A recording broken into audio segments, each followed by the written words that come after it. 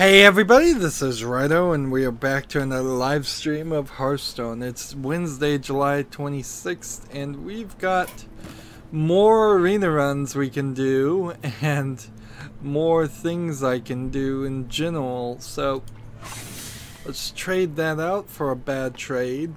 My third daily quest has been replaced with play 3 games of arena, so we have to do arena again. Let's start with just an average tavern brawl to begin with. What was that daily quest I just traded for? Play 30 minions that cost 2 or less. We can probably pull that off with a Murloc deck very easily.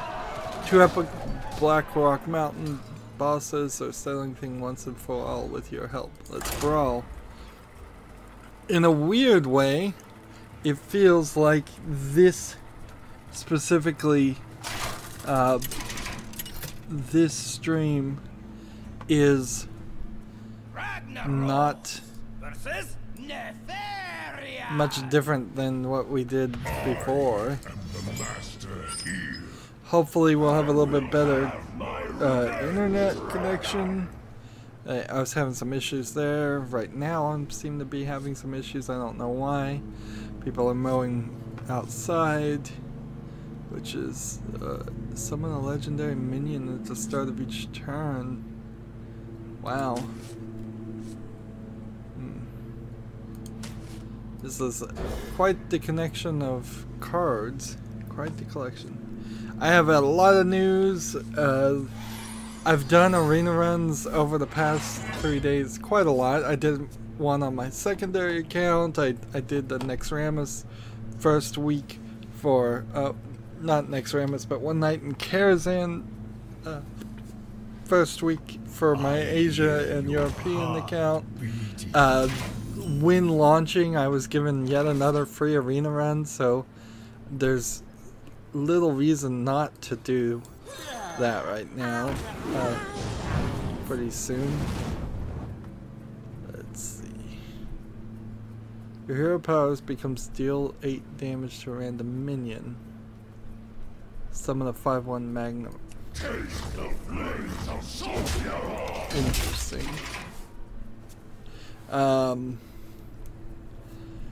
So one of the things that certainly is that I should recognize and mention is the past 2 live streams. For the past week, I've live streamed for like 5 hours straight. It's worked really well with getting me new subscribers. It's worked really well with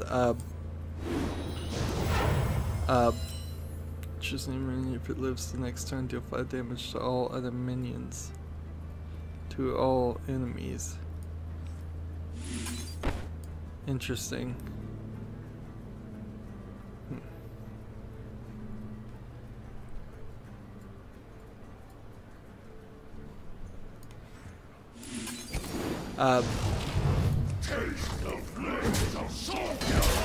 So I don't know if I really want to do 5 hours every 3 days. It certainly has been at least a contributing factor to the fact that probably for the past week I've recorded very little of anything else.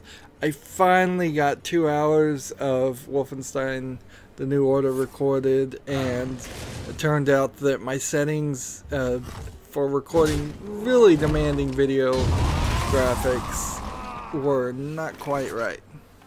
So because of that, the first 2 hours of Wolfenstein The New Order is either going to have to be re-recorded, which I don't feel like doing, or I'm just going to have to apologize.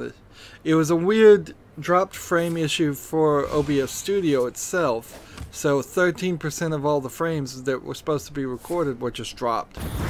And I was not seeing that at all. So I was playing the game for the first 2 hours, which frankly is the first tutorial level. It takes forever. Corruption on all other minions. These are some amazing cards. I don't know if...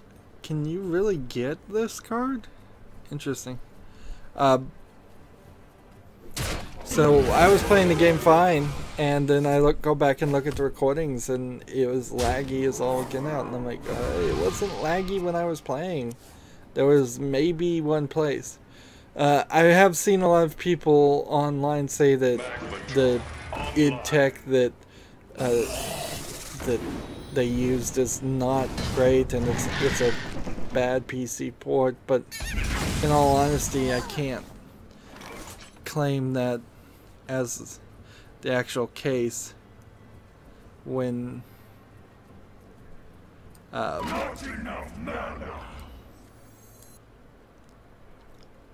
always wins at a brawl to your hand. Interesting. Taste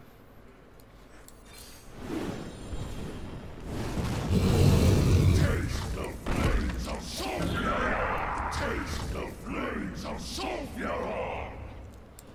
So yeah, I should restart it, but then I can barely even care to play Wolfenstein: The New Order. Why is my internet having trouble though? That's the problem. There's like a CPU usage. I set up that as higher on this stream, and it's just flickering back and forth between green, yellow, red, green, yellow, red, brown, all the different colors. And I really don't know what's going on. My internet still has had problems. Everything's kind of had problems lately. How much would a brawl cost? Want to burn first?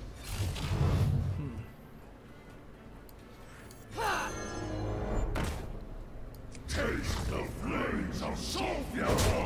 Let's just keep playing. Flames.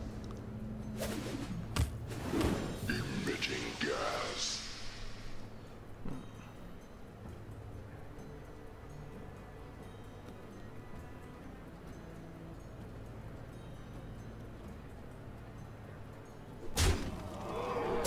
Not talking about much right now. I'm trying to see if I can maybe convince my internet to work a little bit better.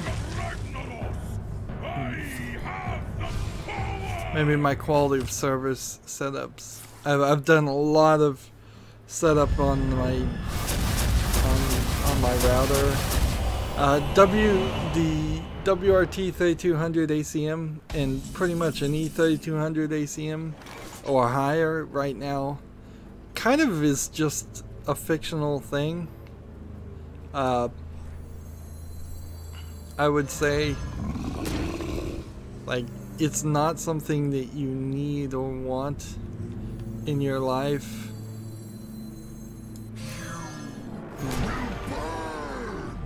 Let's see. 2 damage to everybody else, so we might as well kill this guy. Because more than likely all you can do is a 2-channel of 80 to get to what they call VHT 160, which is a multi-user, multiple interface, multiple input, multiple output, something. It's called the MU-MIO. And while the tri-stream technology, which is what that is, kind of hopes to promise, oh, I needed one more.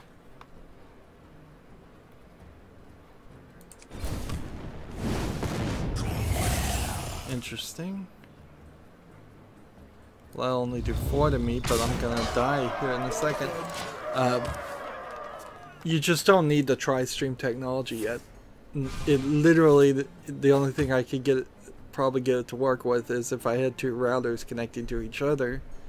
The dual stream on 802.11ac seems to be the best you can get, or at least it is right now with me using the DDWRT latest betas. but at the very least it's working now. Of course, none of that's really video game news, so just talking about it. Yeah, I think I did fix the stream. Good. I played exactly one minion that cost 30. Great.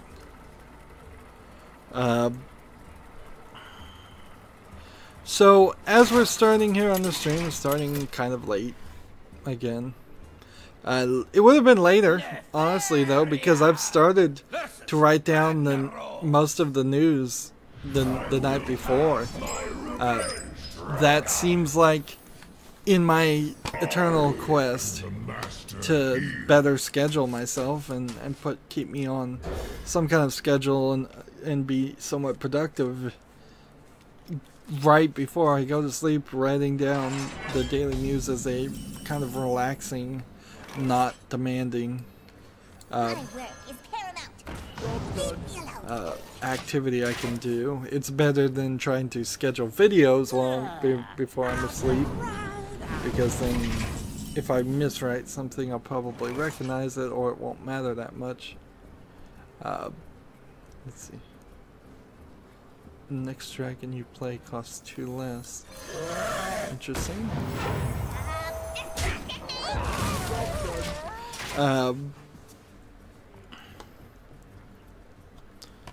So there's this game called Lost Sphere, to get into the news, that is supposed to be supposedly the spiritual successor of oh darn it, I didn't write that. Spiritual successor of, I don't remember because I didn't write that down. Maybe I shouldn't write this information down. If you're holding a dragon, I wield the power. Job's done. I literally don't know what Lost Sphere is supposed to be the spiritual successor for. It's Lost Sphere, ignoring that part, is coming out January 23rd, 2018 for the PS4, Switch, and Steam. And the main thing I wanted to ask here is whether people would agree that... Oh, is this a dragon? Yes, it is. Darn it. I could have played this next, but whatever. Death to the pretender. At what point do you use the phrase spiritual successor? Because I always thought, or at least I would have said before this, that you say something is a spiritual successor when you don't have any rights or connection to a show. Like, if I'm making the spiritual successor for Indiana Jones, I don't think Steven Spielberg can say that. I think that would be closer to something, somebody who has little to no connection, or no connection to the previous companies, the previous people that made Indiana Jones. Otherwise, you're just kind of making the successor.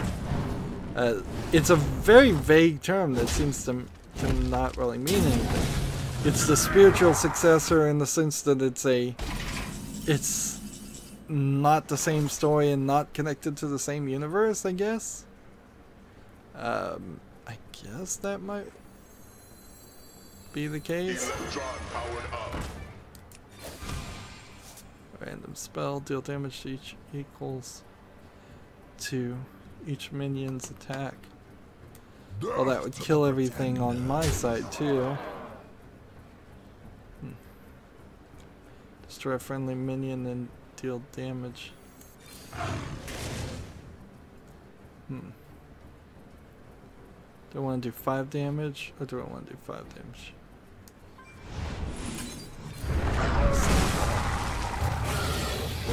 There we go.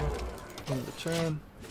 I guess you can just use the phrase spiritual successor for anything, as long as it's not the actual successor, and it doesn't matter, I suppose, whether you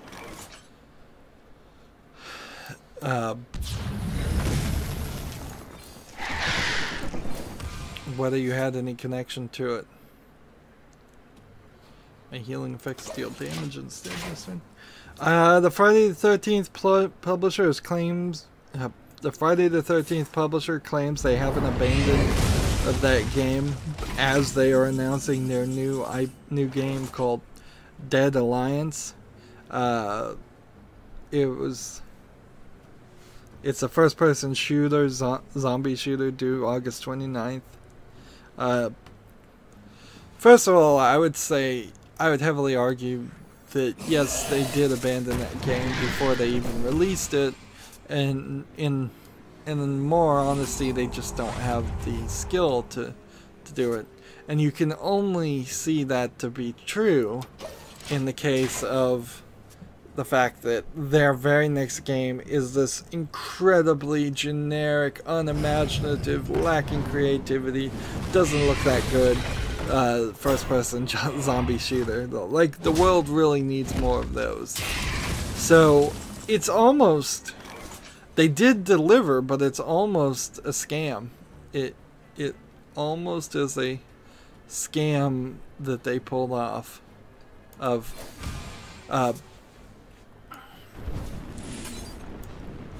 having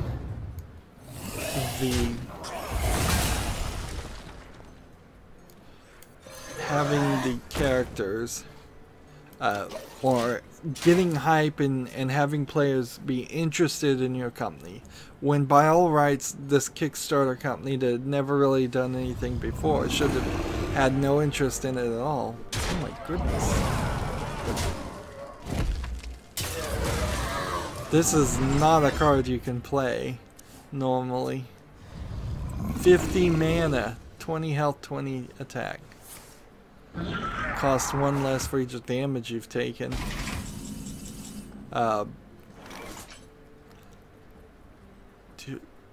Whenever a player deals 2 damage, deals a card.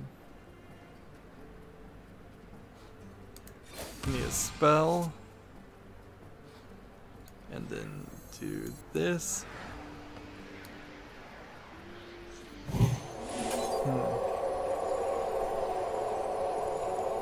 I can't do this, can I?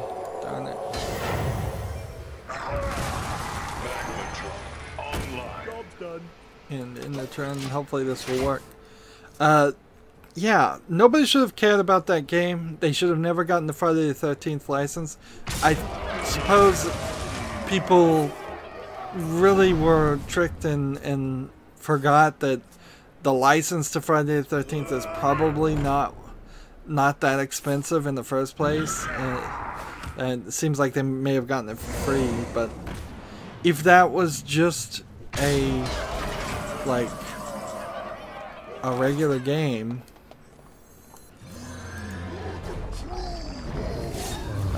with no Friday the 13th built in to it, people would have not been as interested in it at all. Here, I may lose.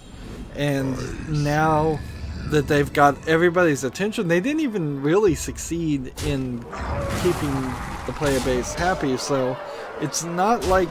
I think very few people would go, I want to play Dead Alliance because that Friday the 13th game was so good. I think more people are likely to say, I would never play Dead Alliance because it's probably going to be as buggy and just lack actual fun gameplay elements. That's all I could ever feel when looking at Friday the 13th, is that it was this interesting. All I could ever feel was that it was this unfun game, and nothing I ever saw of it changed my mind from it. No, most people have forgotten about it, other than the fact that the creators of the game aren't really supporting it and updating it. I don't know what you really do to that.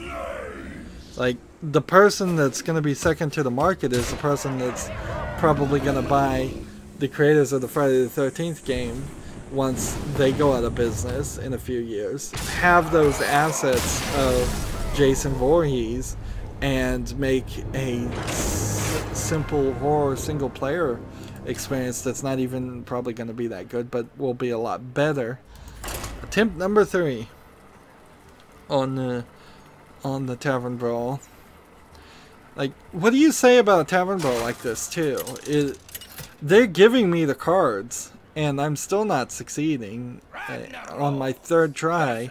And they want a 50% win-loss ratio.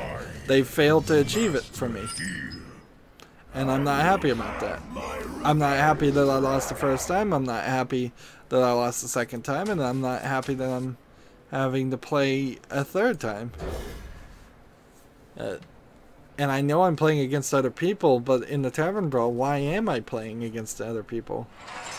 Like, instead, why am I not just playing against the bot and making it easier so everybody has a very good chance of winning on the first try? Why not have the Tavern Brawl split into a single player mode or challenge other people mode? I guess they probably just couldn't afford to lose that many player base players if they did that. Nobody would play the Tavern Brawls against regular people.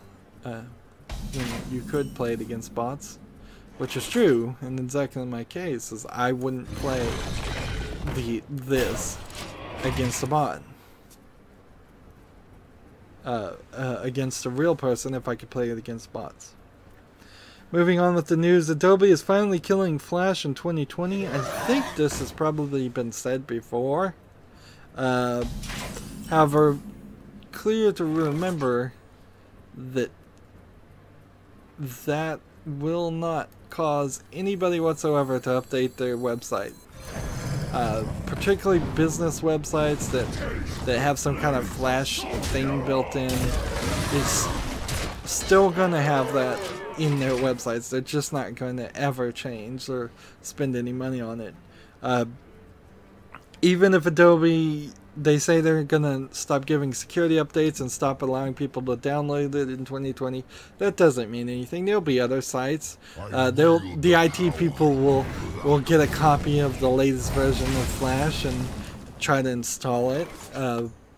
Unless Windows comes directly in and Microsoft says specifically, we are going to stop you from installing this Flash. It's a step forward, I suppose. It might push like 5% of companies to abandon Flash. Companies that wanted to update their website anyways will probably take that into slight consideration, but overall it's not going to happen. As for the video game world, that means all those Flash-based website video games are not going to play unless there's some way around that, and there may be a way around that. There may be a way to do an HTML5 wrapper into some kind of sandboxed Flash player, so you go to a site and it's still playing Flash, and yet it's safer than having the end user have Flash installed. Kevin Wu came on, said I made it. Yeah, I just started, Kevin Wu, so no concerns there. This is my 3rd attempt on this Tavern Brawl, trying to actually win. MS Paint won't be installed by default anymore. However, it's still going to be free on the Windows 10 store. Instead, Paint 3D is going to replace it. In all honesty, I think in the past year I have complained that Paint has not updated itself at all. I would heavily recommend, if I was making Paint 3D, to make it look exactly like Paint and just have a 3D button. Just a button that said 3D. And at that point, when you click the 3D button, it added a ton of more features and abilities that MS Paint doesn't have. more than likely it's probably just Paint 3D is some new combination of photos and videos, which has been in Windows. The Twitch community since the launch of the site has raised $75 million for around 100 charities, which honestly is probably not that much. It's applaudable, certainly. It's more than what I could do, more than what any individual could do, but it's not really that much for 3 years. If you were to oddly look at Twitch as some kind of charity site that was surrounded, I guess Humble Bundle might be a good challenge to this. Is how much in 3 years has Humble Bundle donated? I bet it's way more than $75 million. If it isn't, I would be rather surprised. Kevin Lee says Nefarian is favored in the Tavern Brawl. Taste the flames of Sophia.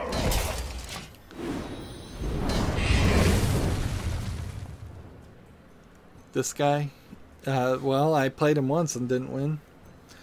But I guess it's still to be applauded. However, that's not really what Twitch is. It's not about raising money. And I don't know what those 100 charities are, so that's a less important piece of facts as you might think. Fable Fortune Early Access is out right now. It's $12 for the Founders Pack. It gives you 20 packs, a trophy, and I think a special card. I'm not sure it's worth it though. I really am not going to invest. I don't think I can invest into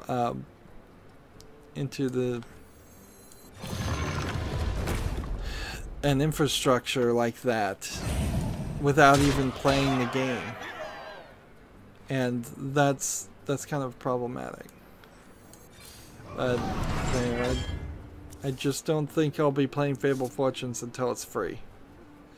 Once it became free, then I'd be willing to do it. But I'm not. I don't want to get the Founders Pack without playing the game. If they had let me play the game,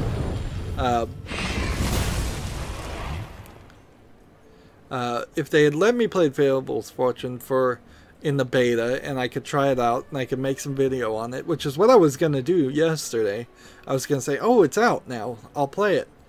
But it requires you to pay the $20 to buy into the beta, and frankly, there's nothing about Fable and Microsoft that sells me on this game that much. Like, if I was going to bet anything, I would bet Gwent would succeed over Hearthstone before Fable Fortune did. Kevin Wu says this guy is not the smartest. Why would he use the fill your board with 2 2s? Yeah, I don't know how anybody is doing or why anybody is doing anything. Let's see. Let's do this. And we'll do this. Fury. I'm glad to play people that aren't the smartest, because that means on my 3rd try I'll actually succeed. Kofi came on, said hello. Hello, Kofi. Rayman Legends, the Definitive Edition, is coming to Switch on September 12th. Nice concession. So good, I only have to do that one more time, which is, well, I guess I can't do the Tavern Brawls on the other accounts, and I need to do Arena again. We got more free arenas. Interesting video got put up by Kriperian where he was unhappy with getting a 12-0 victory because he got 1 free victory on the house, which actually apparently lowered his statistics on the leaderboard. We are at the end of the month, or almost towards the end of the month now, so Like, whatever rank 18 I've played is probably what I'm gonna get.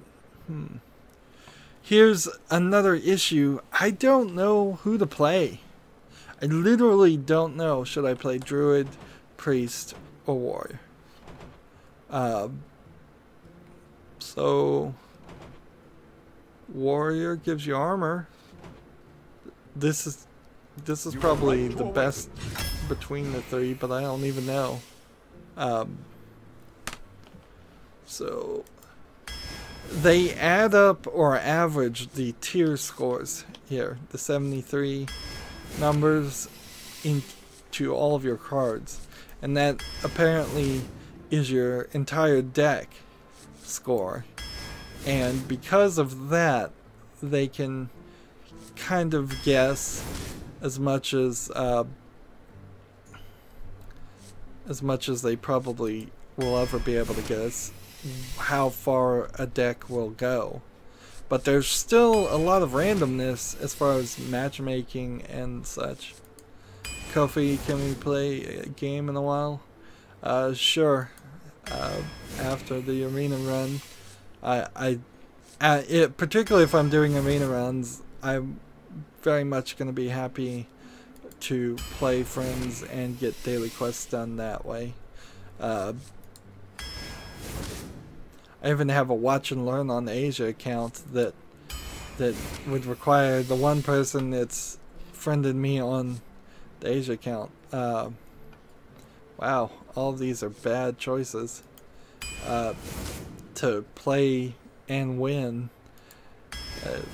which I may never get that watch and learn done, or not in a reasonable amount of time. Like, I don't think I can play arena runs on the Europe or Asia accounts anymore, though.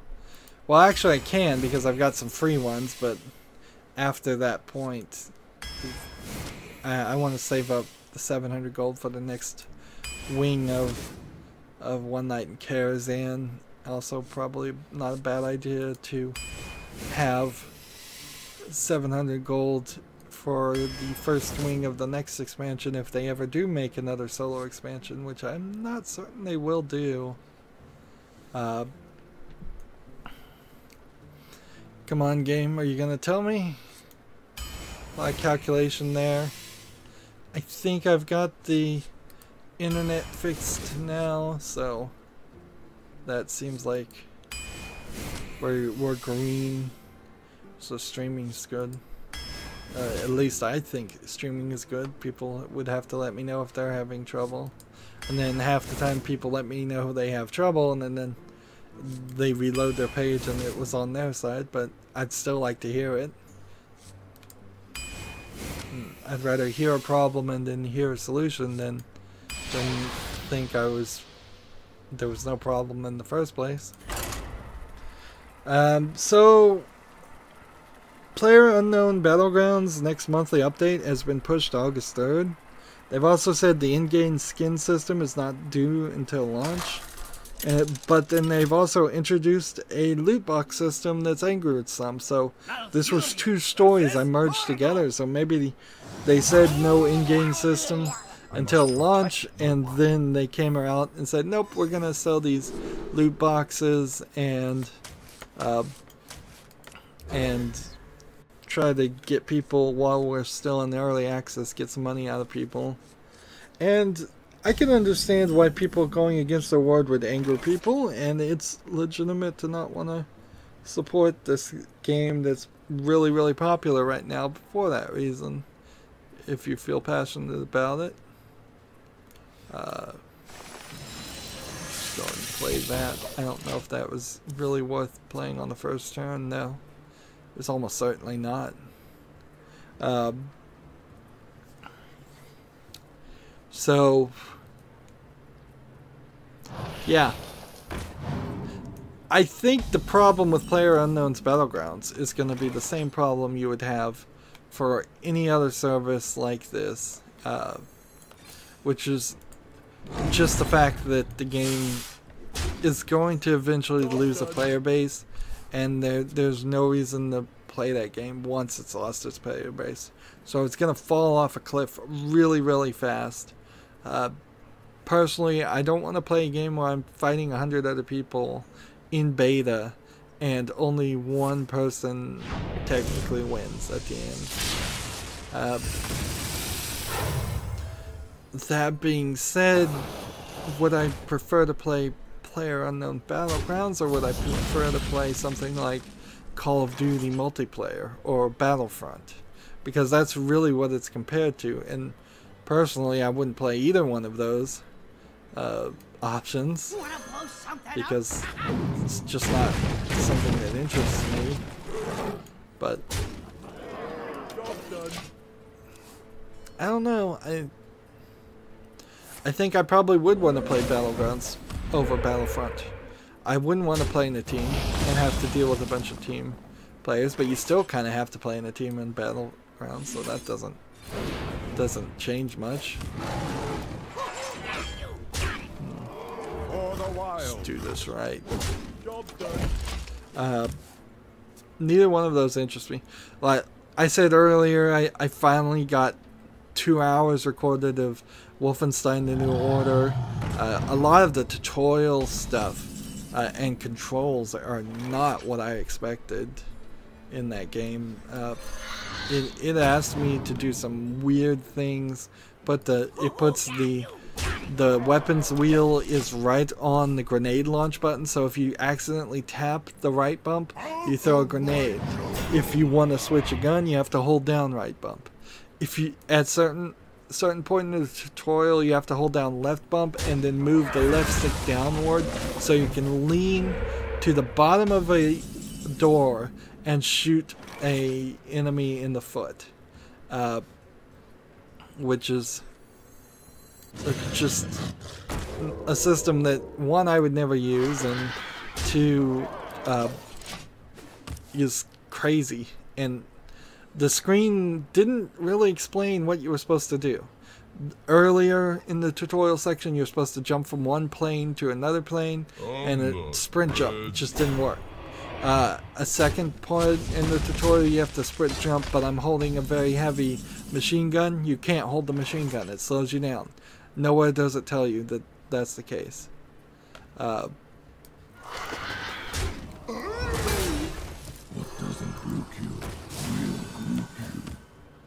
Let's see, do I want to kill this guy and maintain... I guess I will. Maintain pressure here. Yeah, Wolfenstein: The New Order has some problems. It also is kind of buggy, being made by Bethesda Works. And, I've seen some allegations of bugs, and I've seen clips just float in the air after you shot a gun. The bullet shell just, not the clip, the bullet shell just floated in the air. Seems to be some design around the game to encourage people to play multiple times, and I don't think I'd ever want to play it multiple times. But I'm trying to get through it. I'm gonna just kind of rush through it, though. It's just not a game I want to play, frankly. I've never thought to myself, geez, I really want to play a game where I shoot Nazis.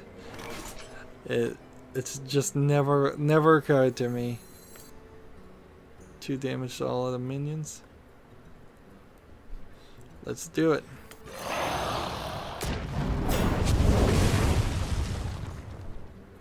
And then kill this.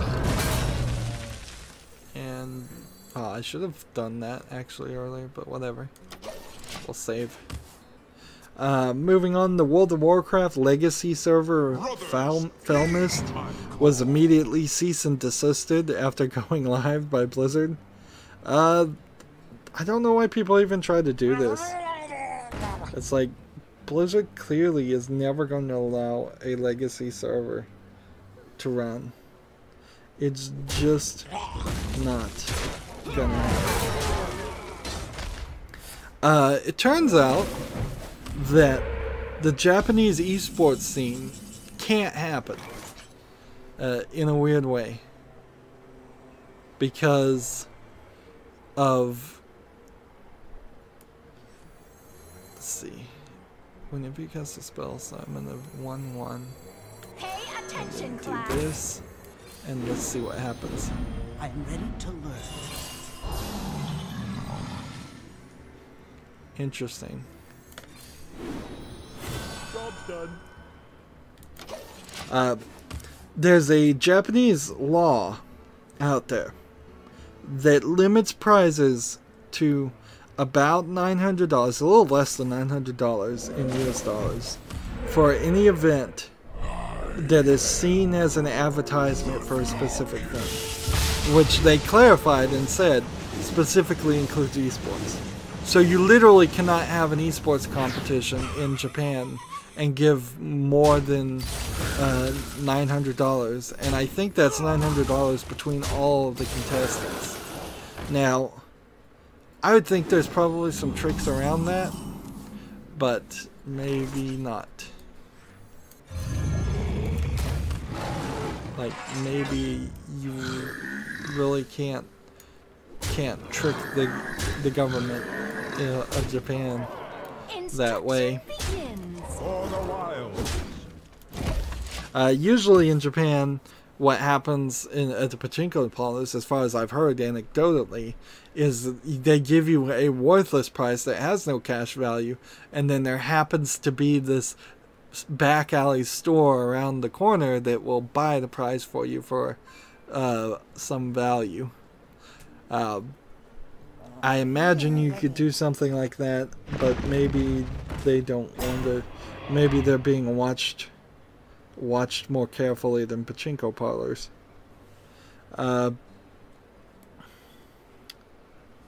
Speaking of being watched, here's a good transition.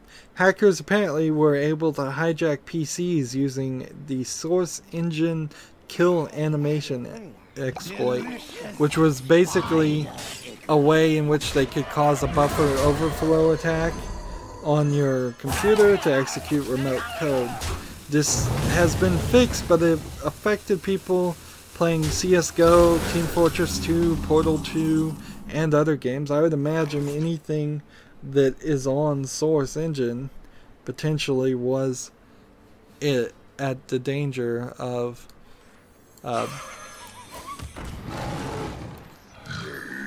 darn it. Instruction begins. Let's see, how are we gonna do this? For the wild. See, when these mana crystals come back, they don't come back as, like, draw a card. So that's not a very good card to play, actually. I'm glad they fixed it. That certainly was not something, though, that should have existed in the first place. For the king. Well, I guess maybe some of this news isn't that important. There's a game called Super Beat Sonic, XONIC, for Switch, coming out October 3rd for $40. It's a rhythm game originally from the PS Vita in 2015. So it's getting some new life on the Switch. We're seeing more and more announcements of Switch games, so I imagine by the time Gamescom happens next week, and by the time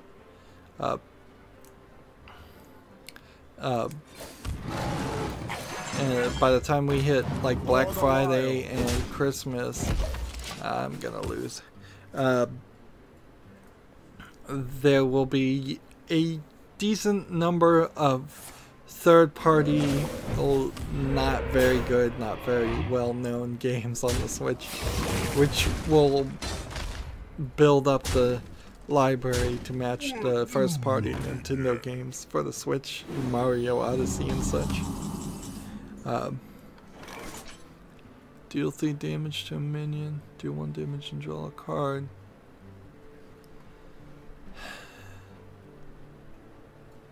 Let's see, I've got to deal 1 damage. That's not a Nope. target. Fine. Deal 1 damage, draw a card to this guy. and that's not going to work, and that's not gonna work. And I'm almost certainly going to lose. There was a Wisconsin ordinance in the United States that was going to require permits for all augmented reality games. However, that was ruled unconstitutional. It's also pretty much unenforceable. It's like to tell some like Niantic in Japan that they have to get a permit specifically in the state of Wisconsin to play Pokemon Go. Certainly would make sense if it was just a case of having an event around an augmented reality game. You would of course need permits, but that was always the case. Augmented reality is going to come up in the law though, as it encourages a lot of other people to break the law by trespassing and doing unwise things. Well, that's lost one. What went wrong there? Was it because I wasn't paying attention enough? Possibly. Is it because my deck's not that great? My cards aren't that great? Maybe. I don't know. Probably just got unlucky. Hearth Arena certainly helps, but it only helps a little bit. I was hoping for it to be this magical solution that would really get me to averaging 7+ wins per arena run. It's not going to get there. And so while I've burnt bright right now as far as arena runs, I'm going to fall out of favor with them again. I hadn't done any arena runs for months and months and months before, and I probably won't do arena runs for months and months later. That's probably worth keeping. Dying Light is so popular that it's gonna get another year of free DLC, which, okay, good. Dying Light does seem popular. It seems to work pretty well. I guess technically that might also be a first-person zombie shooter, but it has some RPG elements to make it feel a little bit different. And Dying Light did some things with their game. In general, though, I would say their story and their characterization is still pretty unimaginative and generic. It just, they did it very well. Whereas Dead Alliance, the game that was recently announced, doesn't strike me as being anything but a low-effort game. There's a Starcade marathon on Twitch that's going to start at the end of August. Starcade is a cheesy early 80s game show where in the game show you play arcade cabinets and games like that. I'm not sure I'd particularly suggest anybody bother to watch it, but maybe.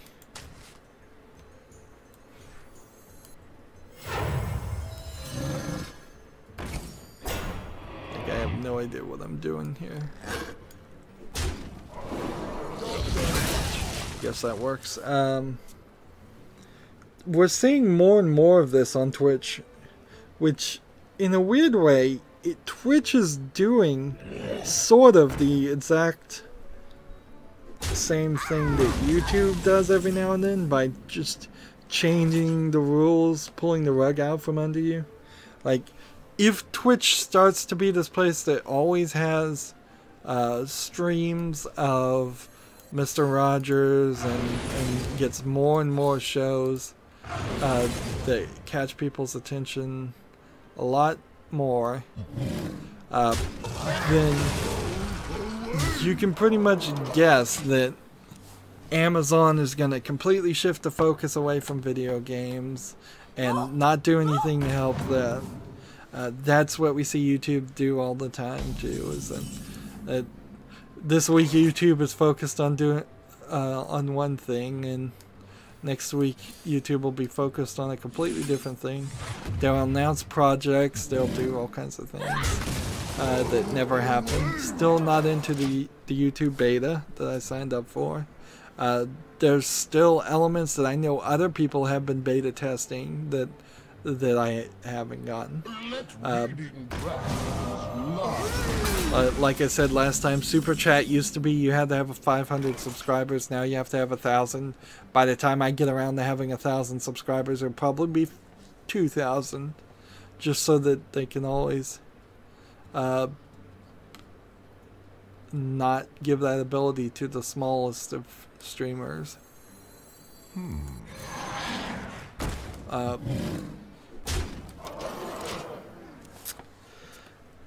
Speaking of being screwed over, the Metroid 2 remake, Metroid Samus Returns, has been announced to require each of the 4 Metroid amiibos to unlock all of the extras, and that's the only way you're going to get the extras. Now, I haven't looked into it, but I think there's a way, I don't know if it's easy or not, to just have the NFC data like written to your phone. So in that case, you don't really have to buy the amiibos. You just download the data, write it to your phone, put your phone on the amiibo reader, and then you switch out the 4 different things. But the amiibo DLC in the form of a figurine is getting nastier, and that means that me as a video game critic, I'm gonna have to be more critical of it. Like, I'm already pretty critical of Nintendo because they're money-grubbing, law-breaking scum, pretty much, that somehow manages to keep the good graces of most people.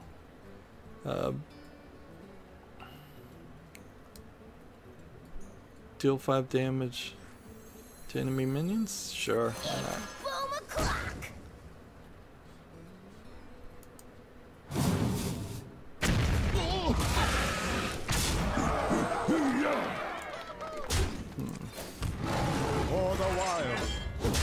Yeah. I don't think I would get amiibos for my kids. I wouldn't suggest that. I wouldn't suggest that for any kids.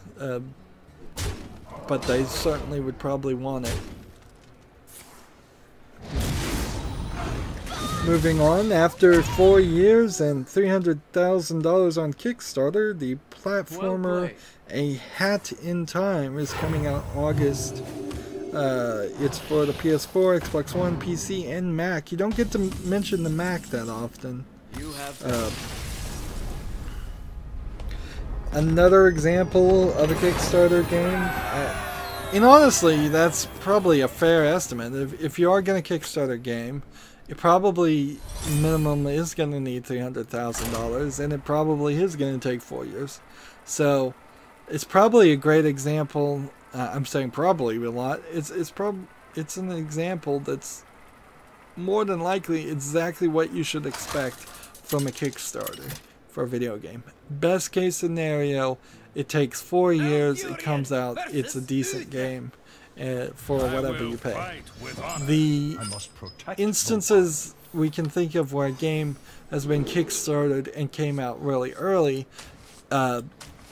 is mostly built around the fact that those games were already in development before they Kickstarted them, and frankly they weren't very good. The people that wanted to kickstart those games were attempting to get more cash to get it out the door because it had already been in troubled development, versus this game which feels like from the beginning they had barely run anything, coded anything.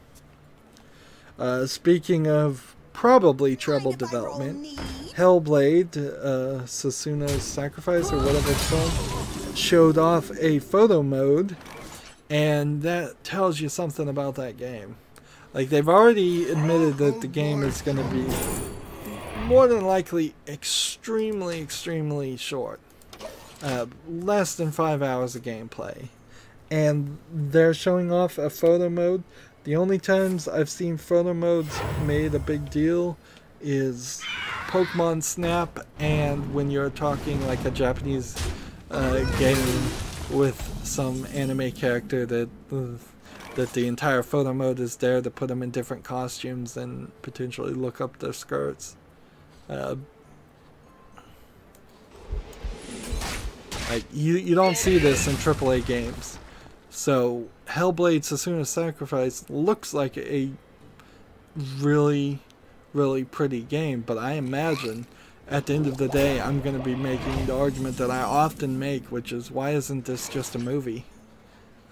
For a game that's already stated to be really short. I bet there's very little gameplay in it. Speaking of Dying Light, since we mentioned it before, hey, Cake Boss is online. Hi, Cake Boss. I used to watch the Cake Boss guy until I kind of had my fill of that show. Let's see.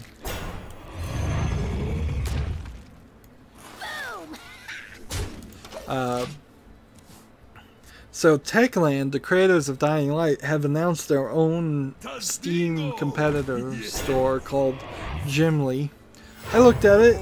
They've got a few partners. It's not like they started and they only had 5 games on it, which is more than I can say for some of these attempts, but it all just kind of boils down to the same thing I always say, is like, I don't want things off Steam.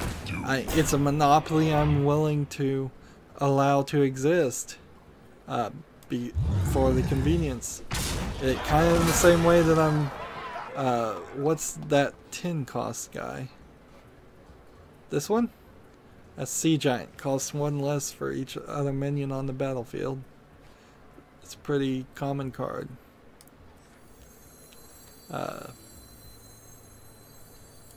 Should I play this? What if I did this? And then did that. Control.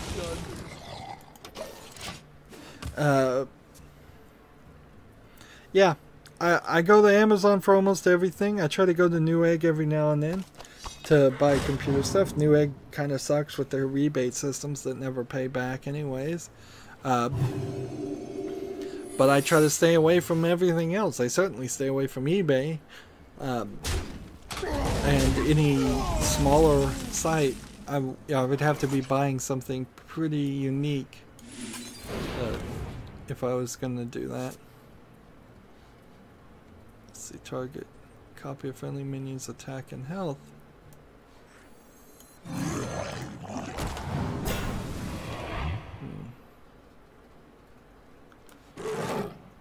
Attack. Eye for an eye.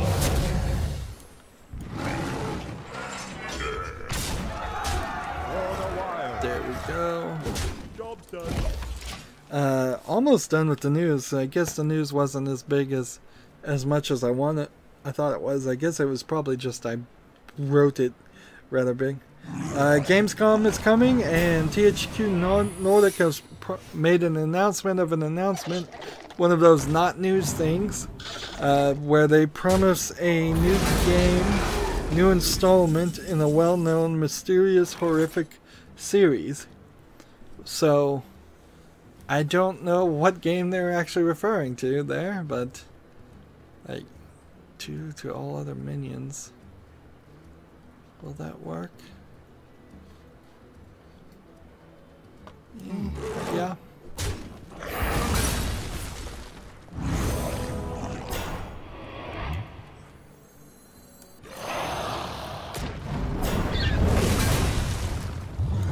There we go. Victory. Is there minions with taunt and divine shield at the same time? Yeah, you can have taunt and divine shield at the same time. Sure. Ragnaros give you frozen throne packs? I didn't think so. You can have, I think, pretty much everything at the same time. You can have stealth, taunt at the same time, and in that case stealth takes precedent, and so until you attack and lose your stealth, your taunt won't actually taunt. You can have Divine Shield, and you can have Wind Fury, and you can be poisonous, and you can pretty much have anything else on there too. The only thing it really doesn't allow you to do in this game is double up. So you can't have 2 Divine Shields, at least not yet. You can't have 2 Wind Furies, but there is one card that has Quad Fury that lets you attack 4 times. There are also cards that allow you to attack unlimited times per turn, a few of those. There's double taunt, wouldn't really make too much sense. And double stealth, I guess you could do that. You could say always has stealth or has 2 stealth, but I don't think there's any cards like that. Mysterious horrific game. I don't know. So if taunt as stealth, which hasn't attacked yet, enemies can't attack. No, they can attack just fine when you have taunt and stealth. So let's see. Let's play this and this. And we'll take that. If this guy had stealth as well as taunt, the enemies here, if there were any minions, could just attack my face. They couldn't attack this guy, but the taunt doesn't work. Not as long as he has stealth. After this guy attacked once and lost stealth, he would become a taunt creature. The CryEngine has added Vulkan API support, which is nice. Also, as a just announcement out there, if anybody got the Twitch Player Unknown Battlegrounds loot pack and activated it but didn't use it, those things are selling on the Steam store for nearly $30. So if you sell it now, you'll probably make back almost the entire value of purchasing Players Unknown Battleground. I did claim that last month, but I didn't have Players Unknown Battlegrounds, so I didn't activate it, and so you're out of luck. There's very little, few people that will probably be able to do that, but if you have that Twitch loot pack, sell it on Steam by all means. Persona 5 has shipped 1.8 million copies. It's always nice to see a more Japanese-centric game succeed worldwide, because that means they'll bring more Japanese games worldwide. Let's see. And USB 3.2 specification is in the works, and it's going to be up to 2 gigabytes per second, theoretically. I imagine they'll just keep pushing up the speeds on the USB 2.0. Cake Boss asks, so if the taunt guy with stealth hasn't attacked yet, enemies just attack the hero? Exactly. That's what happens. That's exactly how it works. Let's attack this. Speaking of attacking people.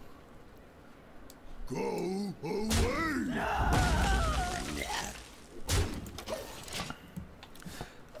Several Chinese PlayStation VR games are going to come to the West, so we can see some probably not that good PlayStation VR games pretty soon. PlayStation VR still probably, if you insist on doing VR, it's probably the cheapest way in and out. If you're not willing to just do something like Google Cardboard or the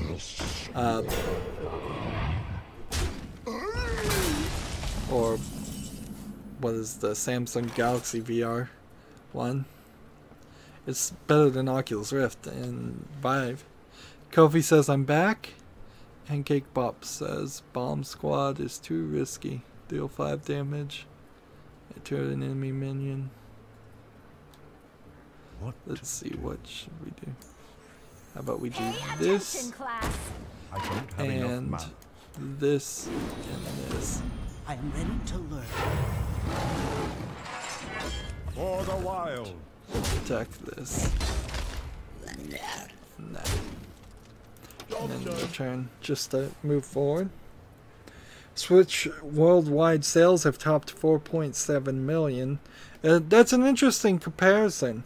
If Persona itself sold 1.8 million, well, they've shipped 1.8 million. They may have some of those returned. And the Switch itself has done nearly 4.7 million. You're talking nearly roughly one third of all Switch owners bought Persona. Not the same people, but about the same amount. 5 damage to yourself makes a huge difference. Yeah. So I probably want to play this at the last possible second. I shall do as you say. Where, like, this guy will do 6 damage to me.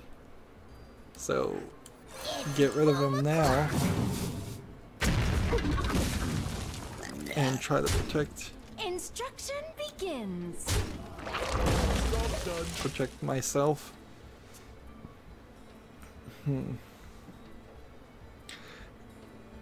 And then, yeah, I already talked about my mistake of running the H.264 encoding process on fast instead of ultra fast, and having OBS on normal priority in Windows, which caused me to drop 13% of the frames on Wolfenstein The New Order. And I did not see any of that because it looked pretty good to me, because I was not looking at the recording, I was looking at the thing. That is the first time since switching over to OBS Studio that there's been any issues playing any games. Probably because it's also the first time I've played any modern games that are taxing the taxing my CPU. Let's do this.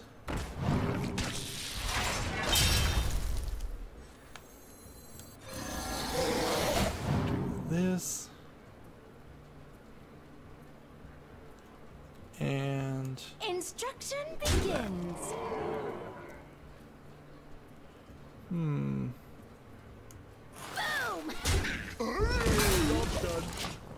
Todd protects it well though, says Cake Boss. Yeah, if I don't play stupidly like I am now.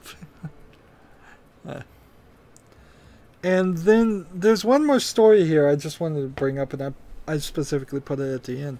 It's an interesting twist, and I don't want to get into politics too much, but apparently in 2011 there was a push for more humane treatment of the Guantanamo Bay detainees.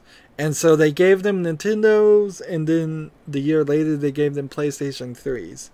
And apparently it is really, really in high demand that the PlayStation 3 games. So all those Guantanamo Bay detainees are trying to keep themselves occupied, and they're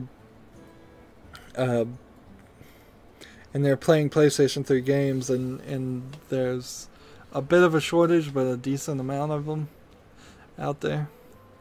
And that's 2011. I think some of the people have been held without trial in Guantanamo Bay since 2002, so nearly 15 years,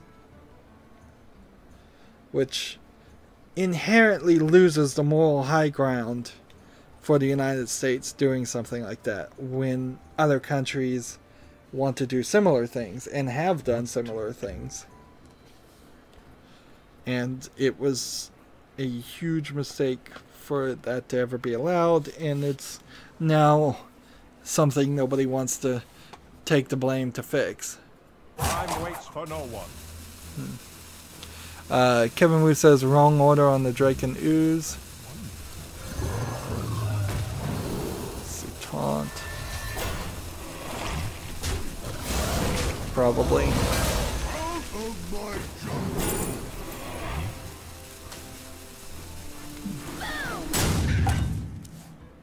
Wow, almost went. Was the ooze a more powerful acidic swamp ooze? Yeah. They've added several. This one's called the gluttonous ooze. Destroy your opponent's weapon and do something. What does it do? Can't read it because it has a skull on top of it. Interesting. Another taunt. Another one of these. Go away. I want to get as much value out of this bomb squad as possible because Cake Boss is right that as soon as this dies, it will do 5 damage to me. I don't think I'll ever control secret, so I might as well start to try to play some of these. So many options. He really only has 2 options. Either attack with this or attack with that. But you don't want to actually highlight things because then they see when you're highlighting cards. So ideally you would never put the mouse over anything. Let's see. Cake Boss says, and it only costs 1 extra mana. I guess it's already gone off the list. 4 health to each hero on the death rattle. Another thing I really wouldn't want to do, particularly if things were out of order. Side effects. Go away. For the wild. Go ahead and get rid of that guy. Job's done. Do you know why your statue on Hearthstone is busy? Status on Hearthstone is busy? Because I set it to busy. The reason for that is because, at least on the Americas, it seems like people were unable to type in the chat and make it pop up. However, it seems like that doesn't really affect if I go over to the European or Asia account. So, I imagine the reason why you even know it says busy is you tried to type something here, which I don't want happening. I want everybody in the YouTube chat where it helps the YouTube video get more views and tells YouTube that people are engaged in conversation.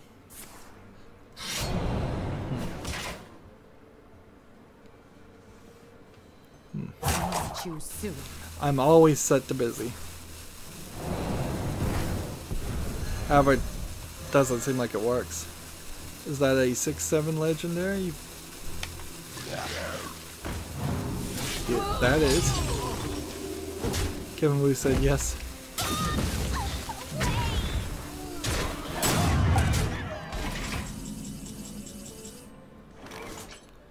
Reduce this cost. Bunch of 2/2s. Let's see. Fill the field. Out of my jungle.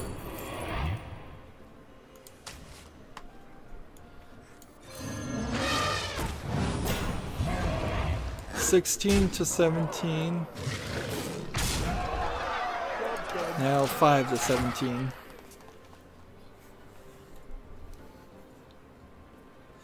I know Krapirian, he puts his video right here to block it. And certainly I could do similar things if being busy stopped working. I probably would. It's the same effect though. I have the YouTube chat here for everybody. The card looks more cooler than others when it is legendary. That's the thing. Kofi says gotta go, maybe play tomorrow. Okay, Kofi, sorry. I started so late.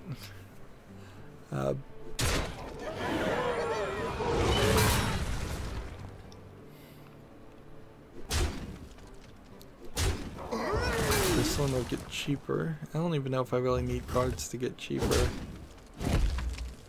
played. I think I've won. I do. Excellent. And what's funny is either I didn't start my timer or it hasn't been 45 minutes yet. We've done 3 Tavern Brawl games and I must have not started my timer. Hey, it's paused. Well, I must have hit the button twice. We'll go an arena run and then I'll break up this and then we'll see what we can do about daily quests. And not knowing, I imagine what will happen is in 3 more days, maybe 6 more days, this Frost Festival will be over and we'll be into the new expansion. And that's my guess. And then we won't get any more free arena runs. So I don't see a way I can really break it up and say like in 3 days I'll do an arena run on the European account, or in 3 days I'll do an arena run on the Asia account. I guess I'm this time again just gonna probably stream for 5 days. You asked for it. Cake Boss says, I like the minion who says, say hello to my little friend when you play it. I think that's one of those mean streets of Gadget Sand cards. I don't remember which one it was, though. That is something that's kind of missing from the collection app, is there should be a button where you could click and hear what they say when they attack or when they're summoned. Just might as well have a test app in there. Would be an easy thing to add. That's big time racketeer, says Kevin Wood. So almost all of my fans on Hearthstone know way more about Hearthstone than me. They memorize the names of the cards and they just go, oh, it's that one, whatever you call it.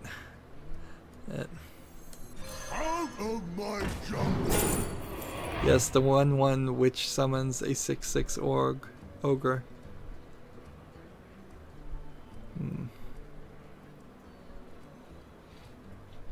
Just gonna take this, I guess. Then end the turn.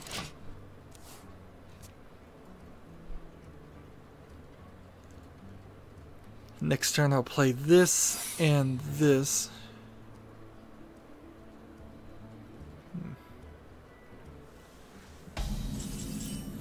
We're 4-1 right now. Couple your friends' health attack. No. Out of my jungle! 1 health for each enemy minion. Kevin Wu says I don't really memorize them. I just play the game and Well the played. names just come to me magically. Go away! Is that what you're claiming, Kevin Wu? Is that you magically or subconsciously know them? Because I think that is what, by definition, is memorization. Whether you're doing it subconsciously or consciously.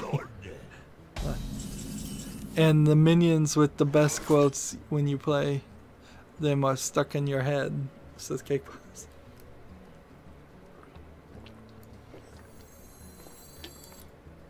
Go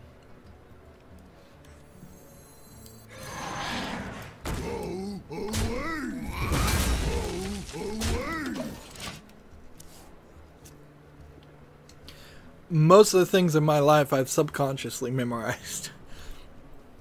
For comparison, I very rarely have to consciously like read or repeat things. I don't spend the effort to read or repeat things if I want to memorize them. I just forget them or get them on the first glance.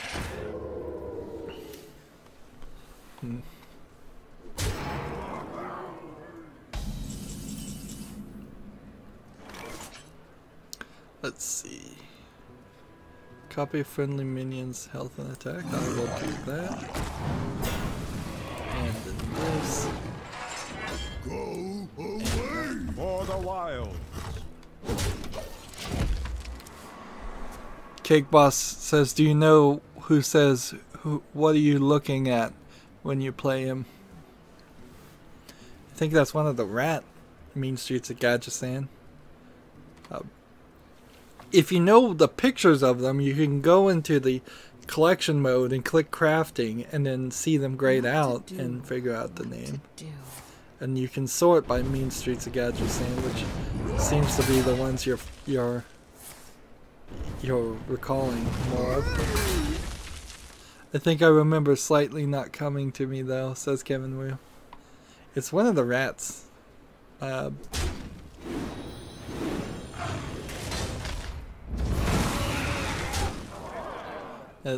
If nobody remembers the Boulder Fist Ogre.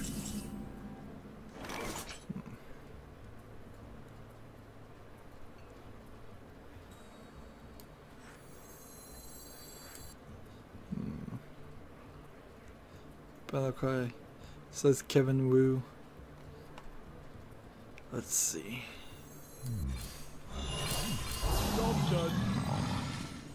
Let's try that and see what happens. If he uses this flame strike, it just gives me all my mana back. If he doesn't, I keep all the characters. This is an interesting gamble. Gadgets and Gazette always gets the scoop.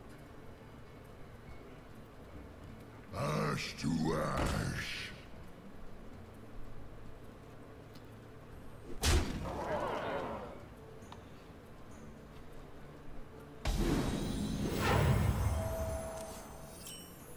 Give your minions +1/+1. So, look, if we do this, and then I still can't do anything, so I'll have to do this, this. I didn't realize they were going to be empty. So that's like a board clear for that. Was that a good move, or was that a dumb move? Let's see. Not so sure. There. And my thought about Flame Strike wouldn't have been right anyways. Someone called it. Let's see. Deal 2 damage to all of the minions. So let's go ahead and do this. Yes. That spell is crazy. If I could get this here and then give it +1/+1, that would be nice. If I could get this on the field at the same time, that would be nice. Are you ready for this? But I'm pretty far behind. This is lining up looking like a loss. Wait.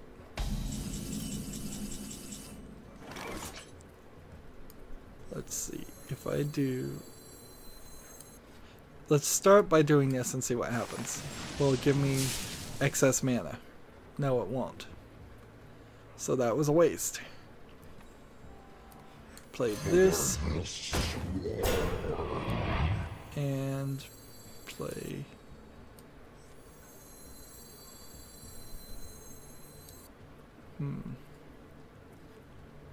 Play. I think this is what I want to do. That. Play that. In the turn. So if I could Battlecry, adapt this to Wind Fury, give it +1/+1, that would be a nice thing. Or I could play this and this, and that would work too.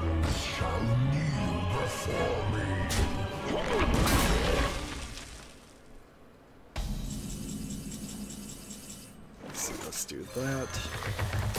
+1/+1. Attack. Now we're tied.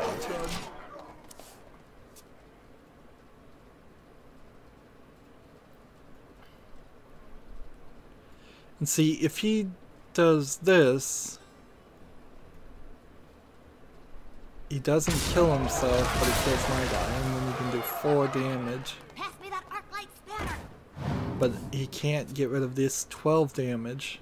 And I can do 13 damage here. So if I could just maybe get charge. Or maybe he's just gonna win right now.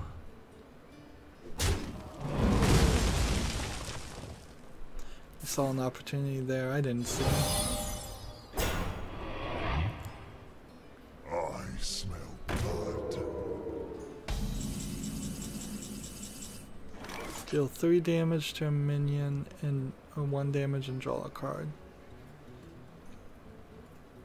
What's gonna save the day? At 8 health.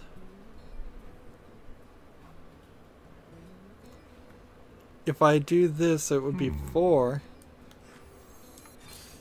3 damage to a minion. There's no adapt that gives you charge. Darn it. I was hoping there was.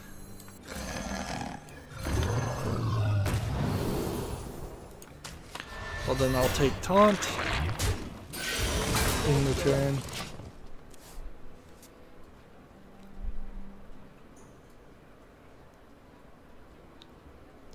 If only it would play a weapon so I could gain some armor. But mage playing a weapon is pretty much insane. A glorious invention.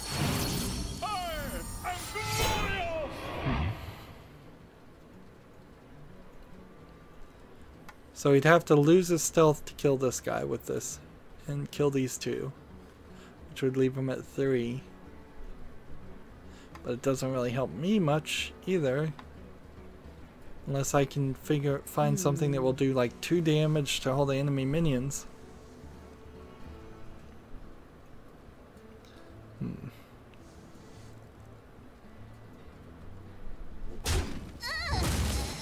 Time runs out on me.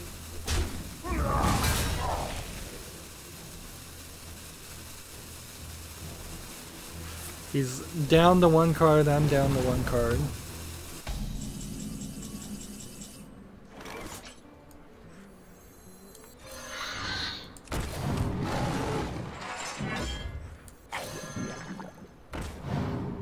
So, this, and this, and this. Job's done. And then the turn. Didn't do that quite the way I wanted, but whatever. Because this card could be healed back up.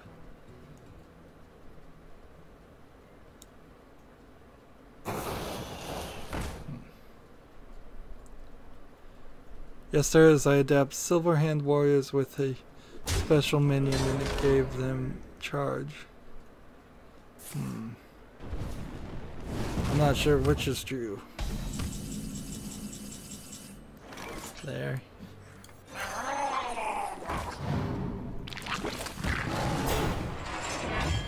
For the wild. This. Now, do I attack or defend? I have too much to lose, so I'm gonna defend.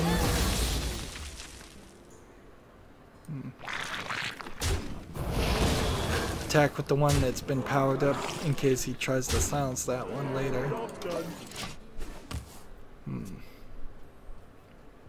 I might have this. Okay, it's boiled down to he said situation now. Kevin Hu says no. Brothers, heed my call.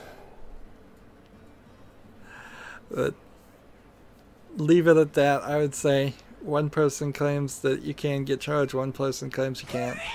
I don't know that either way. Nor do I particularly care.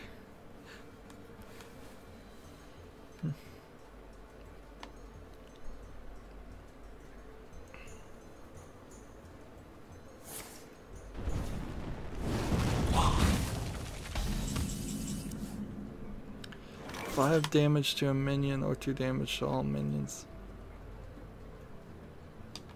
Let's see. I'm gonna do 5 damage to a minion. And then just play really conservatively here. And win.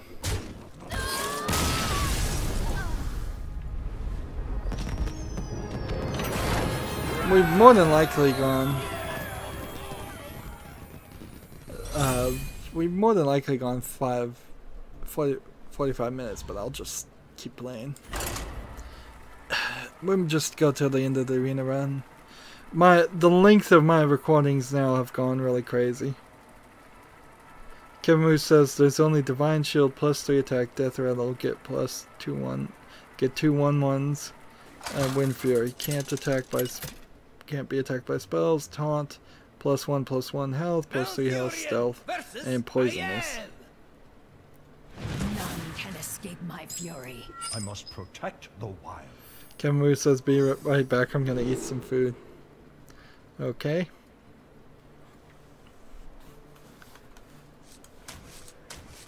Going down this route with 5-1, that's not too bad. It's making up a little bit for the like 3 loss immediates that we had before in the last 2 arena runs. I just feel like it's really random. More random than it should be. I guess that's Hearthstone in a nutshell, is you're always running up against random things that are affecting the outcome besides just your own ability to play. I want a 3/2 Panther. Nope. Instead, we'll do this and try to take an early lead.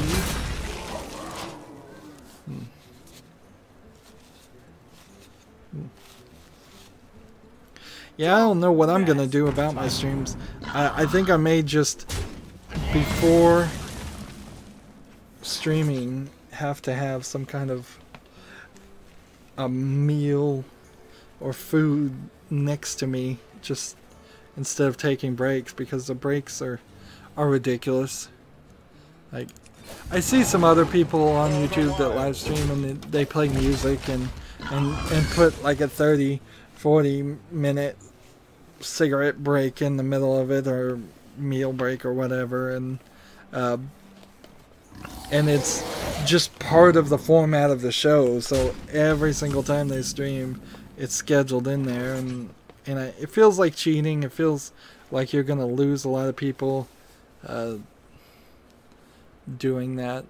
People aren't gonna stick around. Am I ready to kill this guy? I think I am. Job's done. I wouldn't play this card if I didn't get it through the arena pick, though, and this was what Hearth Arena told me to pick as far as cards with value.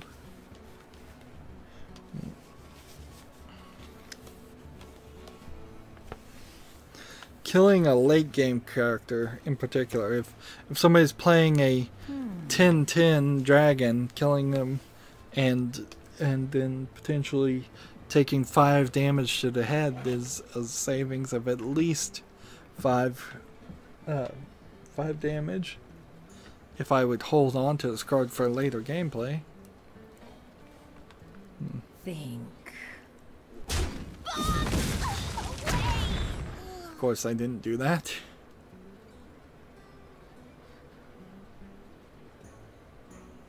When Earth moves, empires fall.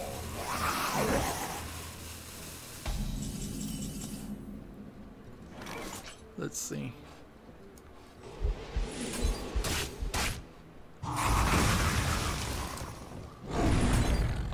Job's done. Play that.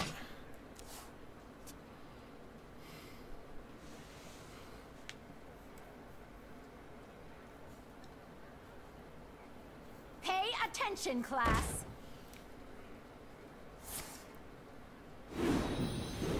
I am ready to learn. Fill up the field with characters so I can play the siege on it. Let's see. What is the right move to do?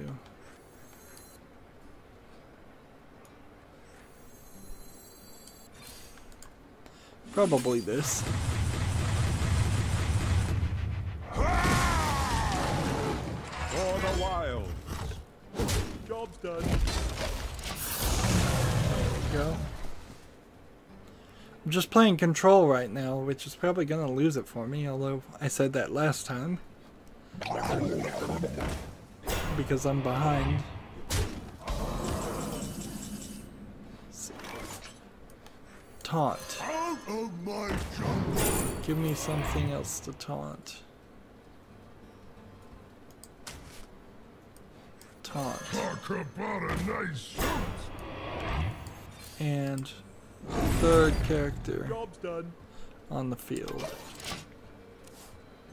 There we go.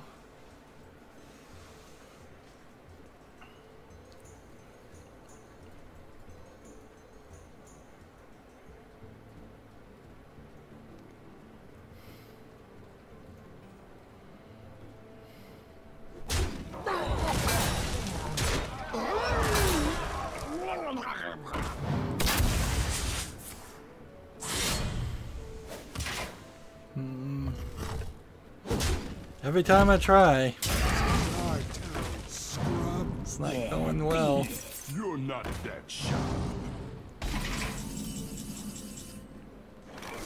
Store 4 health to each hero. Side effects? No. 4. And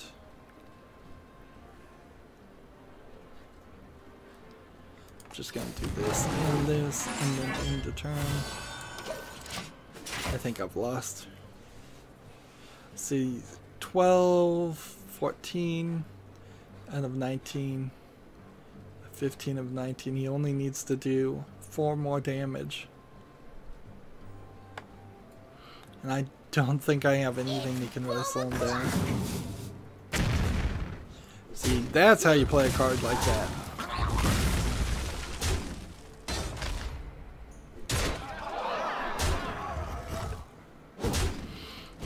I feel like from the beginning of this game, I've been trying to catch up. That I just had the didn't have the upper hand. Let's see. Divine Shield. This might sting.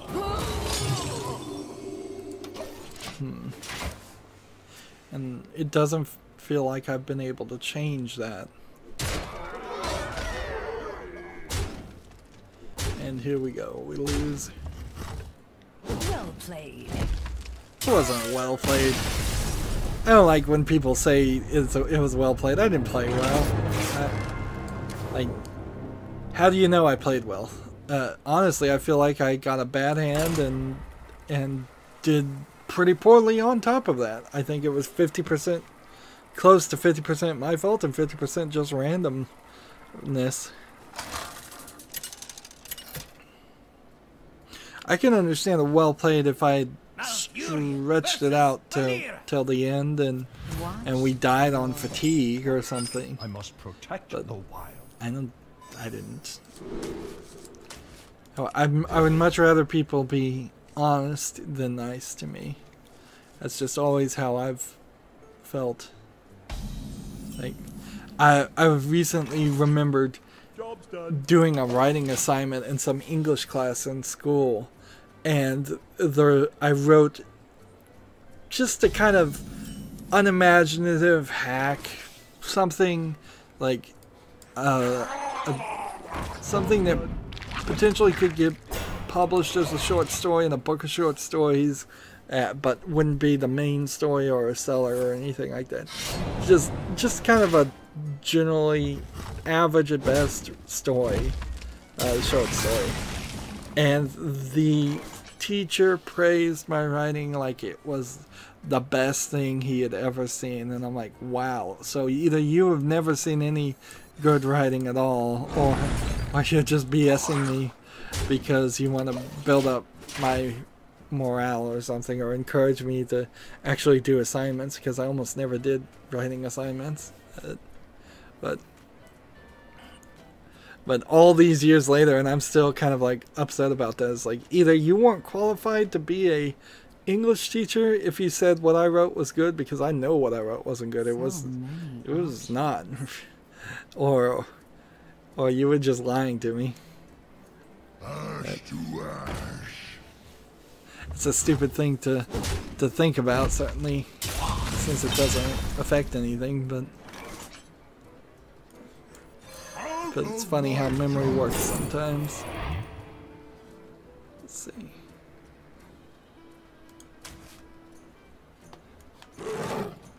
Let's see, here's an example where I get a fast thing. We have a new guy named Zap called. He put turn as their comment. I don't know what they mean by that, per se. But I suppose to each his own. Let's see. I'm gonna hit this with this. I'm going to hit. I'm gonna attack with this. Do this. And heal. And I think that was the best I could do.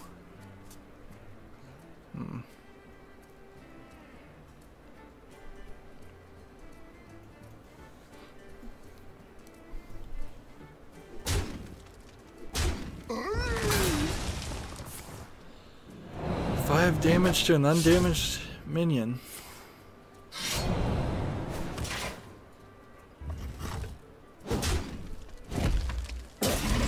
Damage to do 1. Do 1 damage and draw a card. How about we do that to this guy so he doesn't even get the elementals? And then we'll play this and this, and then we'll protect like this. Okay. 19 to 29. We're kind of losing it, but we're alright so far. Because I feel like we're gonna start spending a bunch of cards.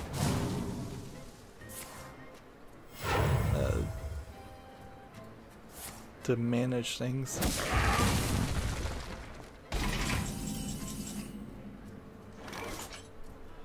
Once you at the start of turn, reduce this card's cost by 1.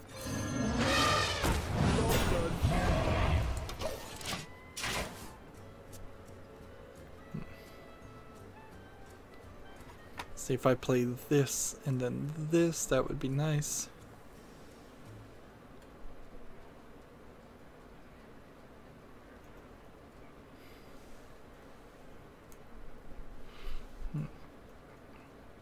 I wonder.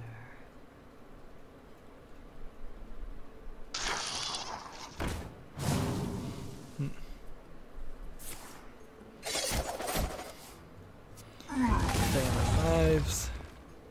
Then potentially destroy a damaged. Nope, razor petal.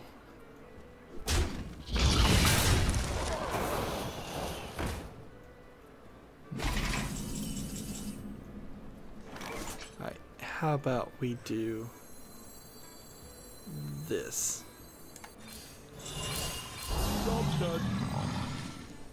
And see what happens there.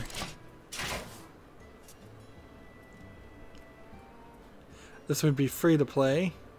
Next turn.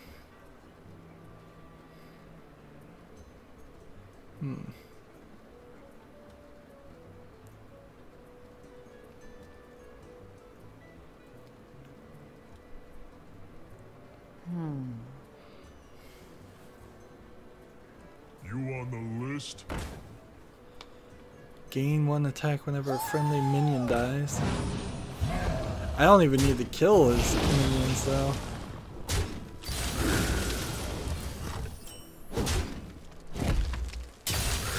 I can just go for the face.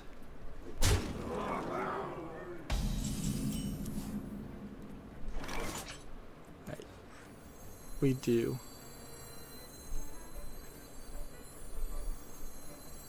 This. And I think probably we won't get any better opportunity other than to do this. For the wild.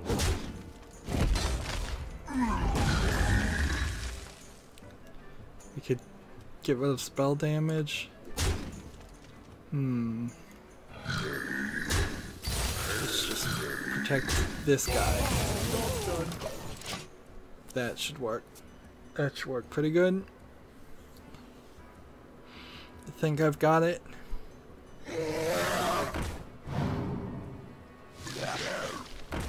Seriously?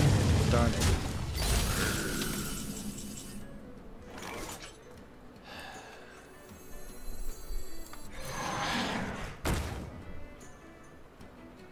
And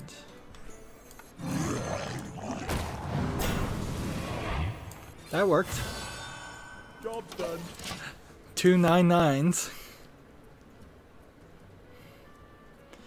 Here's where he'll probably give up, if I was to guess. And see, this is getting cheaper and cheaper each turn. These two are still here for support if we need it. He can't possibly have any more of these, can he? We could. We are playing arena.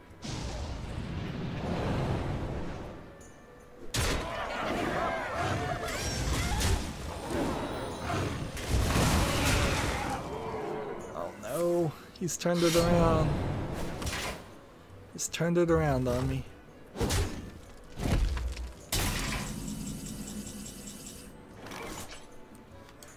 This would taunt. This. Side effects? No. For the wild. Yeah, I don't know if I'm gonna make it. It looked like I was gonna win. I always claim the victory too quickly, and then it turns out that's not what's gonna happen.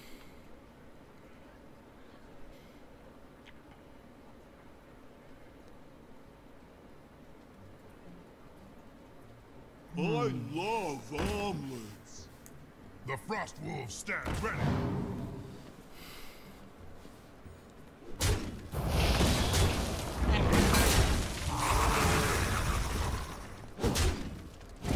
If only I had like a spell or something you could do a massive amount of damage.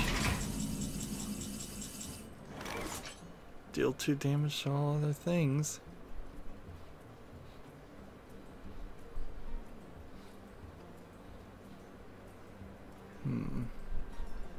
This might sting.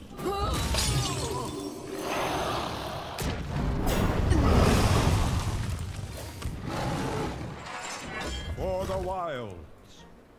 Let's go ahead and attack these. Job's done.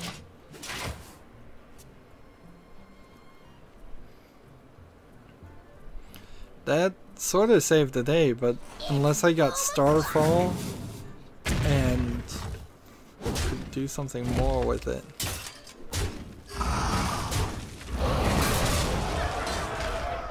Enter the shadows. Right, here we go. Deal 2 damage to all enemies is all I can do.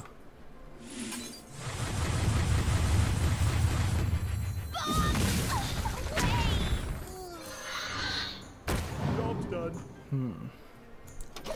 And I've lost. Well played. That was better played than the last one. Okay, so 5 victories, 3 losses. Closer to the 7 victories that I was hoping for to average, but still not as good as I would like. 4 or 5 victories, what will we get? 1 pack worth 100, 55 gold worth 55 gold, and another 55 gold with that. Not a terrible refund, in fact pretty good actually. What would that be, 111 combined? 110 gold for my Hearth Arena app. It's popping up a question. But it's not that 155 that you would normally get. And see, they've given us a new free entry. So we just click OK here. And 1 win on me. There. And let's open these packs. Well, the packs that we can open. Which is 1.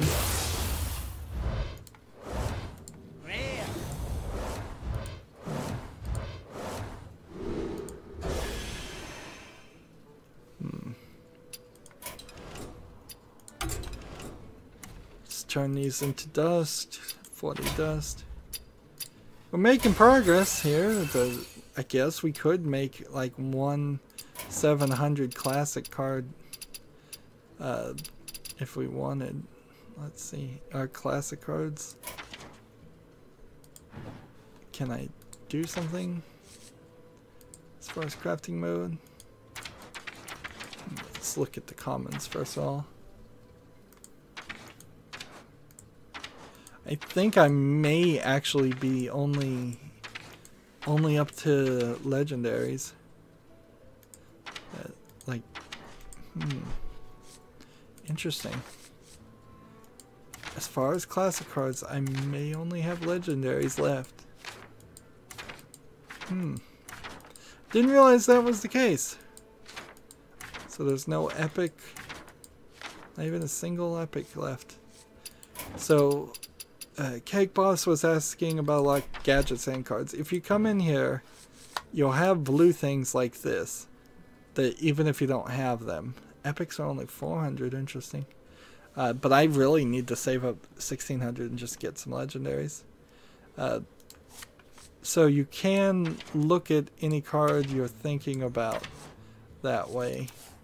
Unfortunately, no button here to hear him say their call outs. Which they could certainly add that.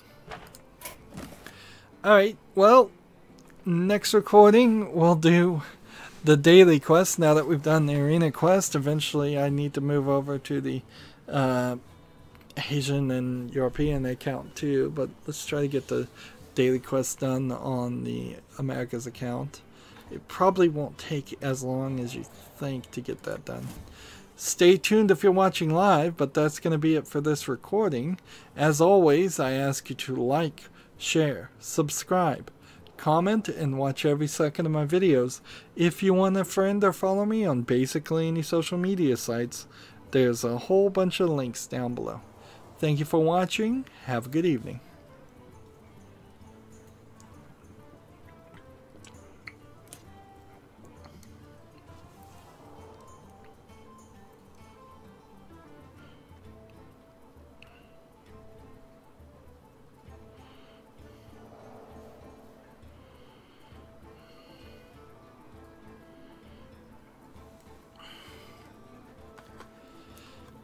Hey everybody, this is Rydo, and we are back to another live stream of Hearthstone. Why is my mouse flickering? It's always flickering. Don't know why. Maybe that is part of the fast encode streaming thing. I'll see if that is a video setting later. Today is Wednesday, July 26th. Let me look at my clock. We've got a couple daily quests to do. As I'm ranting here, we can get 9 2-cost minions done very quickly. Let's see if anybody's even online. Well, if that guy wants to send me a friend request, challenges, now is the time to send friend requests and challenges if you want to play me on whatever account I happen to be on.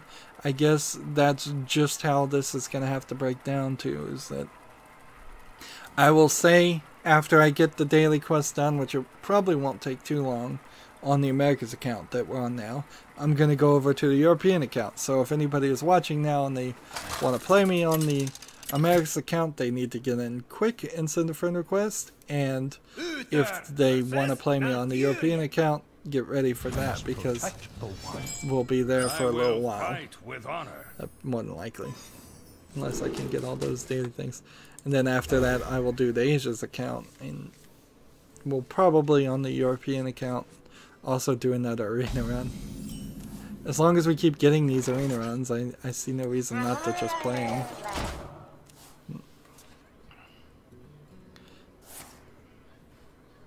This is going to be interesting.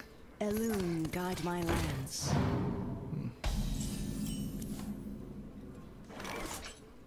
Get a random Murloc in your hand, +1/+1. Get a random Murloc in your hand, +1/+1. So now I've got a 4/5 and attack. So that's 3 of the 9 less than 2 mana characters I needed to play. So I could almost concede, but I'm playing ranked. It still makes a little bit of sense to play ranked. After I have 500 ranked victories, the only real reason I'd ever want to play ranked is to actually move up in the ranked ladder. Which, it's bad game design in my opinion to have 2 moderately separate goals when playing ranked. One just to get victories and one to actually to make it up the rank. They're the same goal, but for 2 different reasons, so it's not terrible. It's not as bad as if you had one goal to lose a certain number of games in ranked and one goal to win a certain number of games in ranked. Or even tie versus win. Here we go. We can now play this, and this, and this. And I think I've played 6 of the 9 2-mana characters I needed to play. So I was not exaggerating when I said this was going to be quick. Even if I somehow lost and didn't play all the minions I needed to play, I'd still be able to work towards the other goal and probably succeed in 1 or 2 games.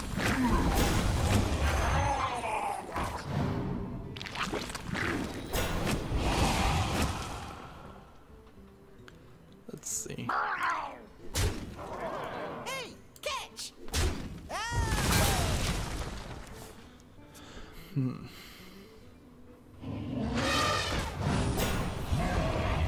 So this Jade Beamoth with the pandas would probably be a nice combination.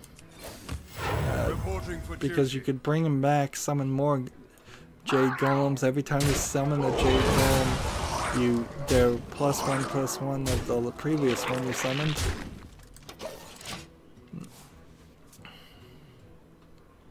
I could see a Jade Druid game built around that.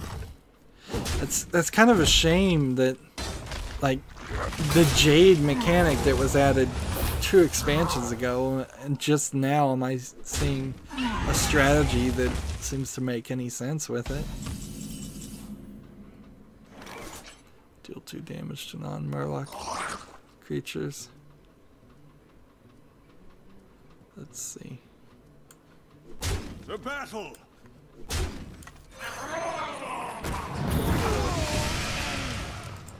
Had to hurt my own guy to do that, but whatever. After this one attacks, it adapts. I should have killed that probably, because he could get Wind Fury and then attack again, or he could get Taunt, or any number of things. This adapt creature in particular is pretty bad because of his ability to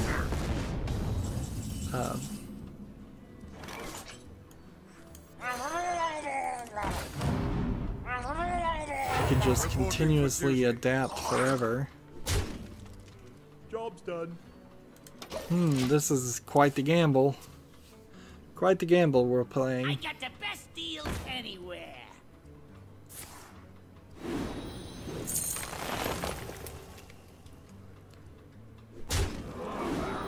Hollow Woods has come on. He says misplayed.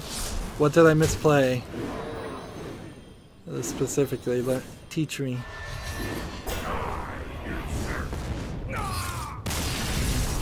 Or did the opponent misplay? What is this? Let's see. A new guy called Fumar attached. I left a like. I'm doing a live stream on Orc Survival. Come watch. So that's spam. And we'll say no spamming. So you are now reported for. Come on. Report.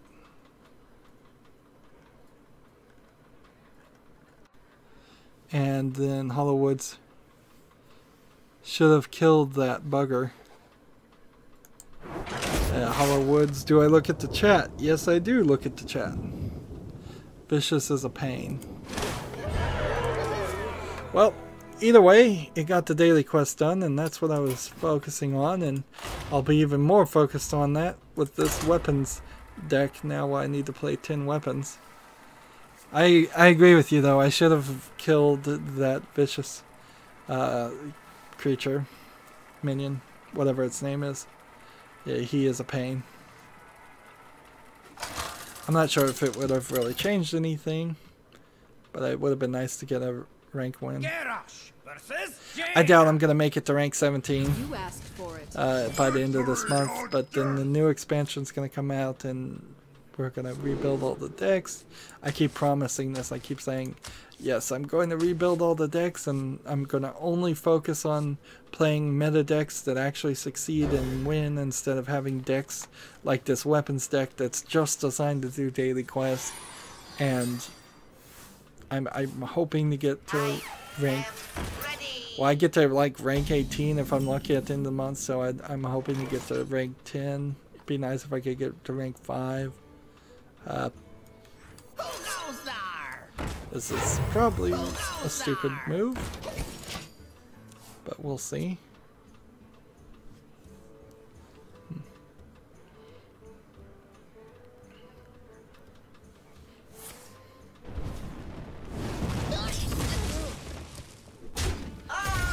I can't believe that actually worked. That sort of worked the way I would want it to work. I spent 2 cards and a coin to make him spend 4 mana effectively. Not killing the fledgling didn't mean that you couldn't have lethal next turn. Okay.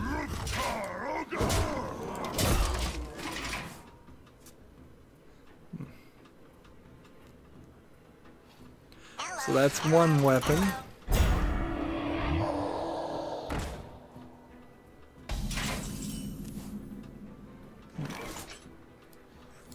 So play this and this. And we're just gonna get rid of his Divine Shield. Might as well use up these weapons because that's all this deck is. Next turn I can play this.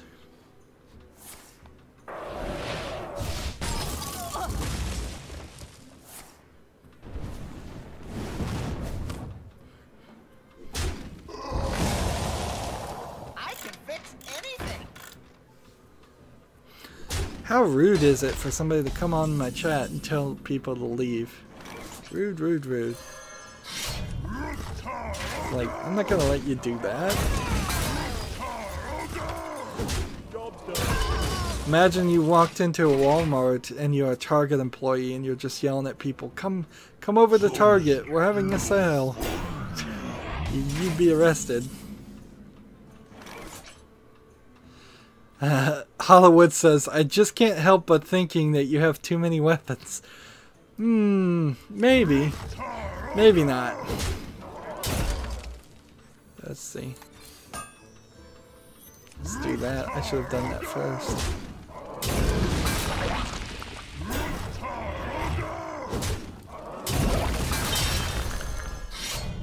Job's done. The irony here, more than anything else, is that this weapons deck that's mostly is just weapons sometimes succeeds in an odd way. It sometimes just succeeds and works. Let's see.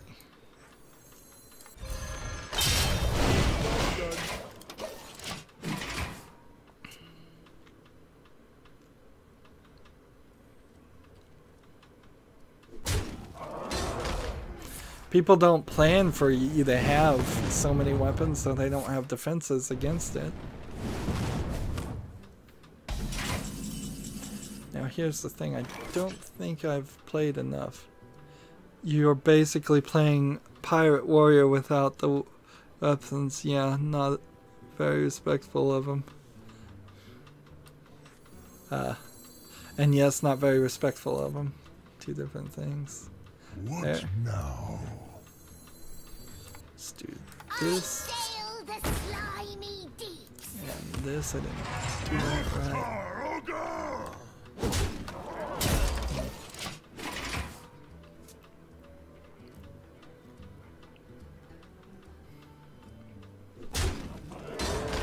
You don't have tempo though.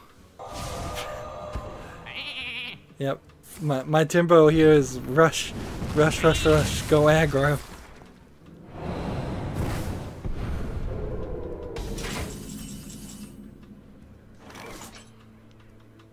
Give a random weapon. +1/+1.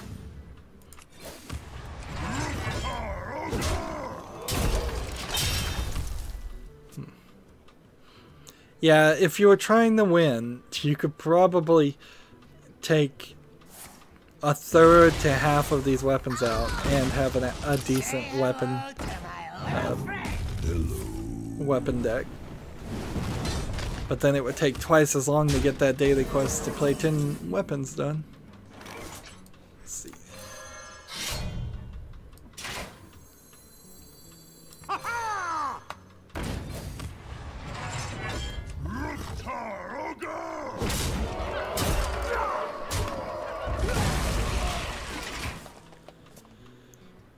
Hmm. 8 damage. But here comes Rydo Jackson. Have I played 10 weapons yet?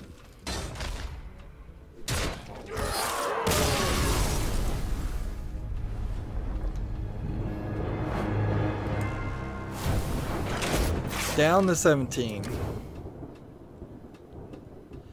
No, that was only 5 weapons. Wow. One Gorehound is enough for any deck. Gorehound. I'm learning that it does definitely seem like you can't just have 2 of any cards. There's too many things like Rydo Jackson that give you the benefit of having no duplicates, and none of the cards that you can have 2 of really have such amazing value compared to other cards that the diversity of having 2 separate cards makes more sense.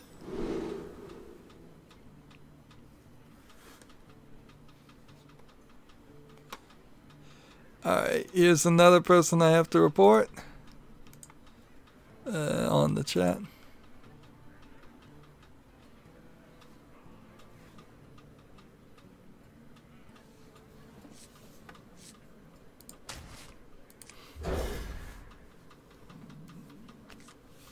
And my stomach's growling.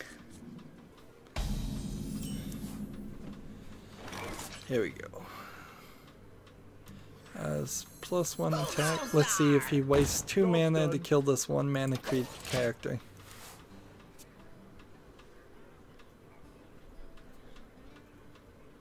I don't know if this is actually a good strategy, actually, to just try to get them to waste their turn.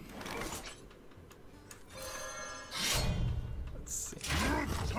And this is a quest. 6 spell cards you didn't have at the beginning.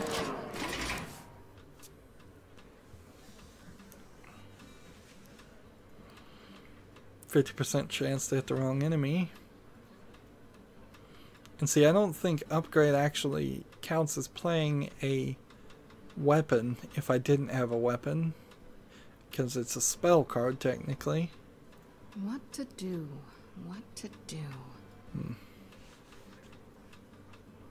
I love seeing new faces. I just hate when it also the spammers and trolls show up too in the process.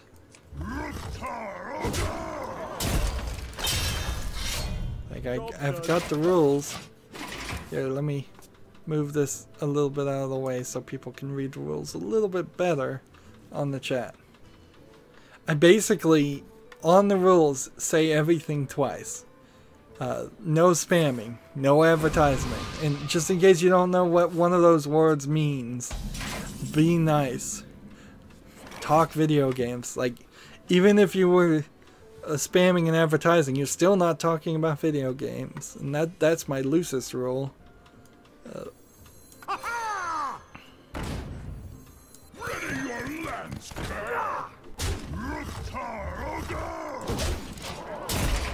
I may have to slow down a little bit to play some more weapons.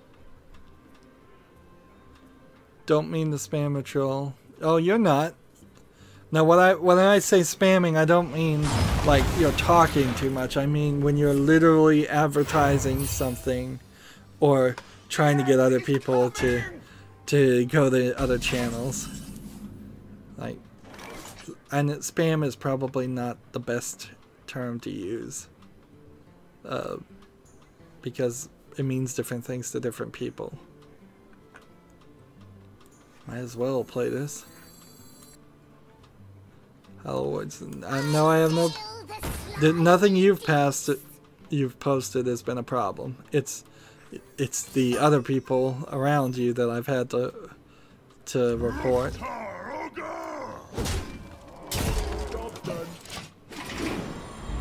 And if there was any question whatsoever, YouTube does allow for a timeout, so I could just time out somebody if they were actually contributing to the conversation. It's the people that their very first post on the channel is an advertisement that I don't give them a second chance.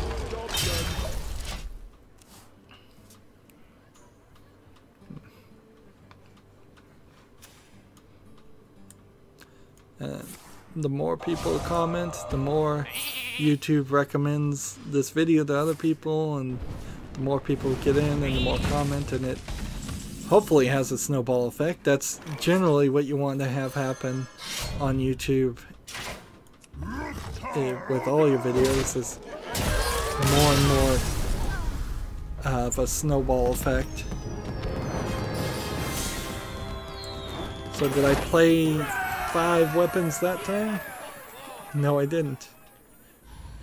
Yeah, you can definitely see why I put the maximum number of weapons possible, because even playing 5 as a daily quest is taking more time than I would have liked. I would have hoped that they would have been done by now, or that I could have achieved it in one game.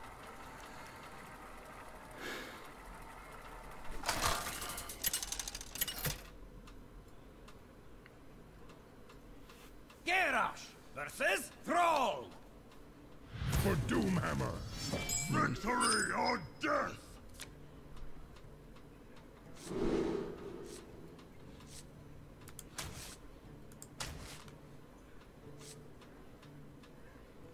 Let's see. Guess I'll live with that.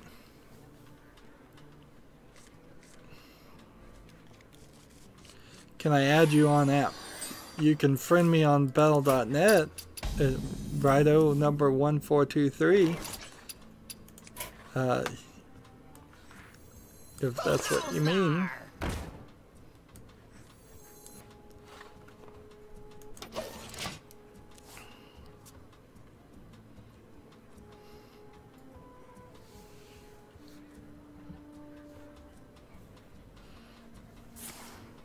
There's a bunch of other links to social media you can friend and follow me on too. I really have a, like, I don't think I've ever convinced anybody to friend me on Steam. I don't think anybody uses the friend system on Steam. Do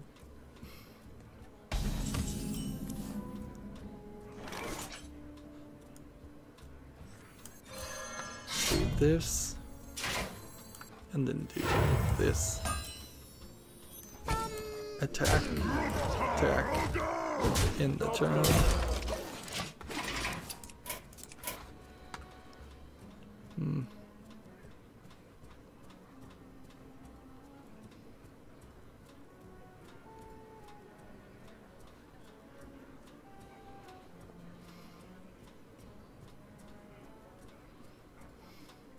Tonight, a tale of glorious redemption. Blood Taunt. and plunder. Upgrade. X This. marks the spot. And how do we want to do this? Kill this. Kill that. In the turn.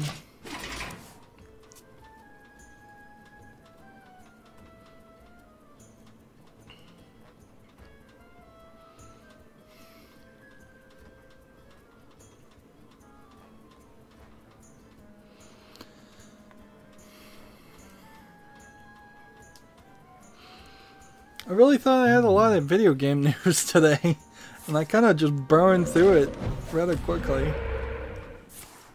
Gamescom will come, and then we'll get, I think, a decent amount of announcements.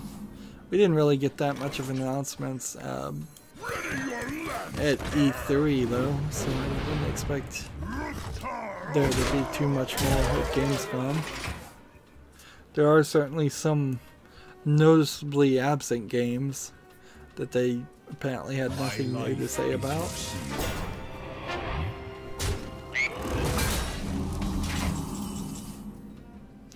This being the first year where I really focused and covered the announcements, I have this feeling that there's a very good chance. Let's see, how do I want to do this? That a lot of the things announced at E3 this year will come out in like one more year or 2 more years or 3 or 4 years from now.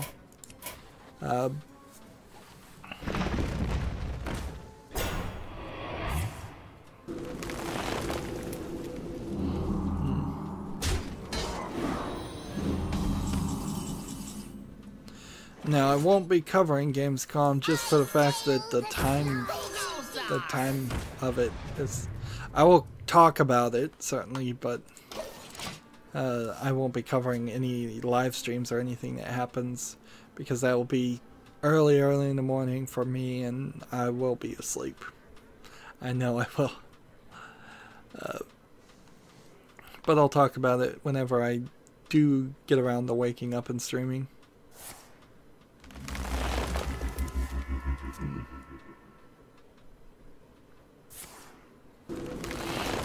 I really haven't heard enough feedback about the times I stream either.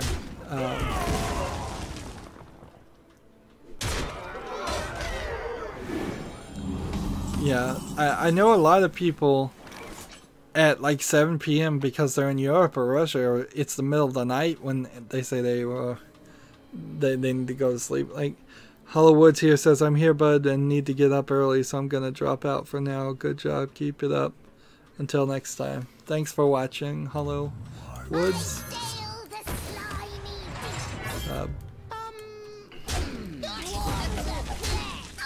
Because if it does turn out that most US people also, like almost all my audience. It's kind of odd because according to the analytics on YouTube, most of my views are still from the United States, but a significant portion of people that actually comment on the live streams, which happen later, are from Europe or Russia. So my pre-recorded videos that get aired every Monday through Friday on YouTube, they start at about 2 p.m. Central Time and end at 7 p.m. Central Time, so right about now.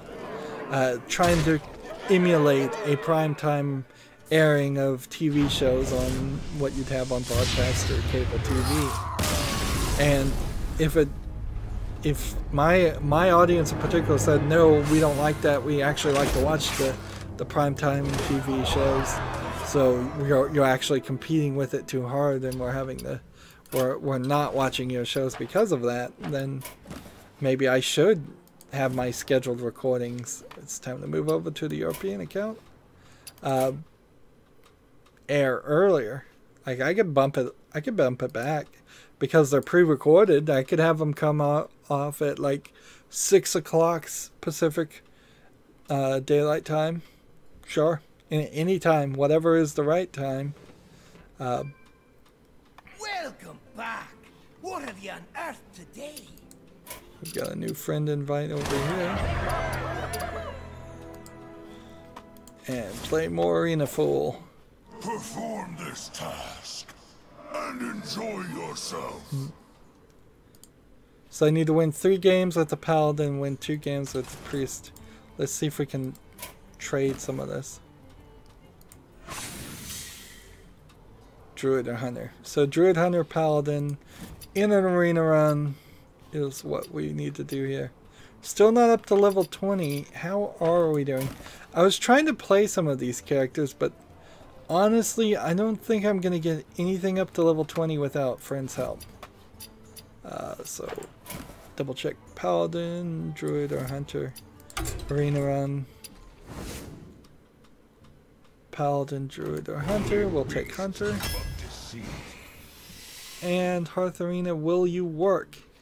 Yes, you will. Thank goodness. Half the time doesn't work.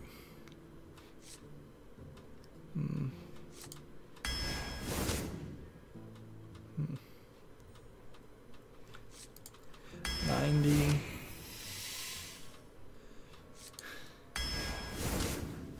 So I probably shouldn't have started an arena run. Look, if I look at my timer, like when is that timer about to run out? 15 minutes. Okay, well, unless it takes me 15 minutes to set up this Hearth Arena. Is that bad choices there, apparently? Just still following Hearth Arena, playing like an idiot. Like, I'm more than happy to play like an idiot and just let somebody else tell me what to do, because I've played enough of Hearthstone on my own to know I don't know what I'm doing.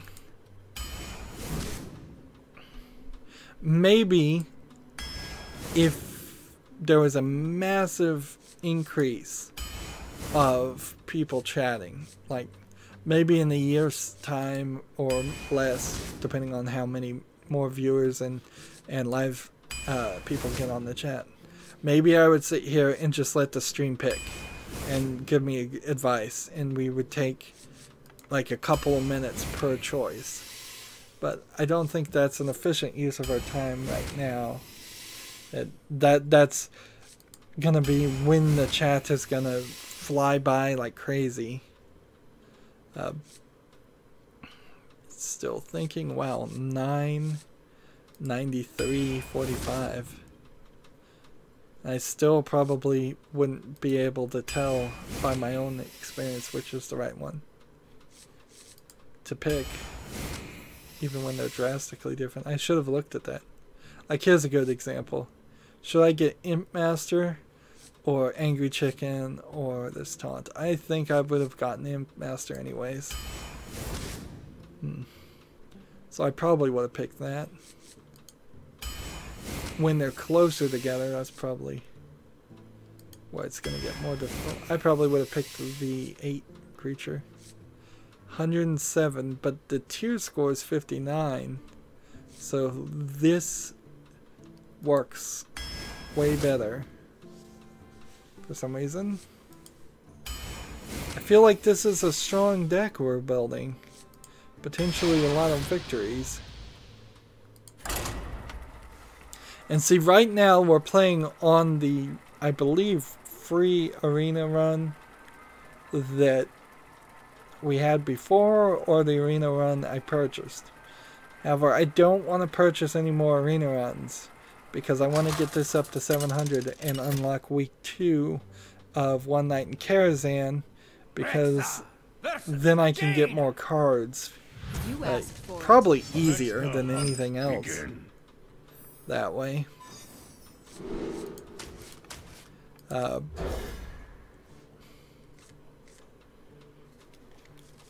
Paying 700 for 6 cards is a little crazy, but 700 gold, but it actually, I think, kind of works. Battlecry frees an enemy. Maybe just should have held back on that one.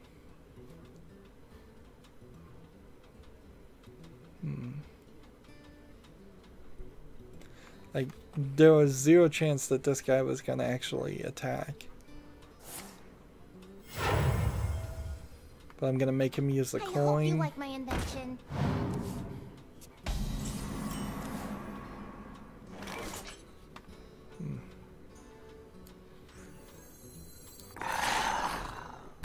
Chill out. Let's see what happens here. Whether he attacks or just attacks the face, or uses his ability and then attacks the face.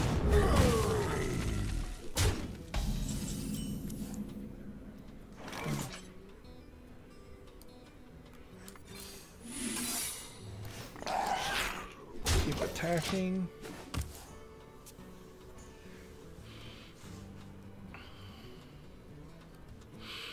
You know, there isn't enough here. If I was gonna do 1 arena run per day, I could just stream every single day. I wouldn't like it. Not for a second, but it is. There's enough gameplay here. I could see how I could transfer to a everyday streamer on Hearthstone, but I frankly don't want to play Hearthstone that much.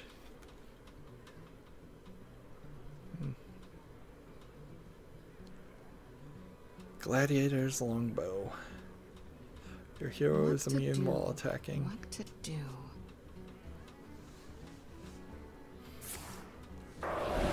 Mastodons.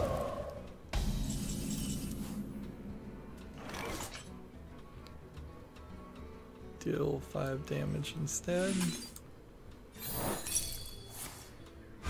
Mana bind. Does that work?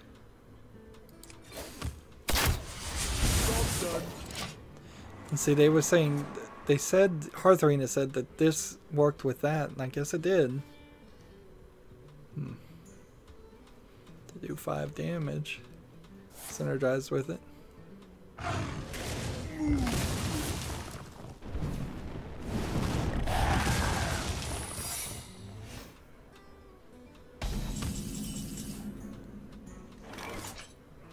Trigger a friendly minion's death rattle.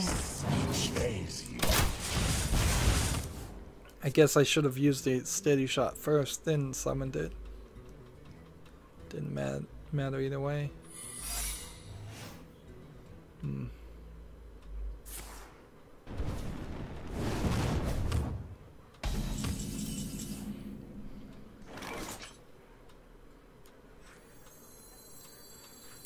Let's see.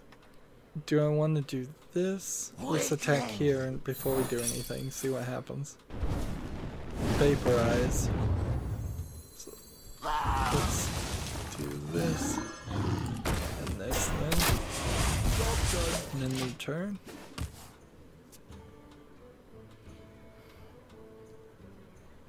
Where's my Hearthstone deck tracker when we need it? Well, if it's not gonna work, we can turn on the other one. Hearthstone deck tracker not working? Why not? Let's just see if we can do that. Now I can't even hit the button if I wanted to.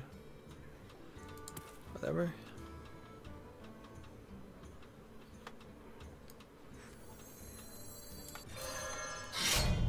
I hunt alone. That worked pretty well. Just a big mess of cards.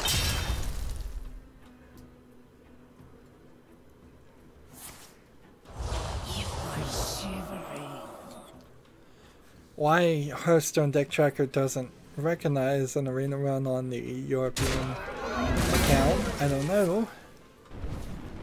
But whatever.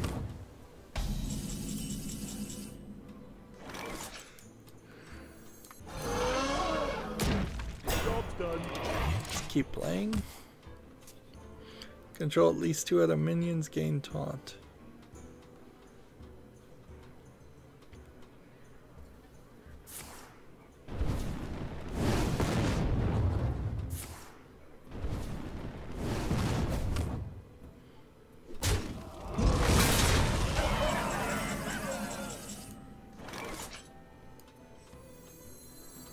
Let's see.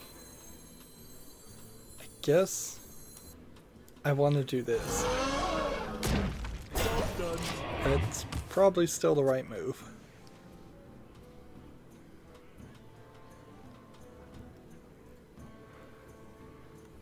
And if I draw another character, I can summon this as long as this guy's still alive and get taunt.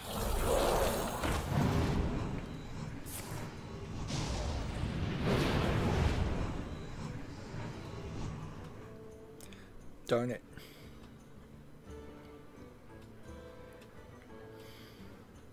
Gadgets and Gazette always gets the scoop.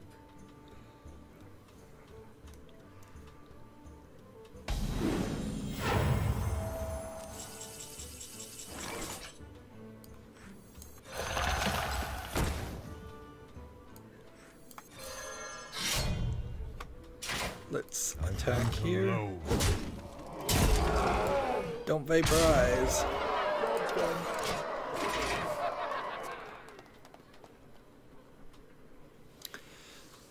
Maybe, maybe not. There's 20 damage on the field here. If he could play a spell to get rid of this guy, he could win.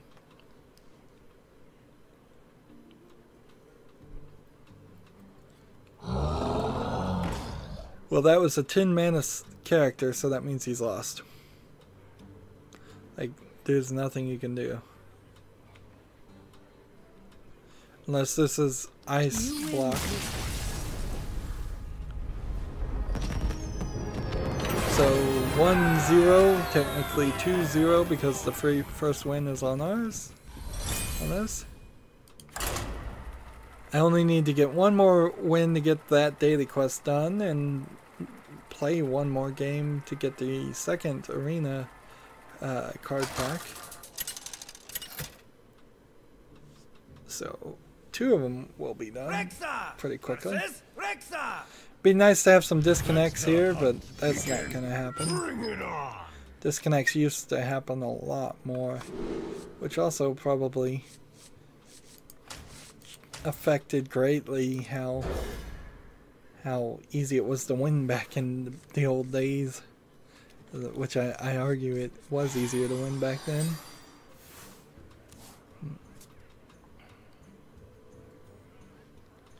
The light protects me.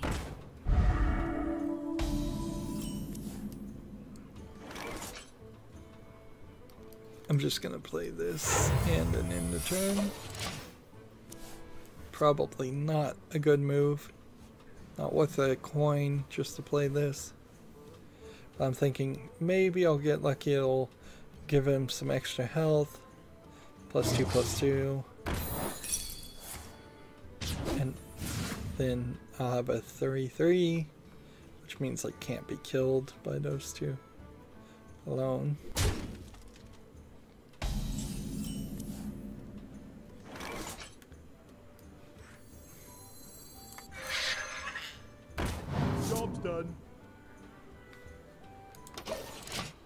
Can only attack if your hero attacked this turn. So that would be a pretty useless one to put on the field, but I'll do it anyways. Need an elemental if I want to deal 5 damage.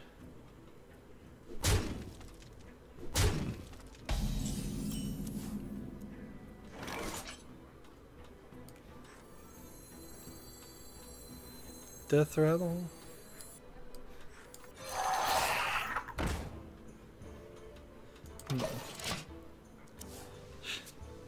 Think I'm gonna lose.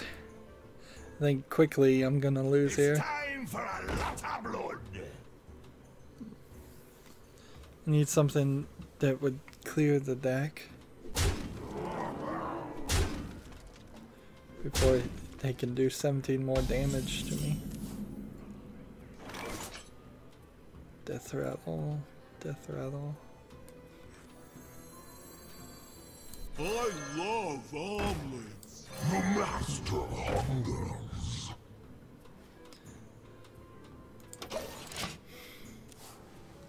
I've literally got nothing I can do.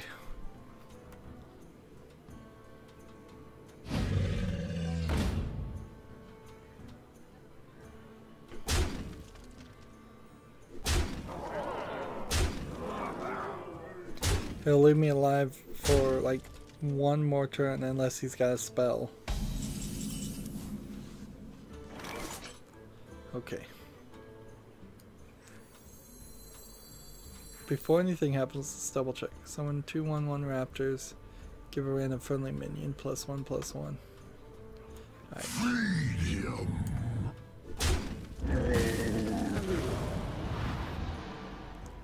There we go.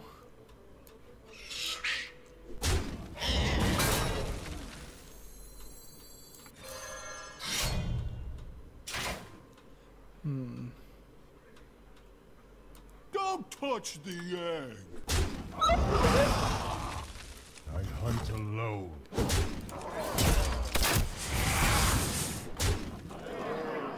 Like, I could have probably done something slightly different there, but I've lost.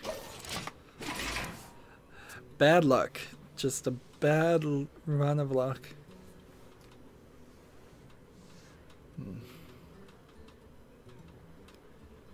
That's what I'd say, at least. There's like nothing that would stop him from winning.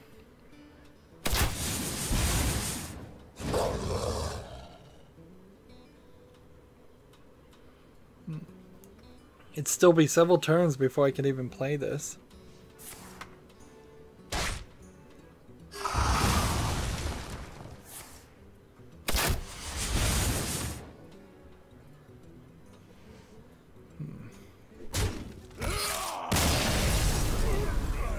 Oh well. If I'm not going to get a 12 victory, which I probably am not, I might as well end it quickly and save time. And there's really nobody, like, past Russia. I mean, you're talking Japan and then Hawaii several hours later, and Alaska. Like, so when the Russian fans that are chatting go to sleep, nobody gets on and replaces them. So for that reason alone, if I started later in the United States timeline and then the United States fans got tired and went to sleep, then the Europeans and the Russians would be still awake.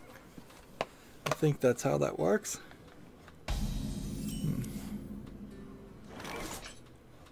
Tracking. Is that a random beast around? Job's done. That's a random beast, alright.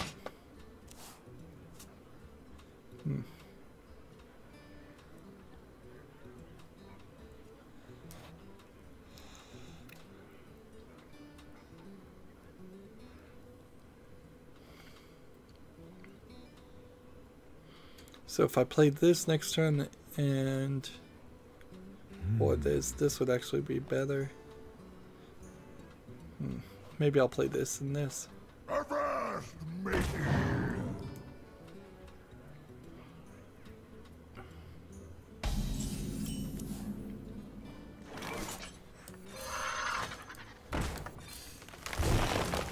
Let's see, what do we want? Destroy pirate. I'll take that.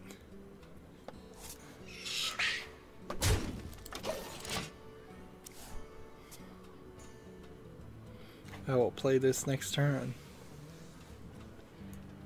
If he's playing a pirate deck, I might be better holding off, though. Over here! But I doubt he actually is.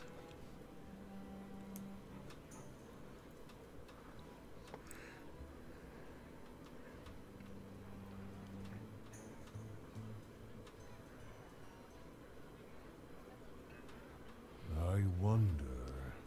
Is he losing connection?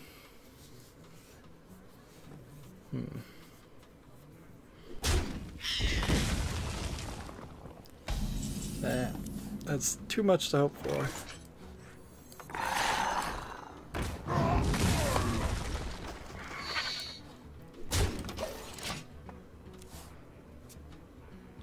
Keep moving fast. Keep the game going.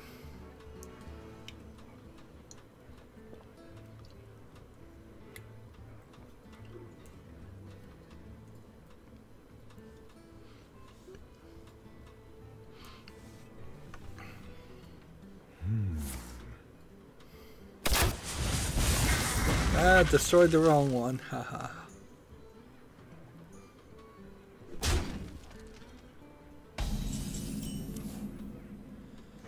I'm gonna play this. I am not a morning person. And attack that and then return.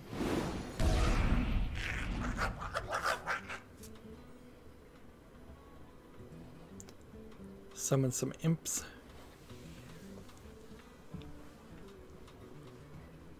Suppose if I could continuously heal this character, they'd summon more imps.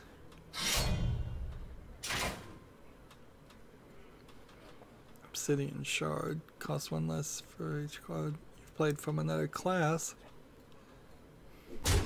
I'm out of here!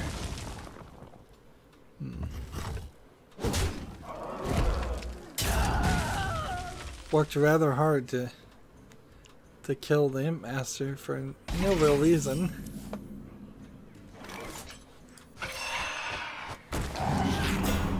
Because I just needed 2 characters on the field to do that.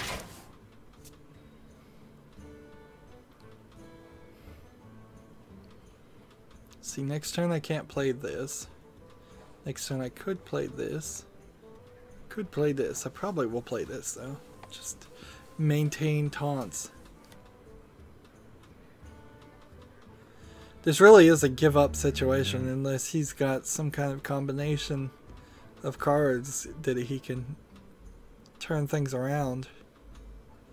It is depending on what you have and how good of a player you are. If you're approaching even 10 to 19 to 29, even at 10 difference there.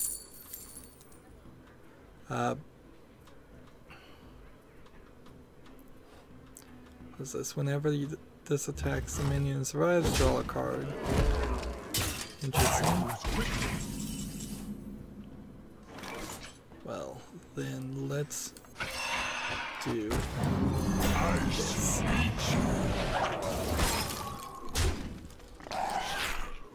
No cards for you.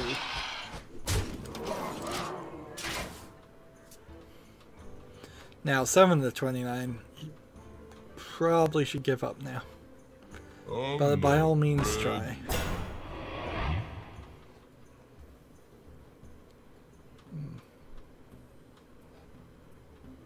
Next time if you play an elemental last turn, deal damage. Did I play an elemental last turn? Yes I did. This'll work. 5 damage kills this. Game over. I wonder. 5 damage.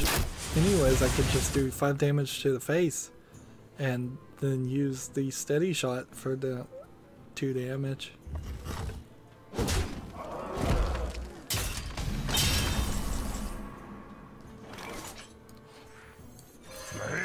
consume you.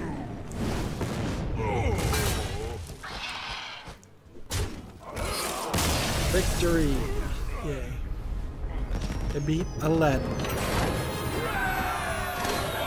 And slowly this hunter is getting up to rank 20. Did Ragnaros give you frozen throne packs? Huh. I didn't think so.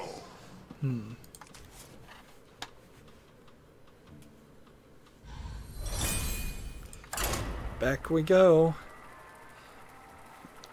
For 4-1 victory, hopefully. It's funny, it was only like a week ago, and I can't even remember what Ragnaros did give you. There was the Tavern Brawl, and Rexa versus Valera. he gave you You're back. Let the hunt begin. fireworks with the Tavern Brawl. I know that much.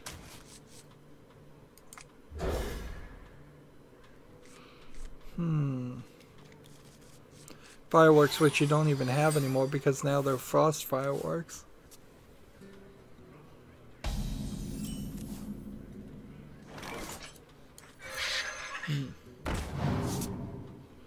No, he gave you something else. But it wasn't arena based. It was something else. Maybe he just gave you regular card packs. Classic card packs without anything else. I am not a morning person. Swap the stats with a friendly minion. Interesting. So if I did this with this, I would give it more health. But I should save this to play after that. So play this on the 6th turn, play this on the 7th turn.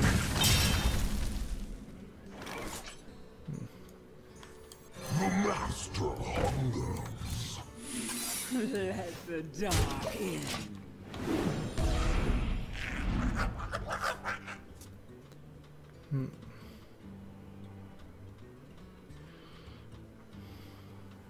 A glorious invention.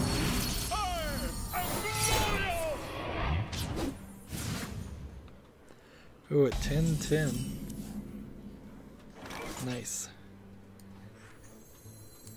Talk about a nice read. Let the dark in. Every time this happens, you get an extra attack. It's +1 attack. Because this is always one attack, something, and it summons a 1/1 imp for the price of 1 health.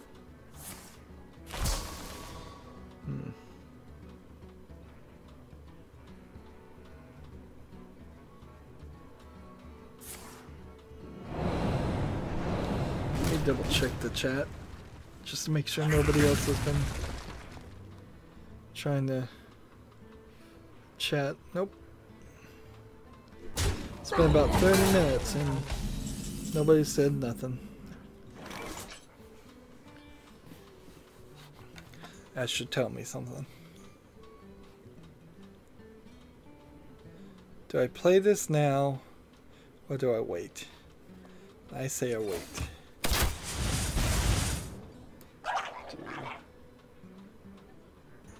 This. Let the dark This. in. And we'll attack this and run a 50-50-50 shot. 50-50 shot there.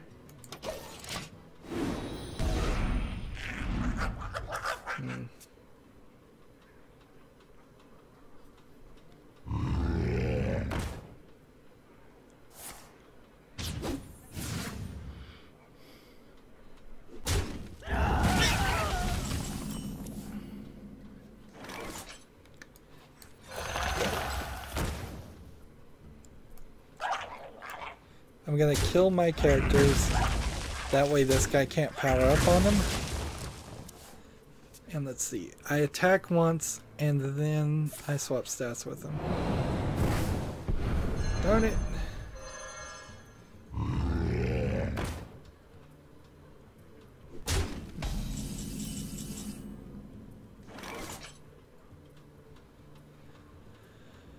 Swap stats with a friendly minion. Can't do that. Summon a minion from with 5 or more. Okay. I will be your death. Job done. Try that. Pandaria will be ours. Mine! All mine!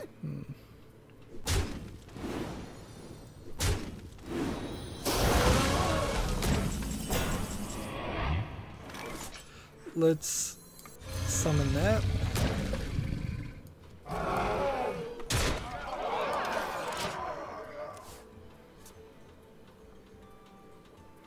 Get them, boys.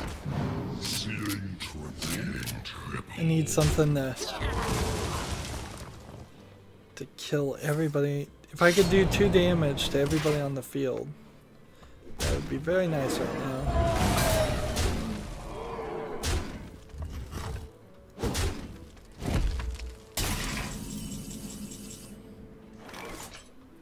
Deal 3 damage if you have this. Deal 5 damage instead. Well, let's start with this. And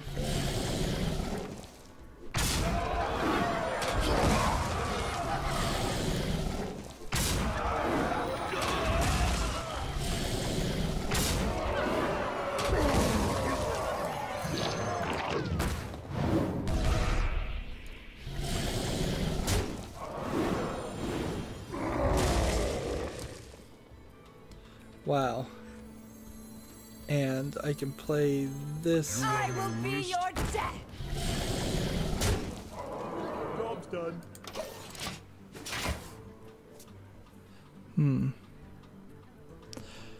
We have a new person on chat saying, Alexis, I just want to say I've been watching your stream since it started, and I haven't been chatting because I'm watching your stream on my computer and playing the game on my phone. I'm loving the stream. Well, thank you, and thank you for letting me know. Feedback is very helpful, and I know that is definitely the case. My last stream had maybe 5 people chat on it and 91 views. So there is most definitely an amount of a large majority of people that don't chat, and I appreciate people watching if that's all they want to do, and I appreciate people chatting and watching if that's what they want to do too. But feedback is very helpful too. The last thing I want to do is end up with my YouTube being watched by computer bots, kind of like how Twitter is. You may notice if you've had a Twitter account for a while, there's a lot of random people that follow you, and they don't seem to ever post anything or have anything to say, because they're just robots that somebody programmed for some reason. But thank you for watching. I guess that's I've said it a couple times, but I'll say it again. There we go. 5, 2, 1, and we keep going. So we are in the realm. We are in that 6 or 7 realm of a win. I would like to go a lot more. Rexa versus Jaina. Oh wait, this was only 4 victories? Begin. I thought I had gotten 5. Oh well.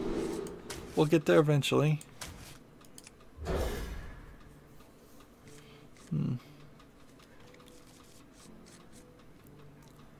Yep. That's how I would watch other people play Hearthstone too, is I would be playing Hearthstone and watching other people play Hearthstone. Try to get as much accomplished and at the same time be efficient with it.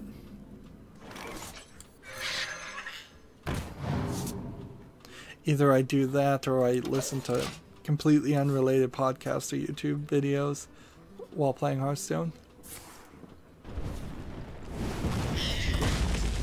And I love when people say they're loving my stream.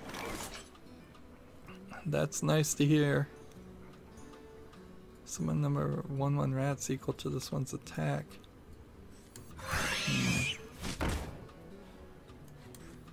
Let's do that. I don't know if that's a good move or not. Probably not. Worth the coin for 2 damage. See, this potentially just forces them to use the Fire Blast to kill this character that does 1 damage to themselves. So it's really just a strategy to stall the game to mid-game or later, which might be an effective strategy. See, 2 mana to kill those characters.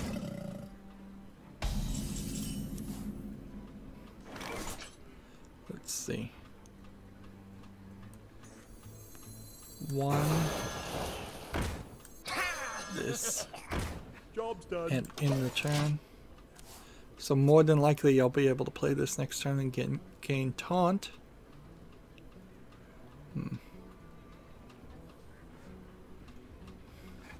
Would like to play this at some point.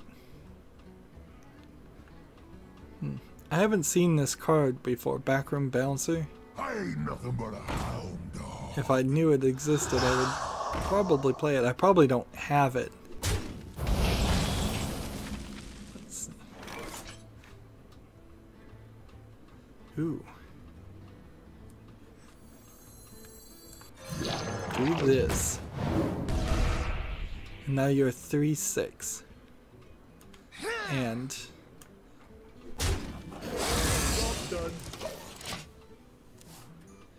that means I get 3 1/1 rats. And I can use this as a bully to kill other characters.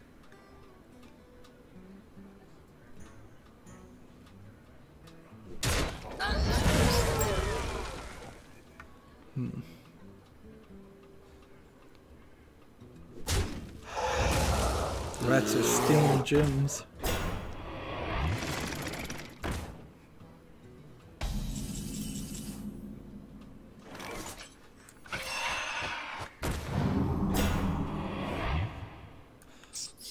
So now we'll kill the rats. Man, I should have played this at some point. I keep forgetting about this card. It could be so powered up right now.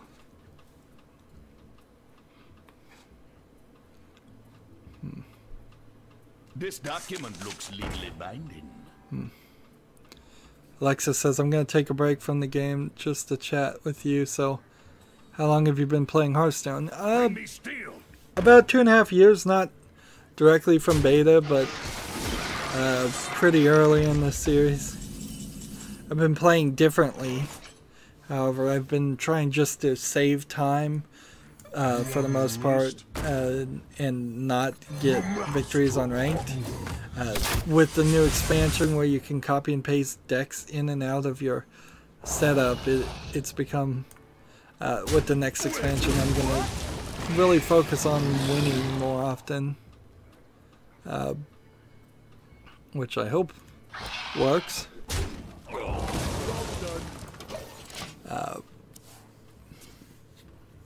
A lot of times I'm talking or talking about video game news because this is my blog series or what's going on in my life, so I'll talk about that on rare occasions that something is going on in my life. So I haven't always been very good about paying attention and trying to get better, and until the Frostfall Festival it really wasn't super appealing to play arena runs. Let's see. I'm gonna run a gamble here that this gives this guy with +1/+1. So I can do this and end the turn.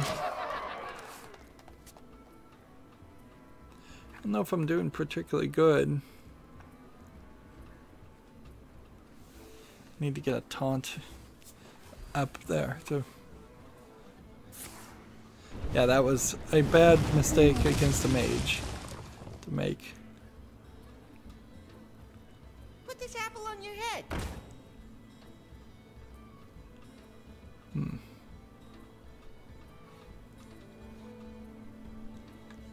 I can do 5 damage to kill this guy. He's still alive.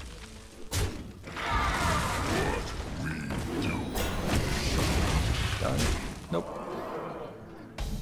Alright, we'll do it a different way. Beast. 5 damage against this guy. 2 damage against those people. Freeze. In the turn. He has only 1 card. I have 2 cards. I actually probably have got this. Like, he's gonna have to play more control than he can actually afford to. I don't have enough mana.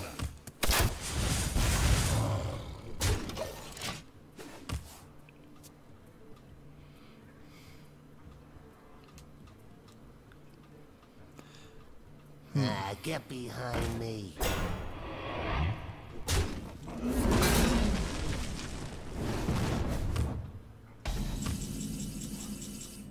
Destroy pirate. Nope. Cannot destroy pirate.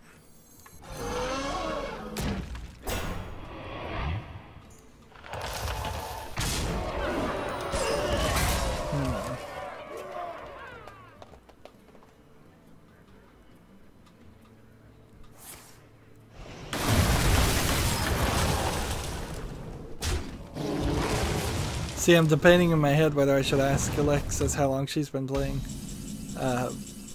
Hearthstone.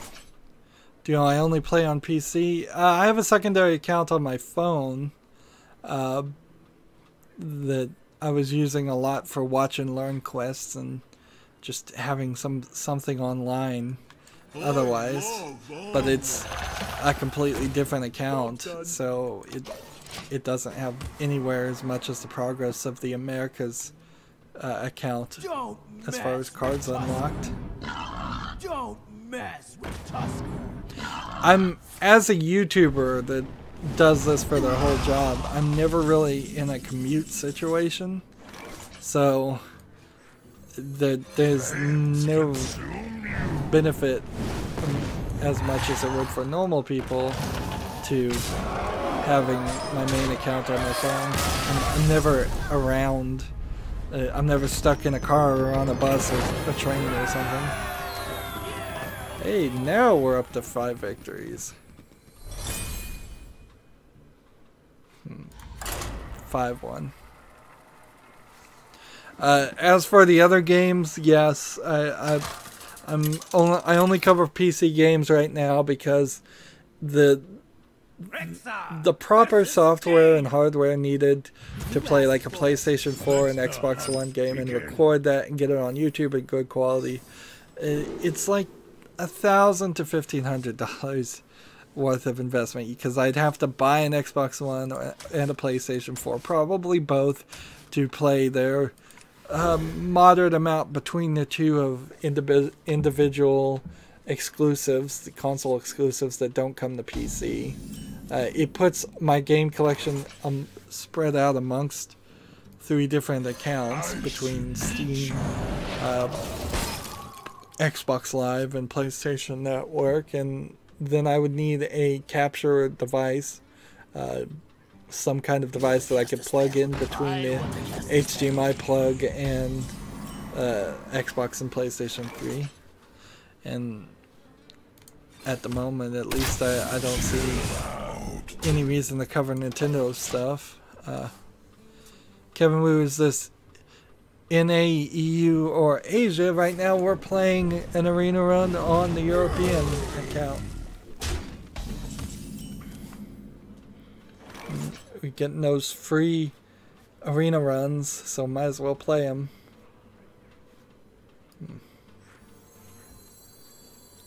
Let's do this. That's probably a better move. Even though he's just gonna either use this or this to kill it.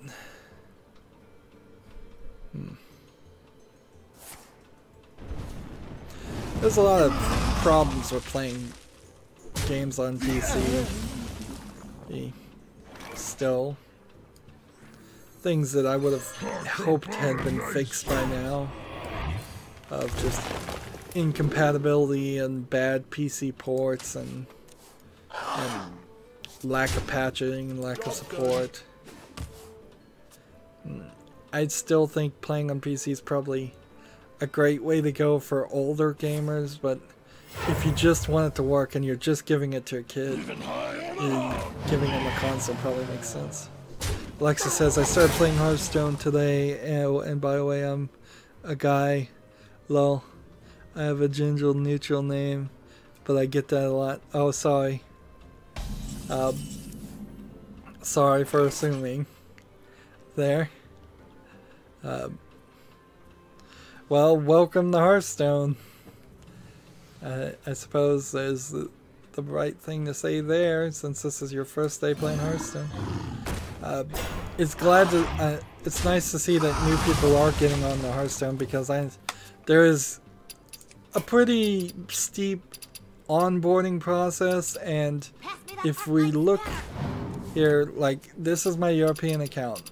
So people have friended me. Here's somebody who hasn't been online for a month. Here's somebody who hasn't been online for at least a month. Here's another one that hasn't been online for a month. Here's somebody else that hasn't been online for a month.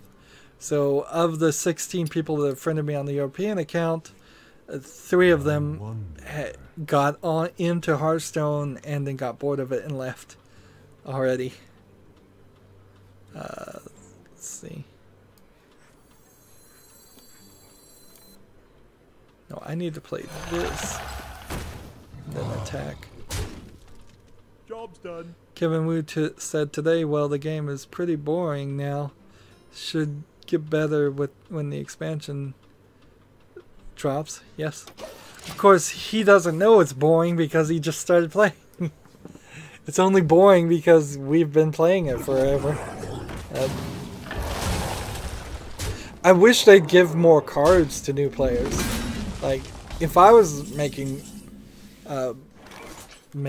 Hearthstone and programming it, I would say all new players should get like the full classic set of cards, all the legendaries and everything. They should Flames consume you. Let's see. They should probably get about 10 packs of everything else. All the old cards that are banned and wild, give them just 10 packs random of those to open up. They should get a very nice welcome package, better than the $5 welcome package you can spend on cards. They should get more than one free arena run. I wonder. Now is probably a really good time to start, though. In the Frostfire Festival, getting these free arena runs, playing an arena run while you're at very, very low levels will get your character up very fast and give you cards that you don't have. Kevin Wu says Hearthstone is not generous enough. No, it's not. I'd much prefer to pay $60 a year for it and just get all the cards and just drop the collectible card element of it altogether. Like, I would be willing to do that on Hearthstone. I'm not willing to do that on Fable Fortune, since that's still in beta, though. That's kind of one of the nice things about Gwent inside of Witcher 3 is you just would have to do a lot of side quests to get all of the cards in Gwent. You didn't have to ever pay anything extra. However, now that they've taken Gwent out of Fable 3 and made it its own thing, I bet they will make you pay extra for those cards. Yeah. Alexa says, I'm new to Hearthstone. I used to play a long time ago and got bored of it. I just wanted to come back to it. On mobile, they gave me 2 packs for having an Android Samsung phone. Yep, that's one thing you get for having a Samsung phone. And there's if you follow them on Twitter, there's some other ways you can get some free packs too. Let's see, let's play this. Attack. When they have esports competitions, they'll have you choose a champion, and you can win some packs that way.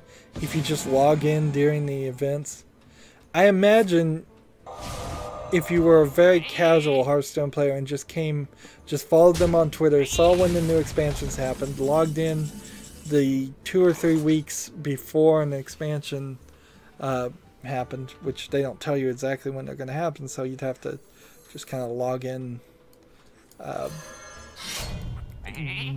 as soon as they announce something, and continue logging in until that new expansion is out. You can get a lot of extra things. There's several hidden achievements, like the first time you turn something to dust, they give you 95 dust, so you have 100 dust to craft something. If you collect all the pirates, I think they give you a pirate card. If you collect all the murlocs, I think they give you a murloc card. There's probably a list somewhere, but I don't even know where it is, of hidden achievements.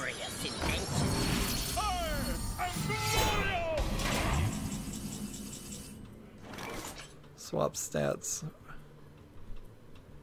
Let's see. I can kill this. And then just maintain this. Or swap this. Why not? End the turn.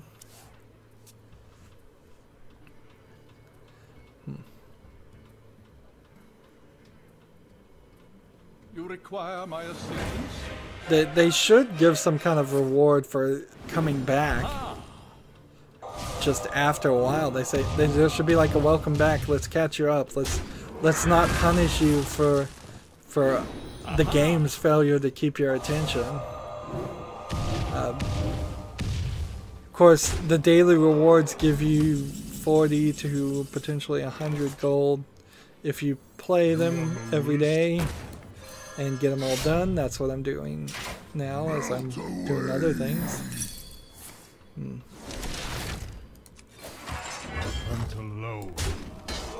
So the most loyal players are going to get more gold than probably a lapsed player. Let's see, Alexa says, I meant to say I'm not new to Hearthstone. I used to be a hardcore player a long time ago, but then I felt like it died. Well, it's certainly trying to win more people. And there were definitely slumps.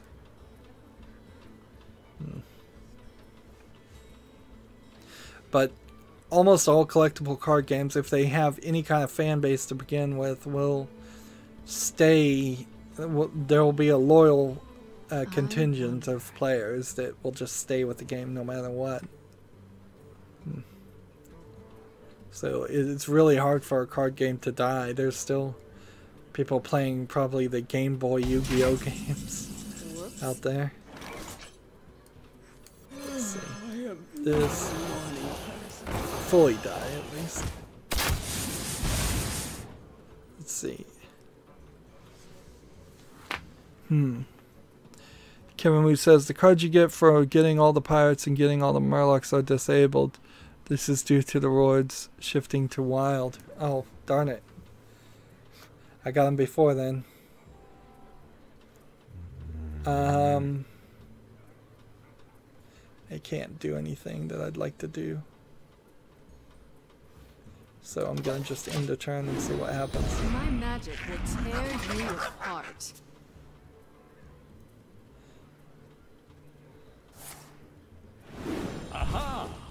Yeah, I've lost.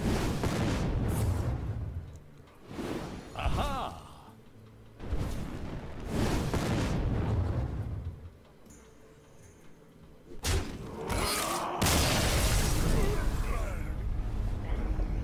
So now you have to make those 2 cards as with dust.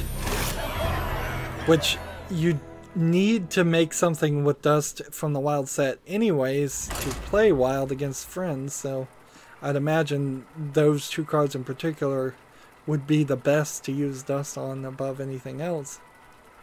Although they'd probably be pretty expensive, since I think they're both potentially legendary cards.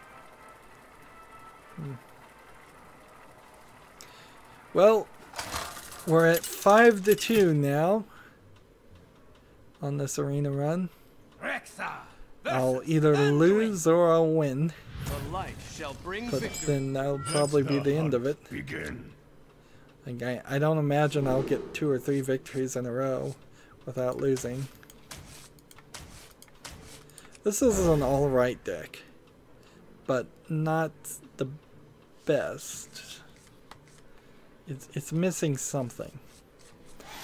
Something early game, something a little bit more protective. It's got a lot of taunts, but the taunts alone don't seem to help. I hope you like my invention. Oh, if he's gonna draw a bunch of cards, I should play this.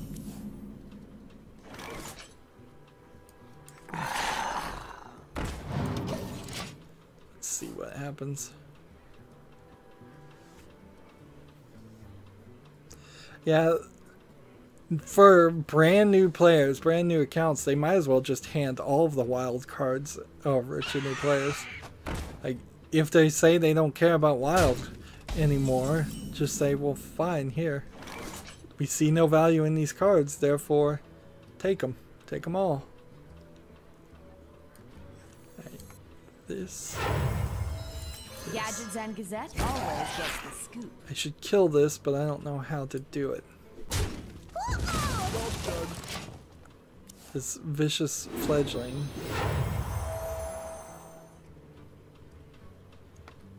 So we'll see what we can do next time.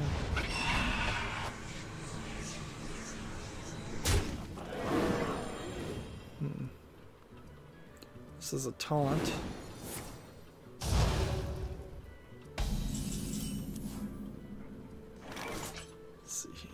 I think the taunt is the best thing to do.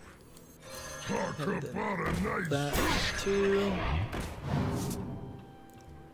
And I don't want this guy to die. Answers. So I'm gonna do that. And then that.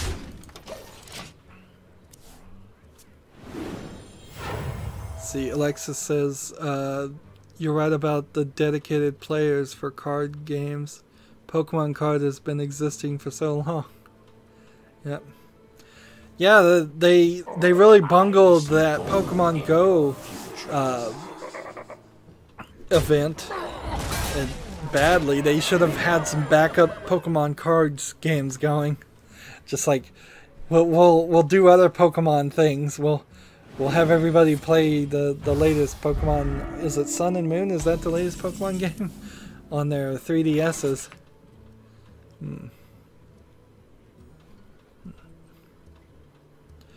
See, Niantic, the runners of that event, tried to blame Verizon. Verizon claims that it wasn't their fault, and I wonder. Niantic did work with Sprint, but didn't work with any of the other cell phone providers. Pay attention, class. We've got to kill this guy, so I can do this, and this, and that.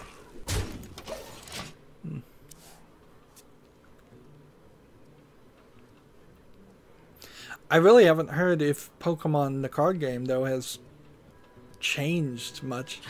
I imagine it gets new cards when they add new Pokemon, but I don't know if there's a major meta shift in the game, or is it just always for little kids, and because it's for little kids, they don't go crazy with it.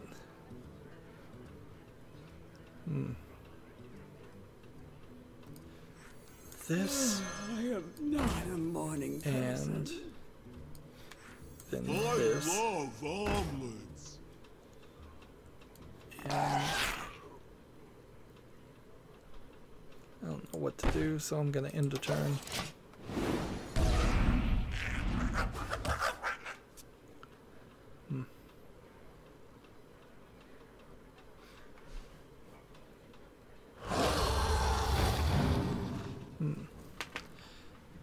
Alexa says, today I was thinking to myself, I want to play a hardcore strategy game, so that's how I came back to Hearthstone, and I plan to be dedicated to it. Okay. Hardcore strategy game. I don't know if Hearthstone is hardcore enough to be a hardcore strategy game. And I'll watch you every time I'm playing. Oh, that's nice. I have over like 4,000 videos on my channel, so there's plenty to watch even if I'm not streaming. So I was going for this, and this isn't gonna work. Let's see. Need to kill 3. So we'll start with this. Touch the air. And we need... Yeah, I've lost. That's gonna be it for this arena run.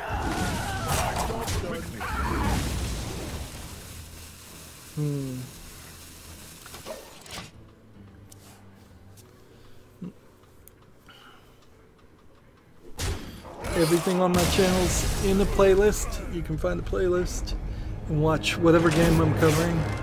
There's a Hearthstone playlist, so you can watch all my embarrassing early Hearthstone coverage. I've been streaming for a little bit over 2 years now, and have gotten a little bit better, not greatly better. I still say and ah a lot. So for a free entry, we get a card pack worth 100 gold and 110 gold. Not bad. And exactly what we got before too. Let's see. And with these card packs in particular, that is giving me cards that I kind of desperately need. I'm starting to have enough to build a deck. Mahmood's online. Hi Mahmood.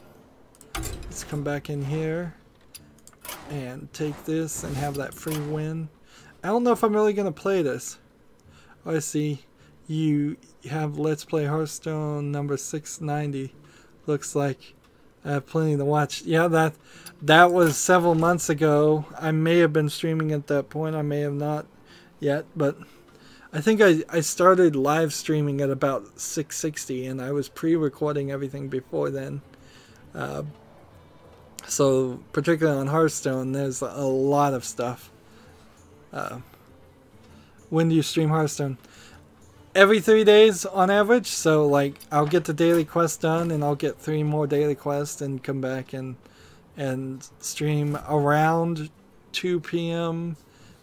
Central United States time, but not very consistently. I can't promise any real consistent time because I have insomnia, and frankly I just don't wake up at the right time half the time. So I was an hour late. I was at like 4:40 when I started streaming Central Time today, and it's usually after 2 o'clock. I usually don't even wake up before then. Well, everybody watching on live, stay tuned, but it's time to make another break so I can break this up into recordings later. As always, I ask you to like, share, subscribe, comment, and watch every second of my videos. If you want a friend or follow me on basically any social media sites, there's a whole bunch of links down below. Thank you for watching. Have a good evening. Okay, everybody live, I'm going to run to get some food, and I'll be back in about 5 minutes.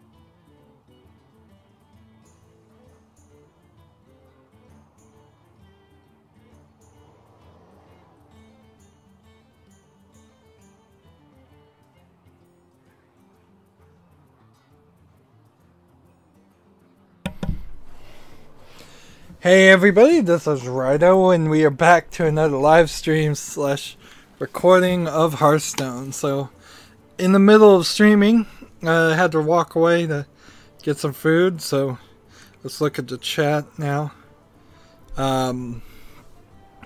Alexis says bye, okay. And then he asks, so what are you eating? I ended up eating a lot of leftover food. Leftover pancakes and leftover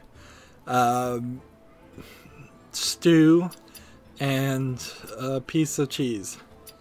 So not anything specifically you would call a meal. Getting back to Hearthstone, I need to win 3 games with Paladin. Is anybody online? Mahmood, if you're still watching and you want to play, we could play Paladin. Otherwise, I think what I can do is come over here, make a Paladin deck, and see how far we can get into a Murloc deck. Because I just did open some card packs. Let's see.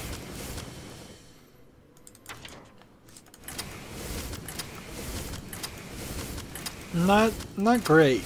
Not a great Murloc deck by any means, but it seems like it might be a little bit more of a winner than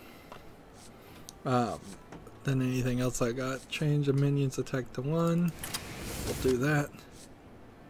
Summon Silver Hand Recruits. Change all minions in your hand +1/+1. Paladin is my favorite hero. Take that. I'll take that. I'll take that. That's probably not worth having in the deck. Let's see, do we have Knife Juggler? Because Knife Juggler would work nicely. No, we don't. So, take a couple taunts. And maybe a heal. Maybe a taunt. Let's see. Discover a spell, restore your health to the amount of that. Yeah, alright. We'll keep that even though that's probably not that good. I need to win 3 victories at ranked almost 0. At rank 25, so no progress at all really on rank play. I think I have 1 star, and you can't lose stars at this point. So arguably, if this goes really bad, it could take as long as the arena run to just get 3 victories on the Paladin. If it goes really well, then somebody will play me online and let me win with these really rudimentary cards. I need to spend some extra time making a power level druid deck that I've got in mind for each of my accounts.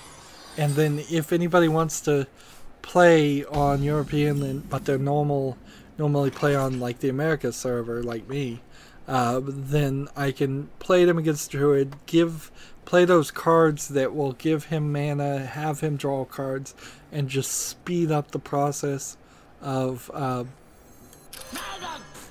making it a good experience and a quick experience to get from level 1 to level 20. Alexa says, I take forever making my own deck. I would take longer if I had more cards, most definitely. Since my options are heavily limited, it's pretty easy to figure out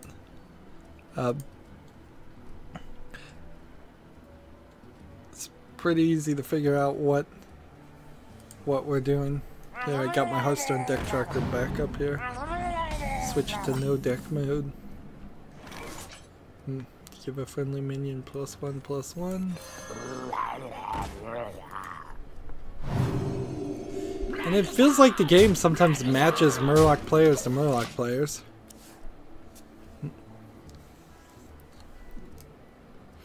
Making a Murloc deck in particular is going to be an easy decision. So, like, you kind of know what to do. Just search Murlocs and fill in your entire collection of Murlocs.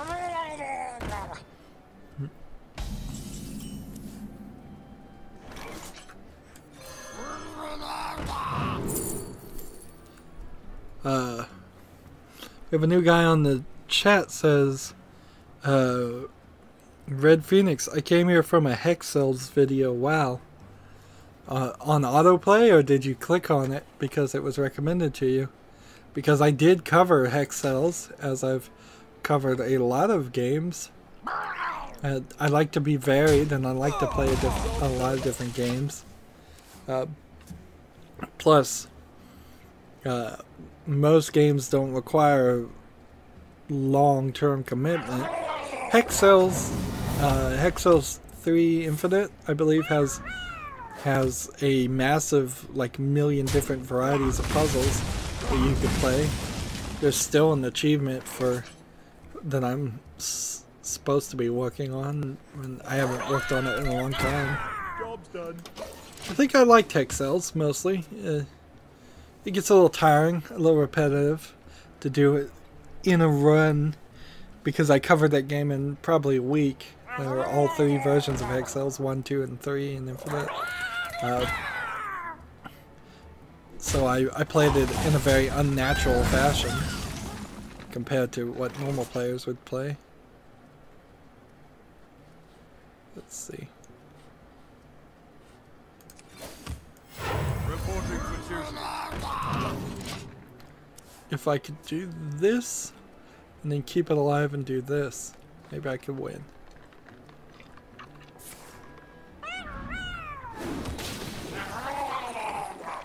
At the end of every video, we have the YouTube end screens, and on my setup, if I've done the work right, it has the subscribe button with my logo.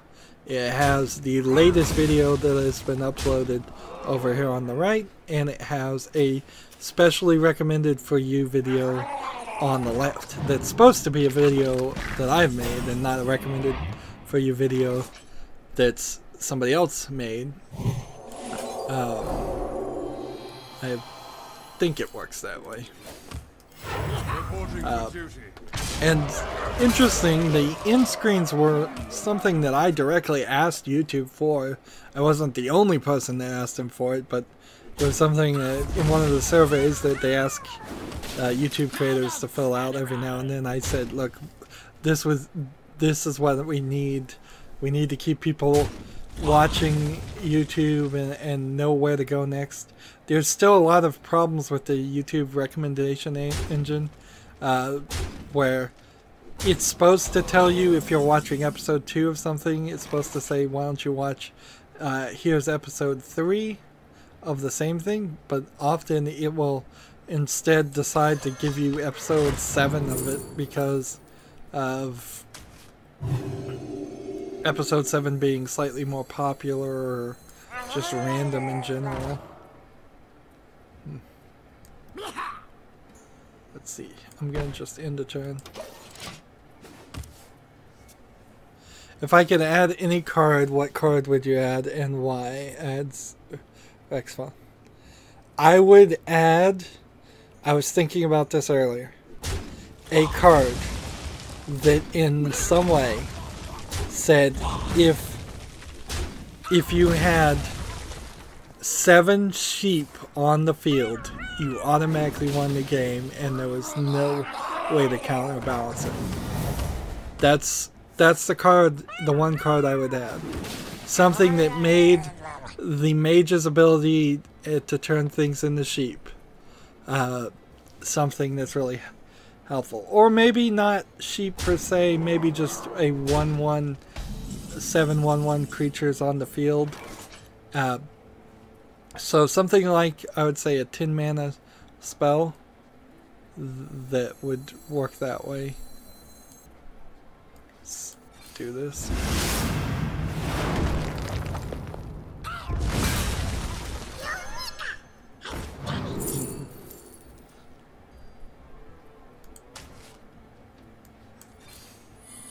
We have Alexa saying, I never understood why you are able to heal the enemy. Oh, the reason why you're able to heal the enemy is because there's several times in which you can use that to your advantage. But there are trickier ways. One of the things is the more damage you do to your enemy, the more experience you get. So if you do 30 damage to an enemy and to defeat them, you'll get less experience than if you healed them up to, say, another 30 and did 60 damage to the face. The other thing is that for the priest, there's a card called the Arachni Soul Priest that makes all of your heal abilities do damage. So then, instead of healing yourself, you can do damage to the enemy that way. So it's really just an option that can be used in a few tricky ways to do something really crazy and wild. But when you do those crazy and wild things, you're certainly happy that they didn't disable that as an option. And it's a easy thing for them to allow.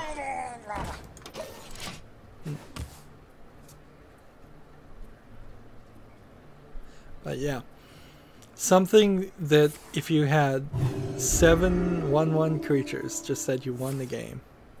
I would also change it so you win the game when they run out of cards.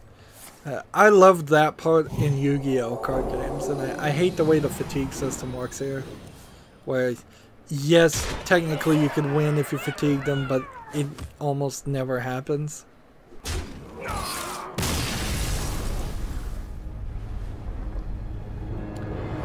Okay, attempt number 1. I must have 1 star on rank 26 on the Asia account, because I don't have any stars here. But, yeah. The card I would add would be a 1/1 fish. When it dies, it summons a 3/3 shark. That when it dies, it summons a 6/6 kraken. Kind of like the Phoenix card that they've got. It's a that's available.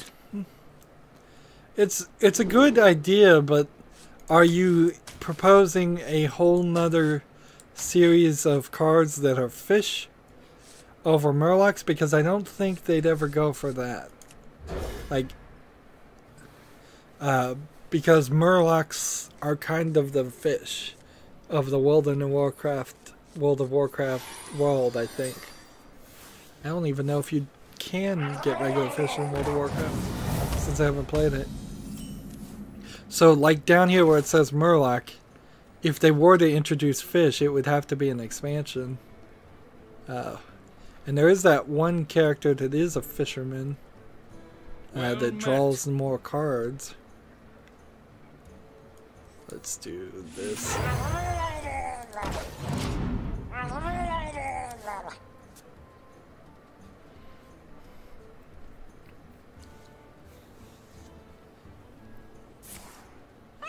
I would definitely want something, whatever card got introduced, I would want something that made the early game quicker. Just gave us every opportunity to get random wins if you're playing a random or less than expert level deck, and something that's so random that the experts and the meta decks would never play. So if there was a card like on the first turn, for 1 mana, flip a coin, if it's heads you win, if it's tails you lose, I'd be cool with that card, because it would be insane, certainly, but it would also be a great way to speed up the number of victories that get handed to random players amongst all the potential players that have ever played. Do I think Hearthstone will ever be an actual card game? I don't think they really have any interest in that. Because Blizzard benefits severely for not having to pay any production really to print cards, ship them to stores, sell the card packs. A card pack is about $2 digitally. All of that money is going right into Blizzard's pockets.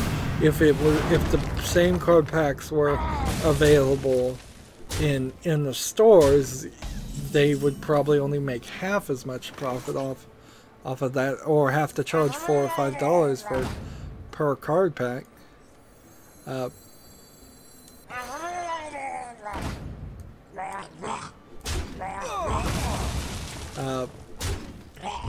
And then they don't have the benefit of rewriting the rules.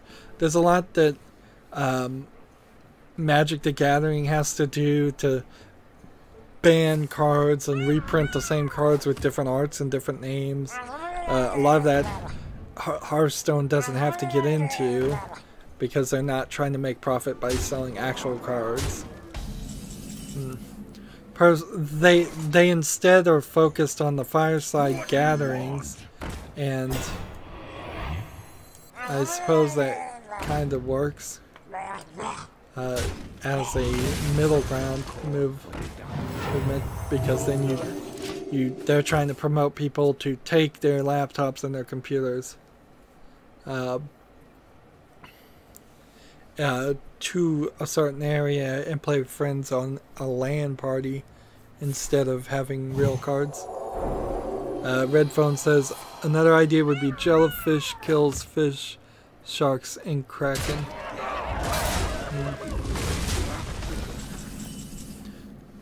The question I would ask is, on World of Warcraft, has there ever been a heavily focused ocean expansion?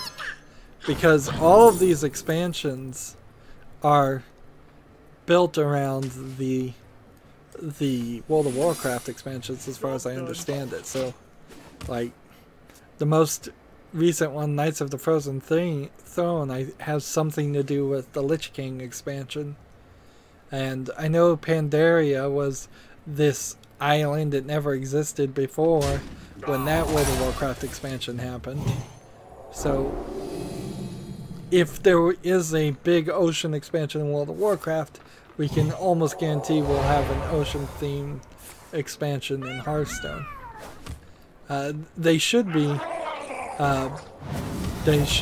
more unique and creative. I think in part you could easily argue that they're limiting themselves artistically by only having characters from World of Warcraft.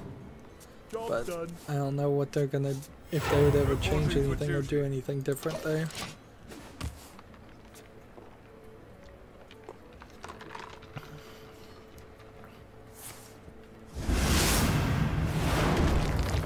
I'm still getting wrecked.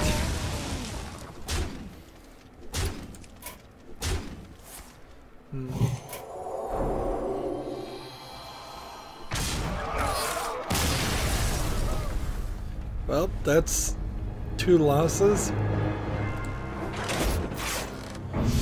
Would it be any easier to play casual, or are the casual players better than a ranked 25 player? They would certainly want to go more nautical than just fish, though. So there would definitely be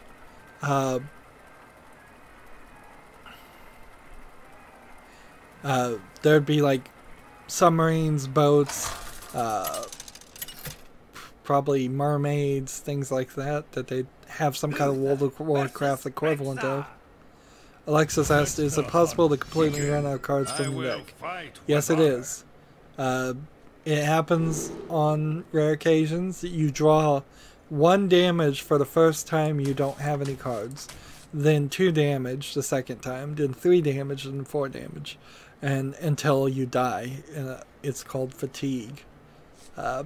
It's not the best system, though. I don't like it.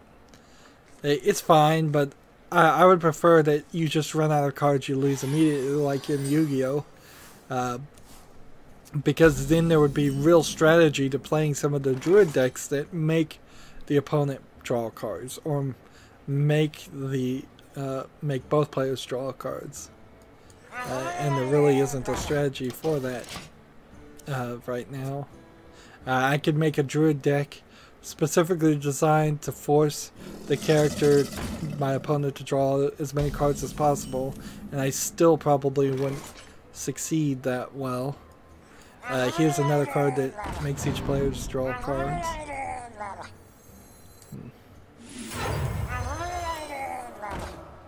Go ahead and kill this guy for protection. So on the third turn I have 3 characters. I can draw 2 cards, and I could play this or do this and this. So I've taken the advantage. Let's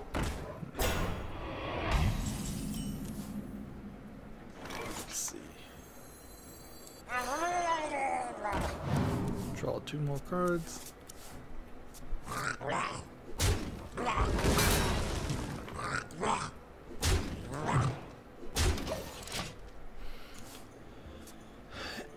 Even when you're playing a deck that's designed to draw specific cards, like let's say you wanted Leroy Jenkins to win. A lot of people use Leroy Jenkins to win because it's a guaranteed 6 attack to the face almost certainly.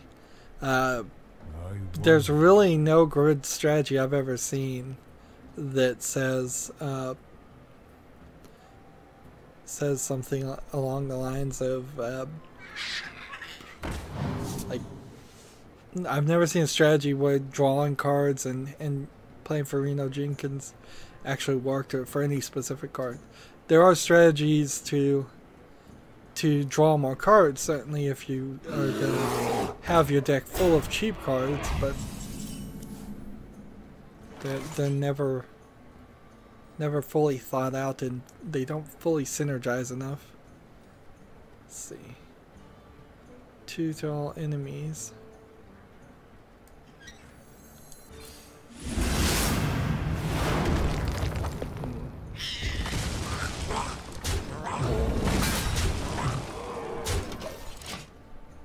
If I was making Hearthstone, I would add all of the StarCraft minions. Well, Heroes of the Storm does that. I think probably if Heroes of the Storm was ever abandoned for more focus on Overwatch, you probably would see a point of that. Also, if World of Warcraft stopped being popular at all, you might see that. It'd be rather inconsistent, though. It takes Hearthstone in a really different direction where just anything and everything is acceptable.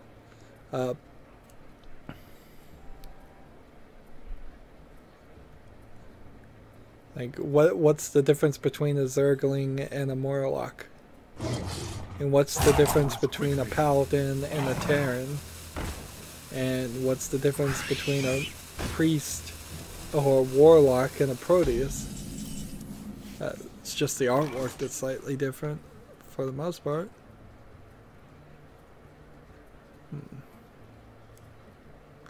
How are we gonna do this?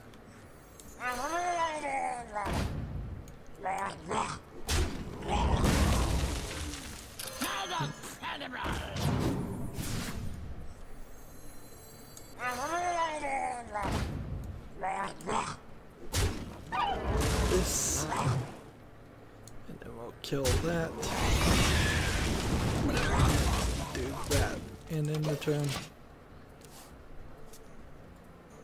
maybe you can have a lot of taunts and divine shields to force cards. I have a Paladin deck on the American account, the North America. Well, no, it's the Americas account, not North America. It's all of the Americas. That is specifically designed around giving characters divine shield, and it still wouldn't win a lot of times. The strategies, it's a very, very difficult one to try and succeed with.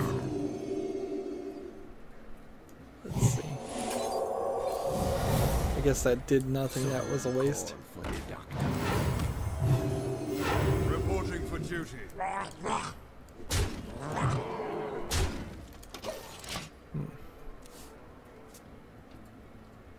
Like, you could try to stall, but it takes the compound of the fatigue. So the second time you fatigue, you take 3 damage. Third time you've taken 7 damage. Fourth time you've taken 11 damage. Fifth time you've taken 16 damage. Sixth time you've taken 22 damage, I think, if I'm doing the math right. And seventh time you should have taken you should take 33 damage.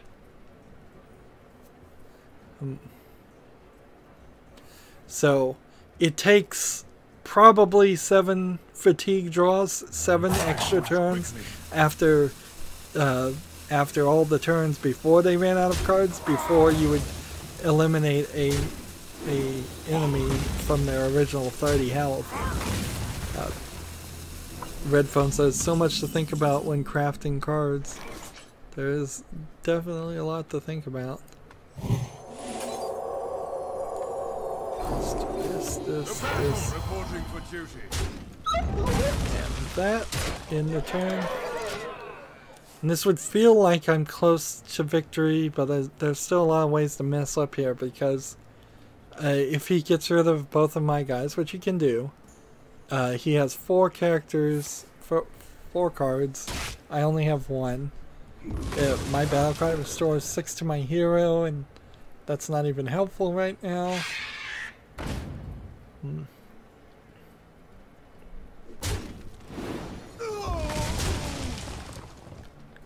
So 8 to 30 went to 8 to 25. Let's see. I guess we could do this now. That's probably the wrong thing to do. Why are you able to damage yourself? And the same reason why you're able to heal the enemy is just literally they just didn't program it specifically so you couldn't. You can't. So that it stops you. There are ways that you can't damage yourself. You can't have your minions attack yourself, but if you're doing a spell, if you're acting as the hero, usually you can cast a spell on yourself and hurt yourself, or and there's certainly reasons why you might want to do that more than but they're crazy strategy reasons you'd have to think up as you're making your decks.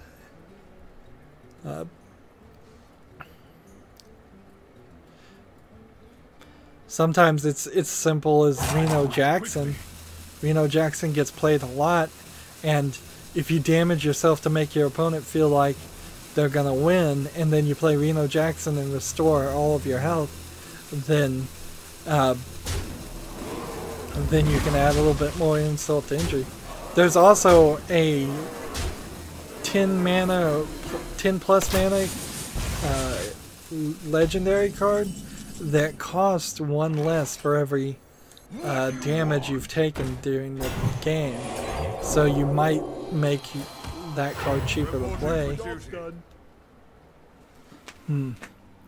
Redphone said, I clicked this stream to learn Hearthstone. Looks like I came to the wrong place, but still fun to watch. Seriously, you can turn your own minions into sheep. The chat delay, says Redphone. Yeah, I can't do anything about the chat delay. That's YouTube. There's may not actually be a spell right now to turn your own minions into sheep, but there certainly are spells out there to turn your opponent's minions into sheep.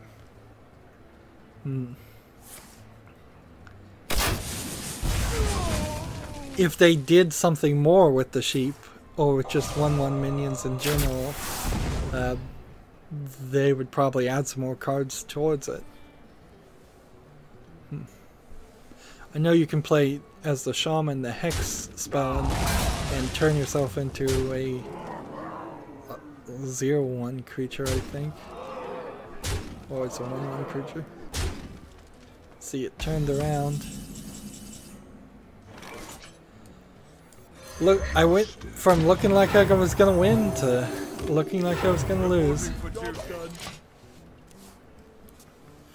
A lot of learning Hearthstone is literally just playing the game and learning all the cards and learning all the concepts and the key words and the phrases and how everything is. It's hard to learn it by watching other people because they inevitably don't think to mention things or casually mention things without explaining it. I am most definitely not trying to do a in-depth educational series on Hearthstone. I'm not the person to do that. I'm not good enough as an educator and not good enough as a Hearthstone player. But I hope people would learn a few tips and tricks, at least, or enjoy it. Alexa says he's making a comeback. Yeah, if I had put like a spell, a single spell that had done 8 or more damage to the face, I would have won. But nope, didn't do that.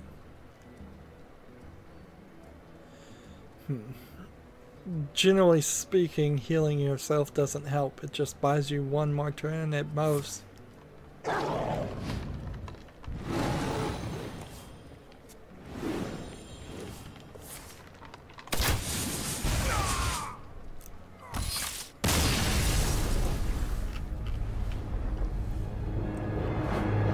There's also very little I can teach when my cards on the European account are so new. Let's switch over to casual and try that.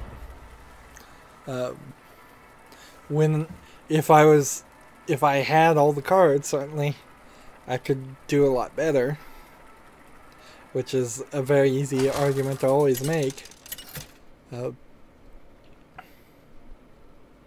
Uther versus Gul'dan. Alexis says, wow. I will fight with honor.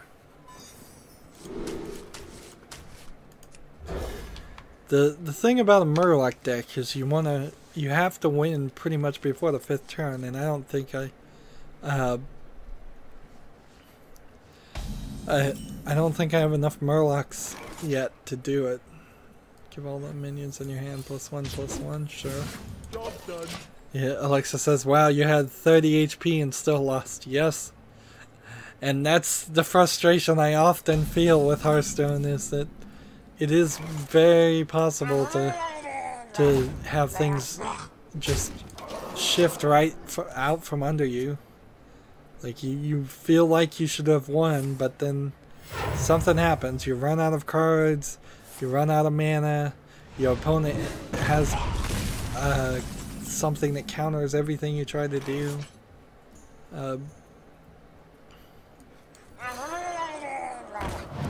Murloc decks Murlocs being cheaper are going to run out faster, which means you're going to run out of cards. And generally speaking, you'd like to have like a backup character or two and a backup spell in your hand even as you're winning, instead of what most people would prefer to do, which is just put out everything on the field and aggro directly towards the face.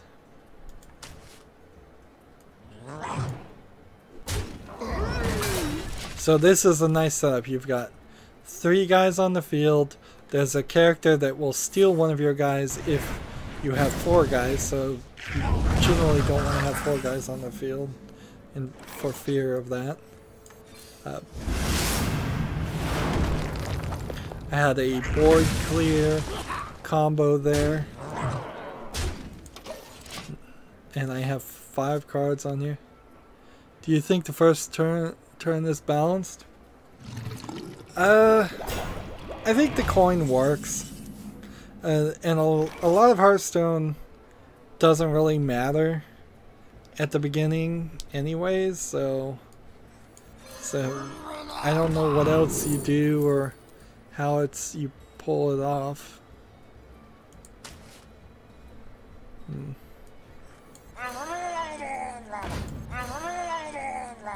Let's see. I don't really feel like I've ever seen anybody lose because they got first turn over second turn. What happens is the fact that you start with whether first turn or second turn doesn't really matter. You start with a really bad hand to start off with, and you just never get any better from that.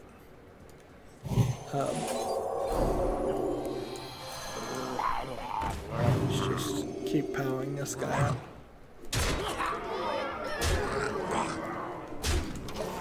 So, casual is doing me good. I wish casual always did this well. A lot of times I'll play people on casual and they're more difficult than the ranked.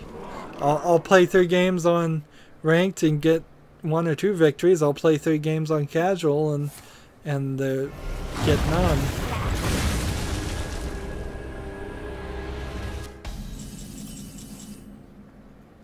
Okay. Let's see if we can get an eye for an eye secret. And play that and that. And then end the turn. This will do 2 damage. If he does 4 damage to my face, that'll be fine. I don't know how you fix anything like that. There's your Reno. Which, anybody playing Reno, if they play it right, will effectively double their health. Let's see.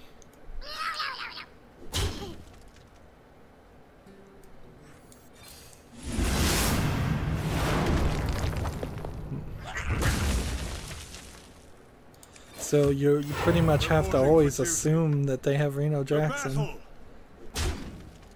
Job's done.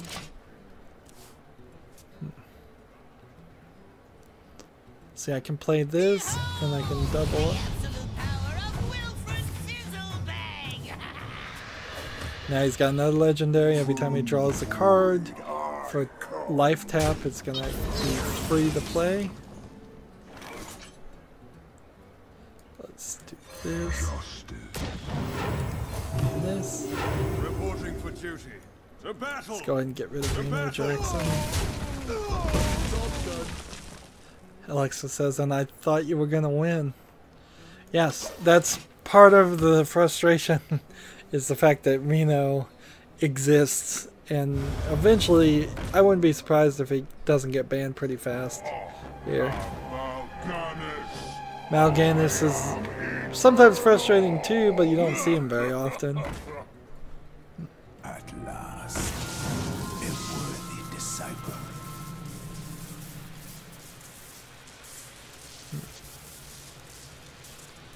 He's making a custom spell.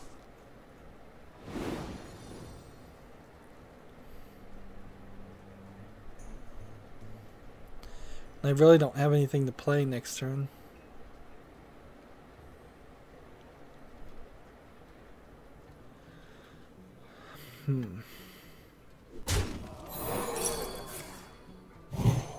Eye for an eye won't do anything because he's immune.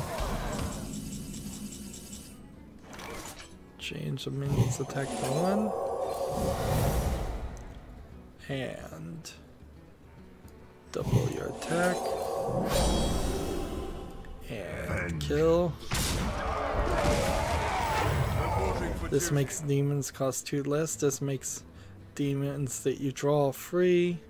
He's got a lot of things combined. Job's done.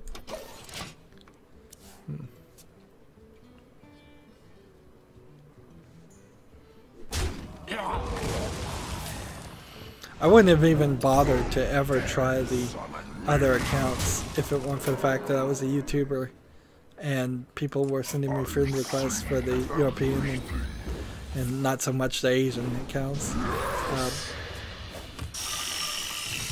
Because starting over like this it's not fun. It is not fun at all.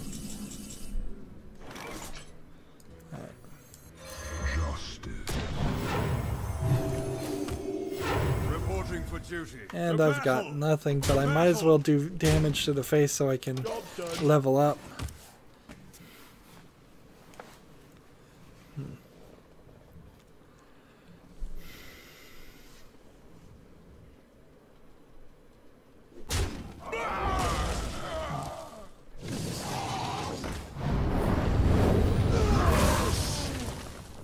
Deal 3 damage to all of the characters.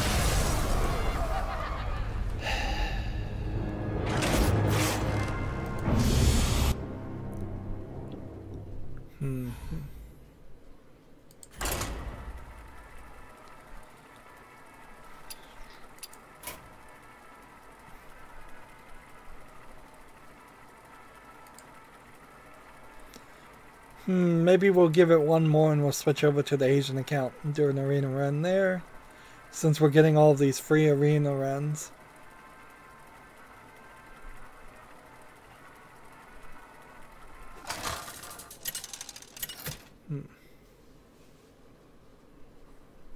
Uther versus Uther.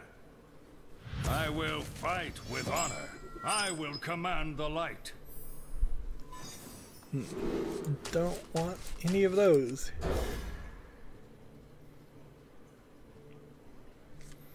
Alexa says, wow.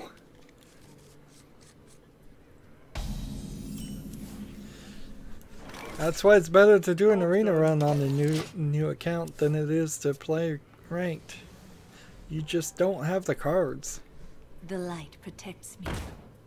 Nowhere near the cards.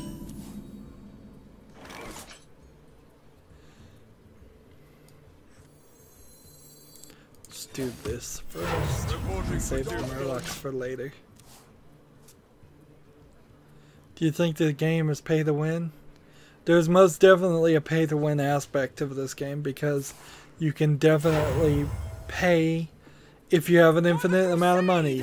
You can buy about 400 card packs every expansion and get everything. And by having every card, you're then given the opportunity to succeed a lot more than the people that didn't pay to have those cards and have to live with a lesser range of options. The battle.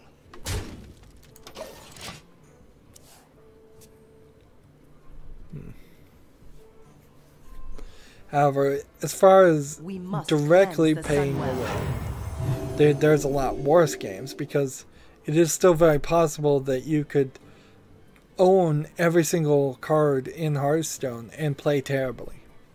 Or just run into a bunch of randomness.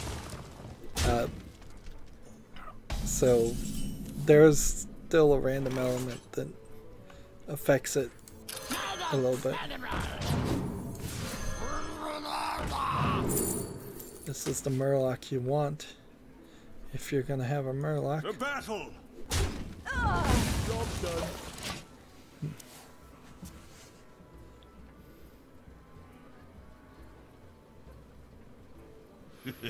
I think if people are paying to win in Hearthstone, they're probably wasting their money a lot and not getting a very good return on investment.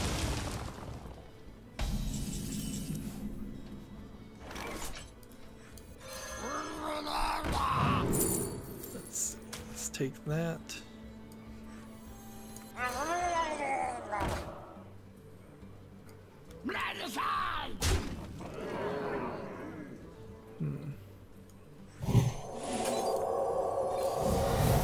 Job's done. You lost 4 games in a row. I thought you had 2.5 years of experience.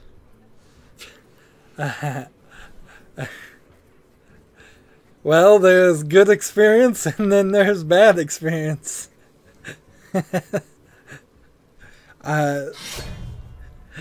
If you ever apply for a job and they ask you for, say, 2.5 years of job experience, just imagine that half of the people that they get hired for there did have that much experience and still sucked at their jobs. I want to see one of Google's AIs play this game. That'd be nice. They'd probably be able to do it. It would just probably be beneath them to spend the time on it.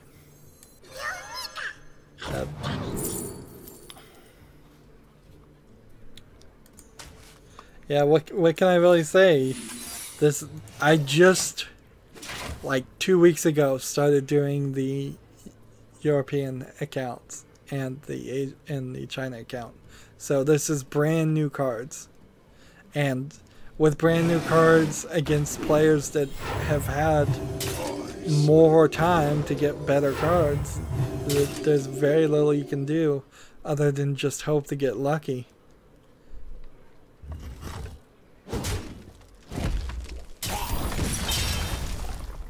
I do have a strategy here. It involves having as many Murlocs on the field so this gets +1 attack so it can charge and win.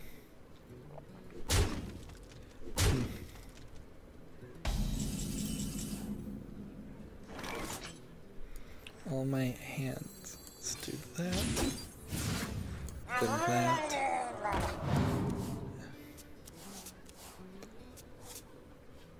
Then that. Reporting for duty. Let's kill that. And attack that.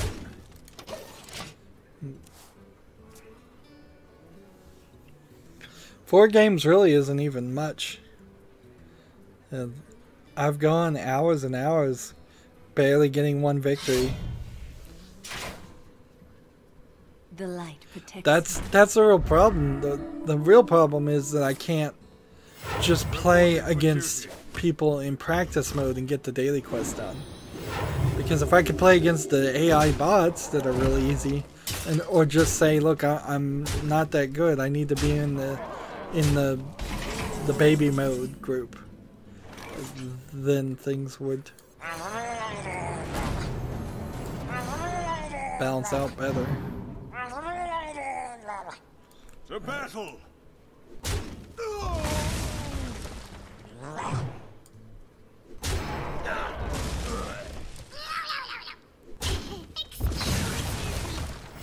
Reporting for duty.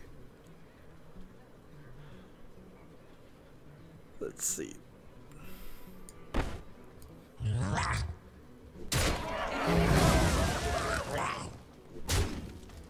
And I lost.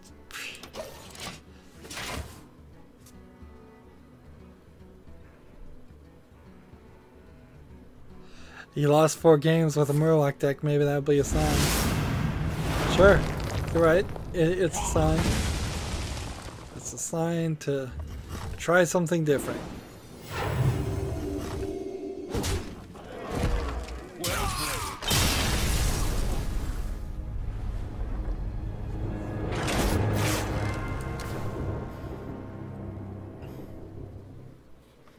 Let's see. Switch back over to our regular Paladin deck. Switch over to ranked mode. Play wild. Actually, why are we playing wild? Let's play standard.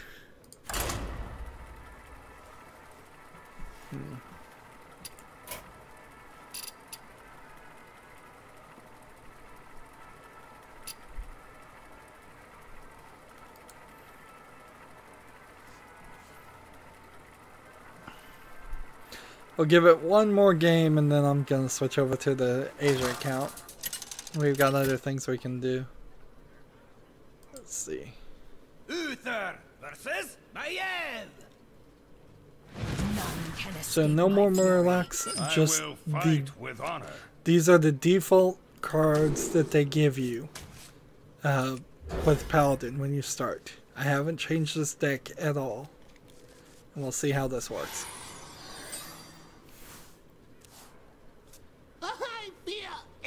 Alex says, okay, let's see how this goes. Play this. For justice. So I can do this. So I can do that. Job done. End the turn.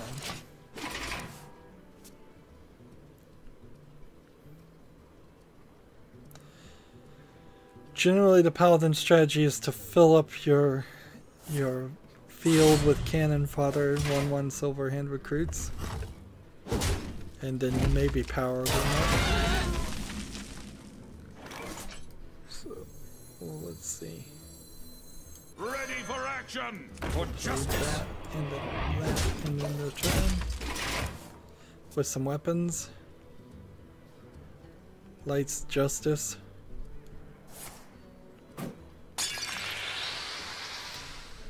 Wasted a poison on a wicked knife with 1 durability. Ah, I see what he's doing. Alright. This. To arms. Attack. For justice. Attack. In the turn.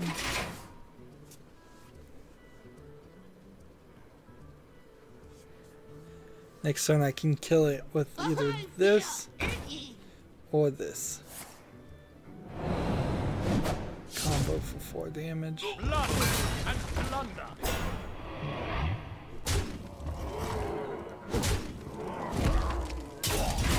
So, controlling the board.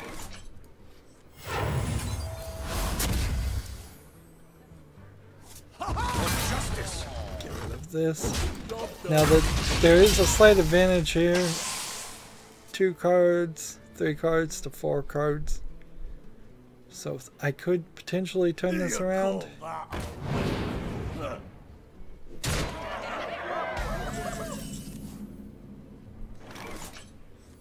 They'll never know Start what with that. Job's done.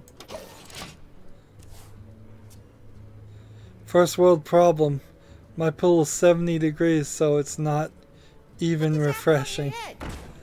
That is a first world problem, certainly.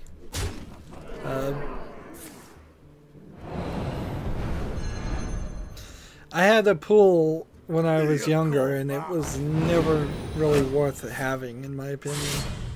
I wasn't the biggest fan of swimming anyways, but just a lot of upkeep and maintenance and a lot of waste of electricity and stuff. This is hard to watch. Yep. It's hard to play too. Here, let's switch over now to the Asia account and see what we can do with that.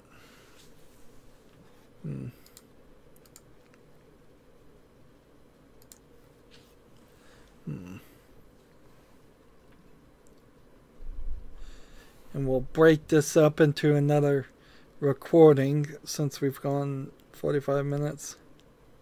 You're back. Come tell us a story or two. That's going to be it for this recording. Stay tuned if you're watching live. As always, I ask you to like, share, subscribe, comment, and watch every second of my videos. If you want a friend or follow me on basically any social media sites, there's a whole bunch of links down below. Thank you for watching. Have a good evening.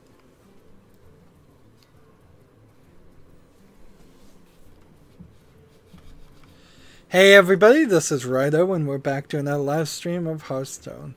We're over here on the China account. We have actually a couple of different things to do. And enjoy yourself. We have an arena run after about 5 losses in a row on the European thing. I also have a watch and learn, which means the one person that's friended me, I need to watch them. You better win the next game. Alright. Alexis in the chat is not happy with my turnout. I kind of need to trade this watch and learn. This is the worst thing in the world you could possibly do, but I kind of have to do it. So, Shaman in the arena, if I can play the Shaman. I can't. So we just need to go with the hunter, Beasts are above deceit. I suppose. And let's pick things. I still haven't really figured out who to pick. Like, should I have picked the mage there?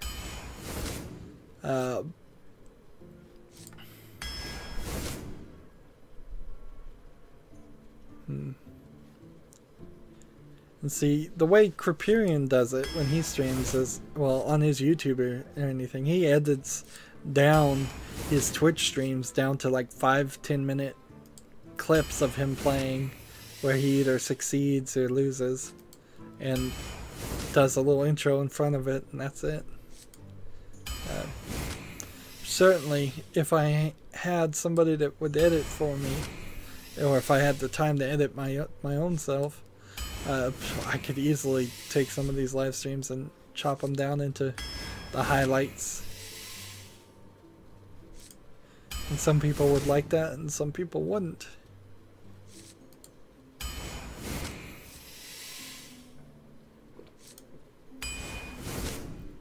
There's a good chance that we will win the arena run, with Hearth Arena helping us a little bit and playing against other people with random cards, with us having random cards. Like, the vast majority of these cards I do not have unlocked on the Asia account, since I only started playing it a couple weeks ago. And we're getting a very high synergy ratio.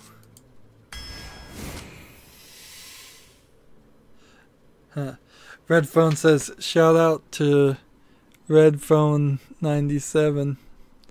Smiley face. Wow, a negative number. What highlights? You just lost 5 games in a row. Yeah. So you take the Benny Hill music,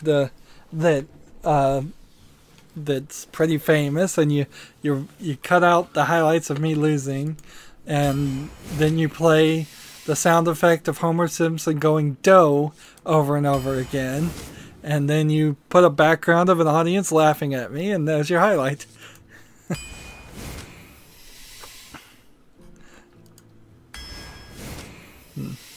That's content creation right there. You take garbage and you turn it into gold.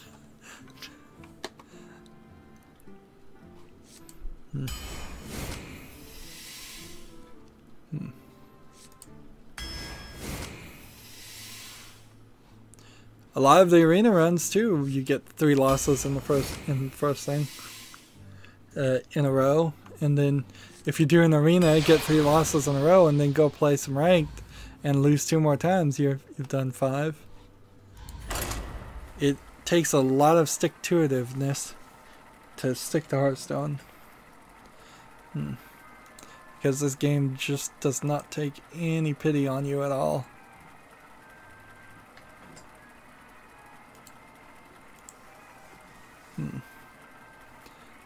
Alexa says, you're too funny. Haha. Yep. I was saying earlier, I recorded Wolfenstein The New Order. I'm covering that for release in a few months, or a month or 2. And the first 2 hours of it, there was something wrong with my recording settings, and so it added what looks like a bunch of frame lag to the footage that wasn't there before. But there's no way I want to play that game again from the beginning for even 2 hours, so I'm just gonna have to turn that into gold and say, whoops, I made a mistake. Don't blame the game this time. Usually, if you see lag in a pre-recorded video of mine, it is the game. And I'm more than willing to blame the creators of the game. But this time it was all my fault.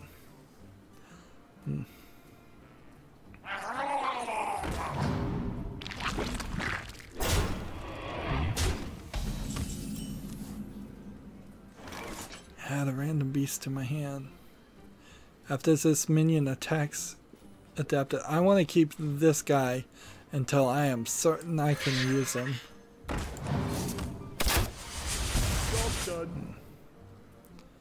Wow, that deck is expensive.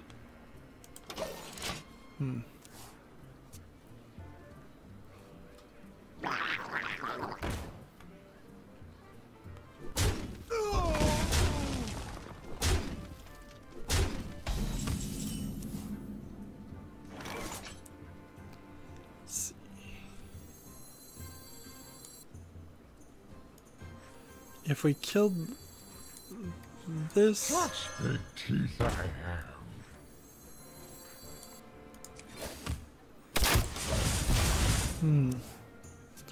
so I'm trying to get the convert the flow here. How do I say this? I'm trying to get the advantage, and I have all these cards, and I don't know what to do to get it. You should do a Hex Cells Infinite live stream.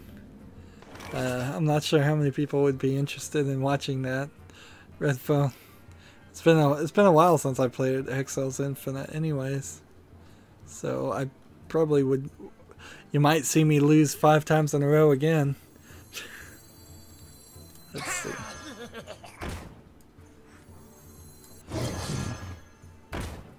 Or some randomly generated puzzles. Run away. Job's done. The thing about Hearthstone is that I have a lot of evidence that people actually watch my Hearthstone videos, and that's a big reason why I come back and play it. I'm not even very much of a fan of Hearthstone as a game. I find it frustrating, as Alexis is hinting at. That was for duty. But for most games, I've got so many other ones that I just want to move on to. I have over 600. Let's see if you opponent 6 or more cards in their hand. Like, I have over 600 games in my Steam library. So there's trying to move things. So I just try to get to the next thing. I've got such a backlog.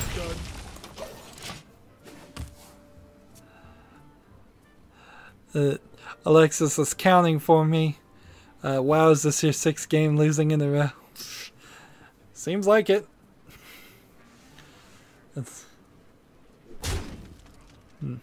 Don't count the losses, count the victories.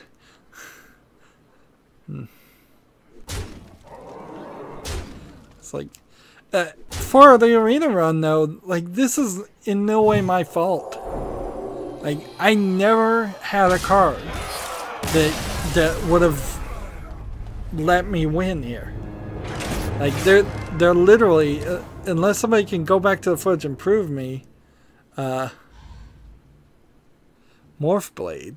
Is that a game? Morph Blade? It's fun. I'll have to look that up. I haven't heard that one. Heard of that one.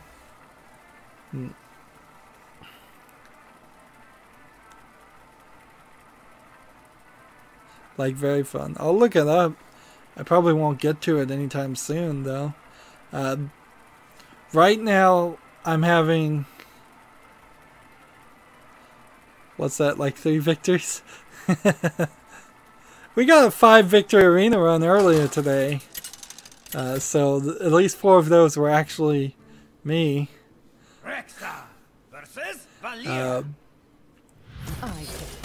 There we go, I got a victory. Alexis, be happy.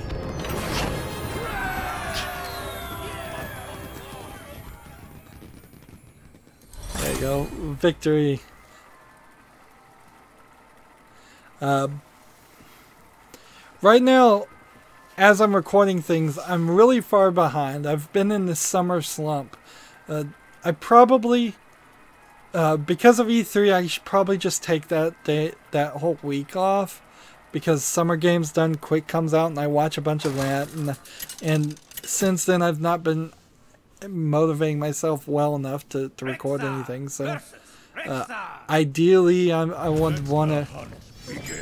record all footage at least 3 months in advance, and I'm not 3 months in advance for my 5 shows that air every Monday through Friday.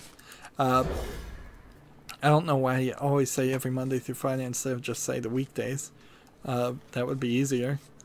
I'm right now trying to fill in just a few gaps before I hit October. And when I start recording October will be Halloween month, and I'll play the most scary of games, because you can't limit like every zombie game to October, because you'd eliminate so many other games that come out year round in the video game industry. But things that are very much around horror, very, very scary, I put in October. Redphone says, so mean, Alexis. Alexis says, I don't call that a victory, more of a motivation.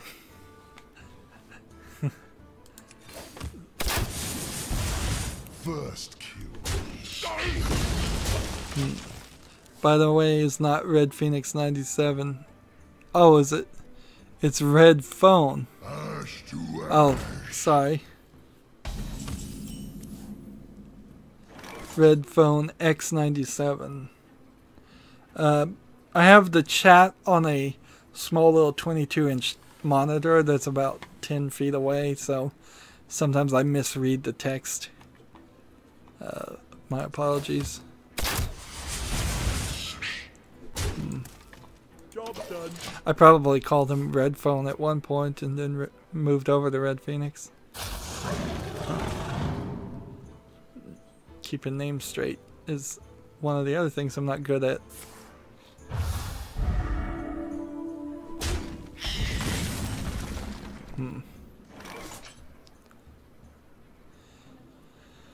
+1 health for each enemy minion. Taunt. Let's do this first. You wanna blow something up?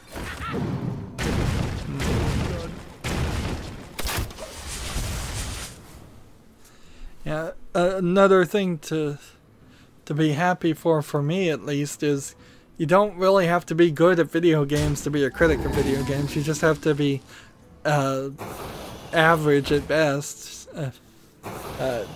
because I am criticizing a game from the perspective of what an average player would do. Phoenix is right. Phoenix like the flying bird. Lol. Oh, so I have been saying it the wrong way the whole time. Okay, I see. Pay attention. That's what I should do. Pay a little bit better attention. Like the flying bird.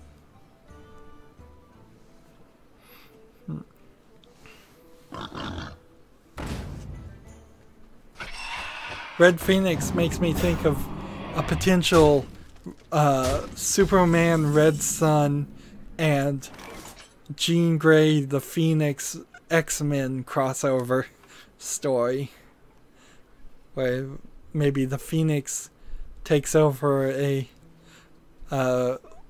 Russian-born Jean Grey. I guess that wouldn't really make that much sense. What it? Double this minion's attack at the start of your turn. Let's see what he wants to do about that. You call 6 losing streak average? Lol. Yes, for Hearthstone, I do.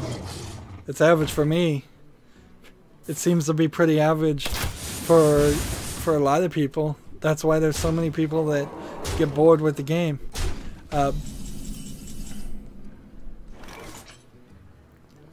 When you're playing a game that's designed to only have you win 50% of the time, which is an incredibly low win ratio compared to a single player game.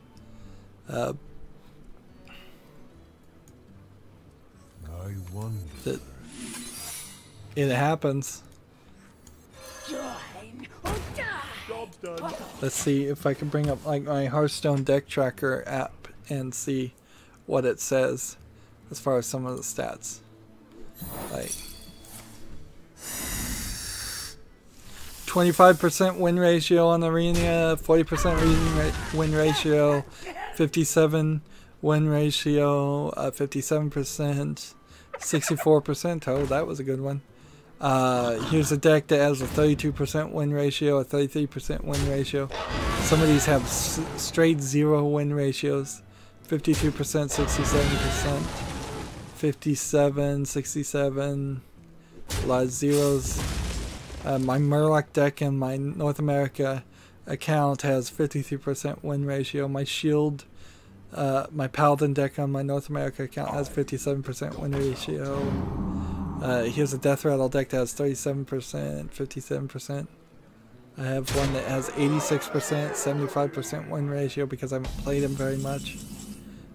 My Weapons deck has a 25% win ratio. So, balance out 6 losses to the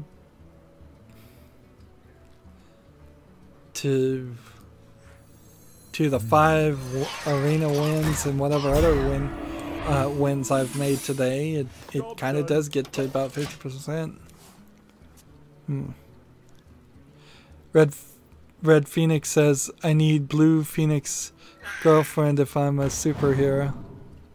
I need a Blue Phoenix girlfriend if I'm a superhero. Yep.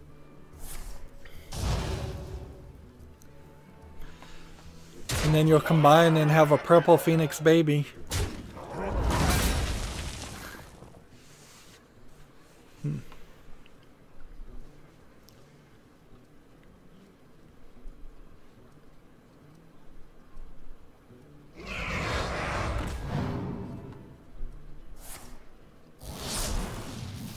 There we go.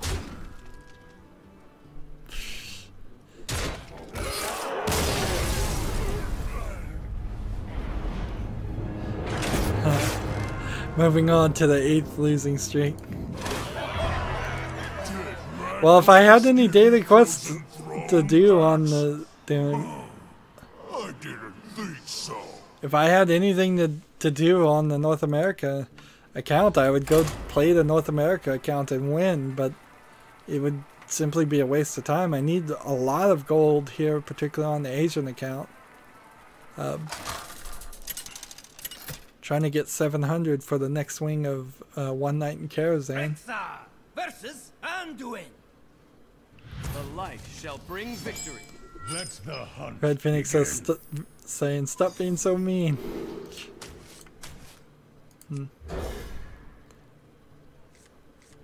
It's like, I don't care one way or the other. It's true. It's not like he's saying anything that's false. This is just how it goes sometimes on Hearthstone. And this is the prime example of why new players, because this is a new account, just get treated really badly in Hearthstone. There's no hand holding, there's no helping. I'm just gonna leave that here. Why do I have so many accounts? Because I'm a YouTuber, and because if people are play on the Asia account and they want to play me, then I have to play on the Asia account. And if people play on the European account and they want to play me, then I have to play on the European account. And if people want to play me on my primary account on the Americas account, then they have to play me there. So it's really just because I'm a YouTuber and because I have fans that want to play me. And since you're getting free arena runs right now during the Frostfall Festival, I might as well play and try and get better cards, so later on down the line I can play with better cards. Normal people would just stick to whatever their region is, obviously. Darn it.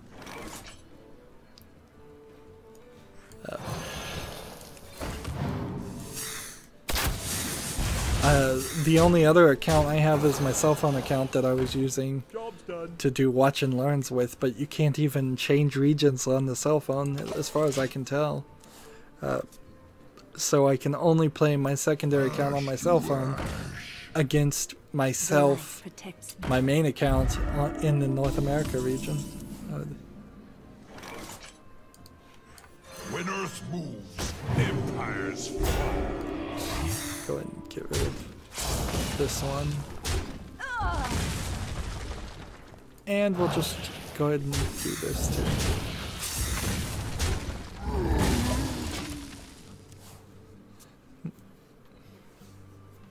It certainly has added a lot of time.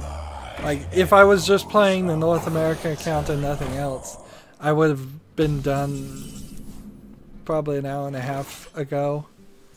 And swap the attack and health of a minion. Well,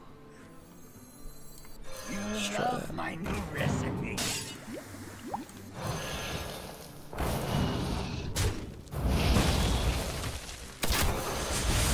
Wake before the earth.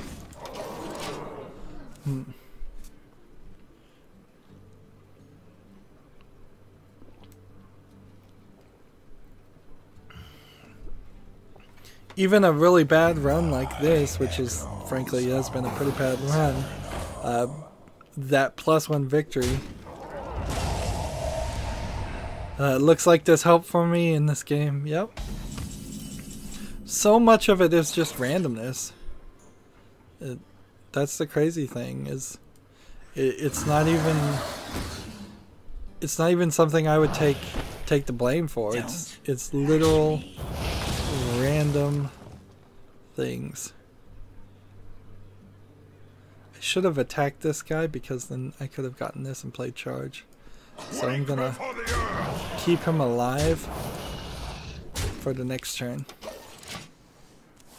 I didn't look and see what his card did, because he would have had 6 cards in his hands. Win your fury.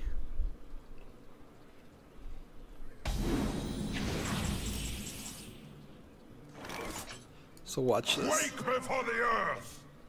Attack, draw, play, charge. Already attacked. Rush me. And I could have played this too. Could have had a good chance.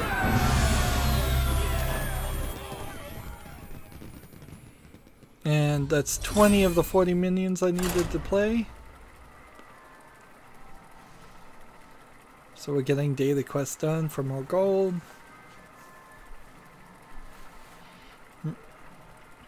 The other thing is, for YouTube, since live streaming is relatively new, the longer I go, the more people get on and watch. So it's totally worth my time, even if I'm just going to sit here in complete and total silence, to play online and live stream it, versus me doing these things off screen, which is what I used to do. I used to say, well, I'll do the rest of this off screen. I have nothing to say, and there was nobody getting on chat anyway, so as long as people are watching, as long as people are chatting, as long as those two things are happening, it makes more sense to just go on forever and ever.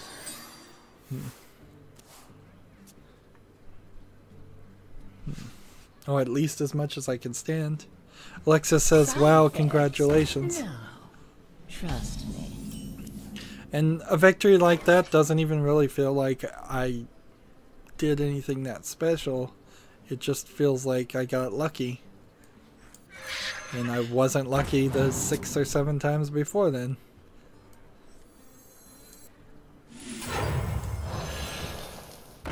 Job's done. I probably should hold on to this elemental card. Taunt and adapt, not yet.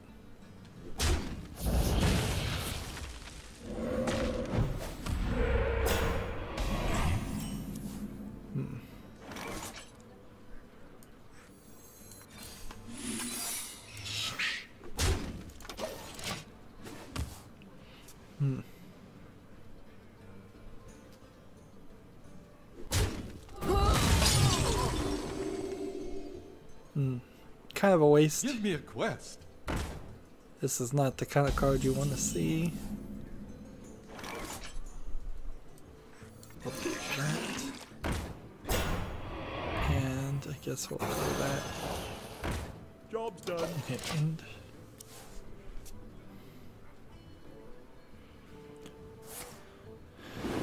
after your opponent casts a spell, summon a 4/2 chance it with stealth. How much free time do you have to play video games for 5 hours? I have all the free time in the world. This is my job. It doesn't pay. Don't you have to work? Nope. This is what I do to work. This is the thing I'm trying to make become a real career.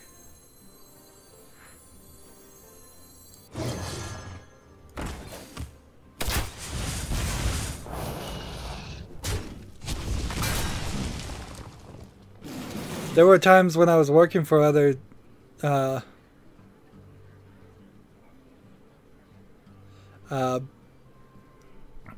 I was actually working for a company and I was still playing 5 hours some evenings. Particularly when Skyrim came out on the Xbox 360. Loki says, "Yo, what's up, bro?" Hey, Loki.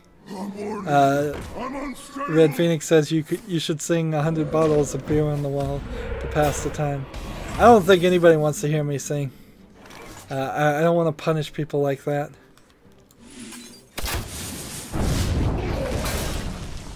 Which one is it going to hit? Ah, that was the wrong one. Alexa says, "I actually want your channel to succeed." Good. Thank you. I want my channel to succeed too. It would have been a lot easier if I'd started a lot earlier. I can tell you that, but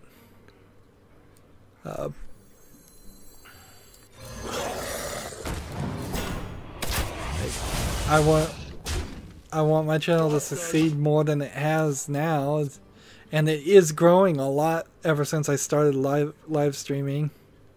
Loki says, "Haha." So do you live with your parents? I live with a disabled family member. I don't give out any more details than that, just to protect their privacy. And they need me to be around to watch them, but it's not really that much. So I have a lot of free time because of that.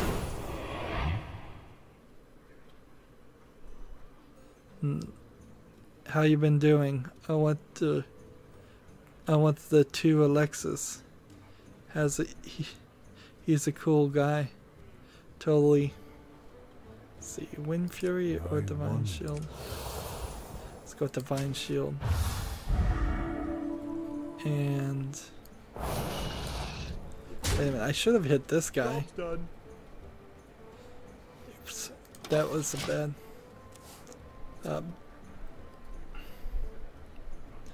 My channel's not doing terribly. It just needs to scale up a little exponentially. If instead of the number of views that I get now, if I got 100 views 100 times on all of my videos, which is just that snowball effect. Once YouTube thinks that my channel's worth promoting, it will promote it and more people will see it. If it just went up to 100 times, I would make probably more than enough to live off per week. 1,000 times that, I would be pretty rich at that point.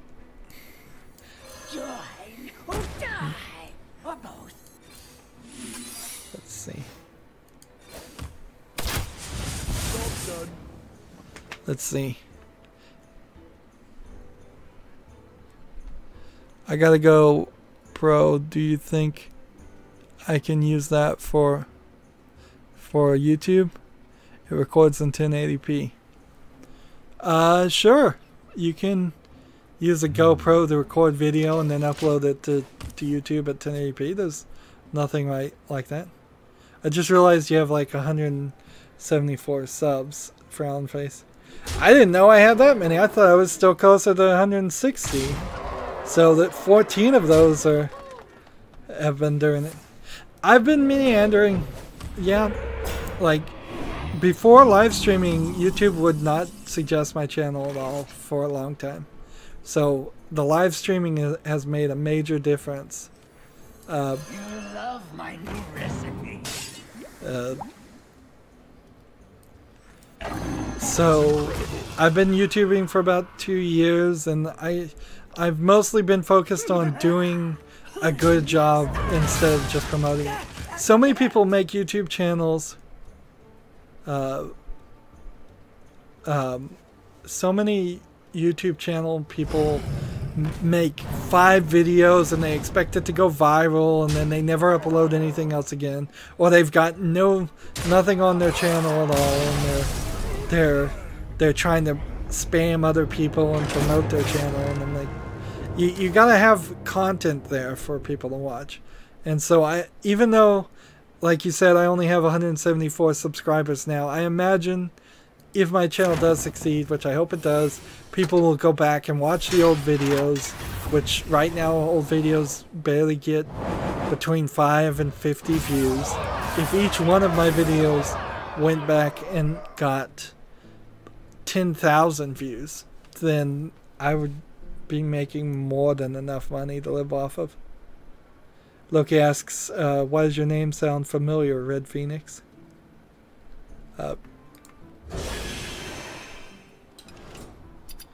Yeah, I'm just in a very unique position. Alexa says, oh, I thought you were going to win that game. Yeah, it's just randomness. You pick random cards, you play against random people. The cards are pretty random in what they do in the first place. You're just not guaranteed that high level of success.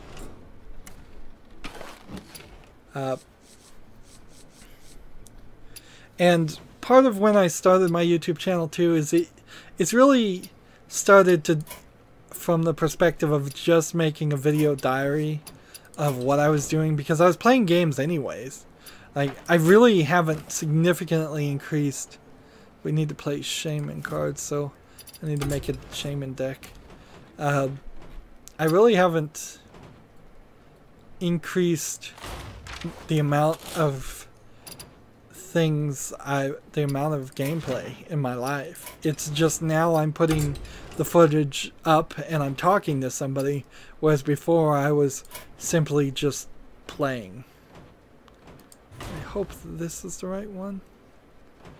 Or was this the right one? Loki the cat is a spy from GBS.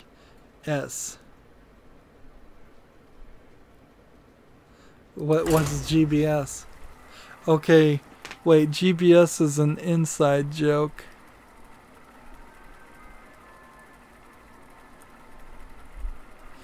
Loki the cat, I'm a spy for GBS. Okay, wait, GBS is an inside joke. Well, I'm not getting it, certainly. I don't know what GBS is. I'm thinking giant bomb something. So you won't get it. Some people have 16 million subscribers for being on YouTube for 2 years, and then there's you. And there are a lot of YouTubers, certainly, that have been on for 10 years and don't have any subscribers. It's true. I'm in a little bit of a niche too, though. I'm not doing things that thousands of other people are not doing. Like, I'm doing video game Let's Plays and criticisms. That's pretty much what a lot of people do. If I was doing good mythical mining or pranks or something that was going to be more viral, where there was a lot less competition, that would be in heaven. It is definitely a tough journey, and it's going to be a tough journey, and I know that. I may have not completely realized how tough it would have been when I first started on YouTube, but I also enjoy it. Okay, hey Rydo, you want to play some games? If you can get the YouTube screen to work.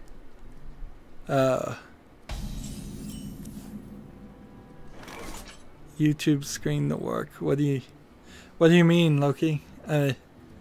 You're on the America's account, right? OMG working.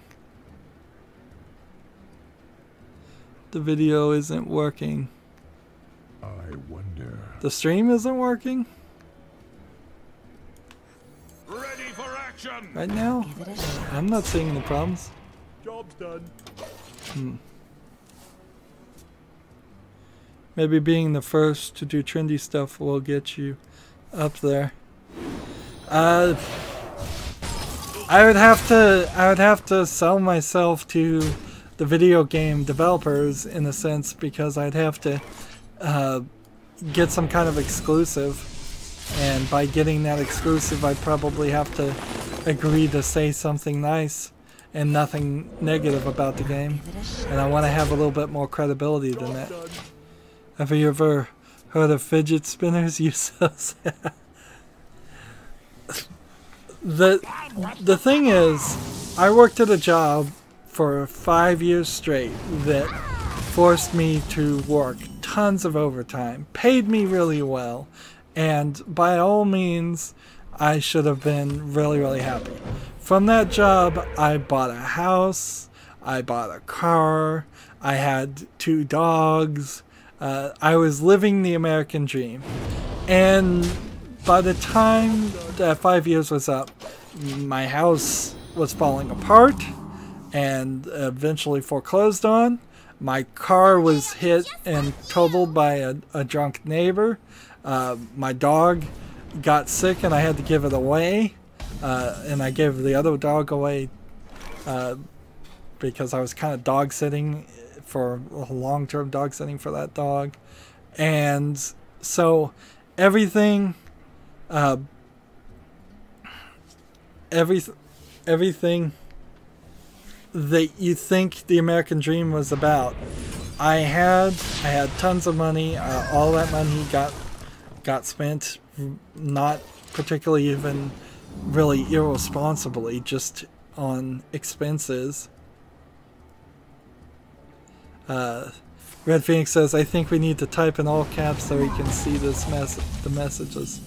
Actually, that does kind of help me, but Alexa says, no, just no. First time this PC was turned on in a long time, and of course it doesn't want to work right. Isn't that always the case? The video keeps stuttering or freezing. I'm logged on if you want a challenge. I don't think... I'm on the Asia account right now trying to get the daily quest done, Loki. So I need to get that done first. So, to wrap up my story, yeah, I finished... I had what you imagine you would have wanted in life, and none of it really was fulfilling, and none of it was what I wanted, and frankly I would prefer just to run my own business as a YouTuber and be in charge of myself, and even if it only barely pays the bills, which is kind of all I'm really hoping for. I'd much rather be happy with my life than be miserable, which is what I was before. I went to college for a while and then realized it wasn't what I wanted and dropped out pretty expertly quickly before I accrued a ton of college debt. Most of the people I know that stayed in college accrued a ton of college debt and have worse jobs than me. And worse jobs than that job that was paying very well. College in particular in the in the United States has become less and less of a important thing to do. One of the problems that I immediately recognized when I went to college is that I had taken a significant break between when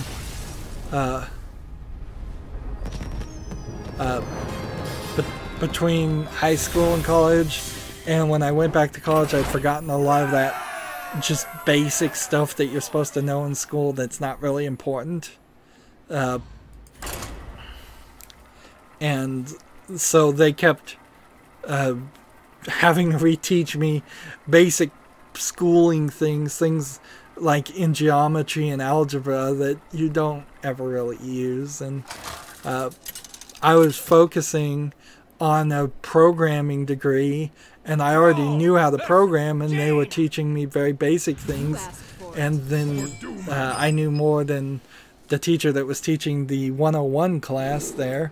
So there was conflict there too, and I just didn't enjoy it. I never really enjoyed any education at any level. I've never been happy with being told to learn a specific thing. I want to learn things when I'm ready to learn them, and not a second before.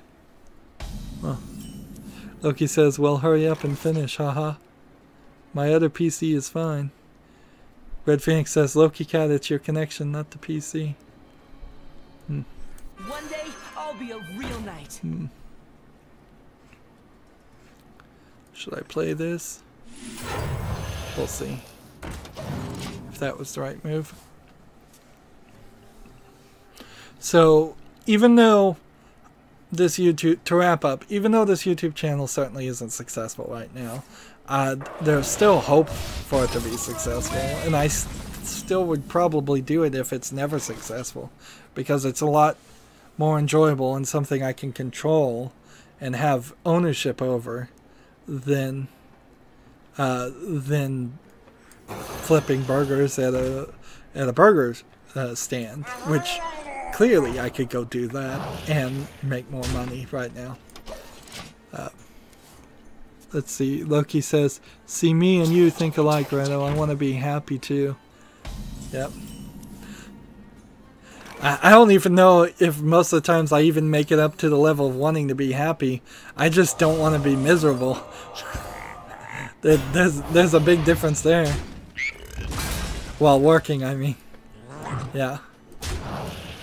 Too many jobs I've worked where I was miserable the whole time.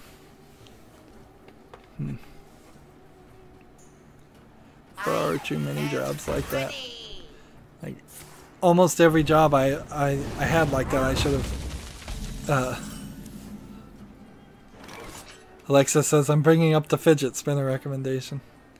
I don't ever really want to do like video, and that fidget spinner is already 2 weeks too old. It won't be popular for much longer.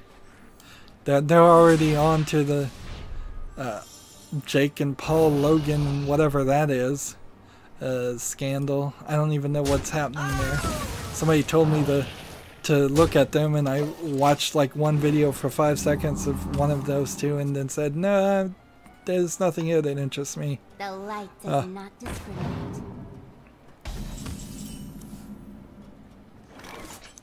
Just like, certainly I could do drama channels. Those are things that often get a lot of views, as H3H3 Productions and all of that. Just report on all the YouTube drama and crazy stuff happening. There's dozens of things I could do that I wouldn't be interested in doing. Have you heard about 3 a.m. videos? No, I haven't heard anything about 3 a.m. videos. What is that? There's also, right now, if you look at the live tab on trending, at least for me, I don't know if these tabs are different, there's a ton of people that just play basically stolen music 24/7 through a computer.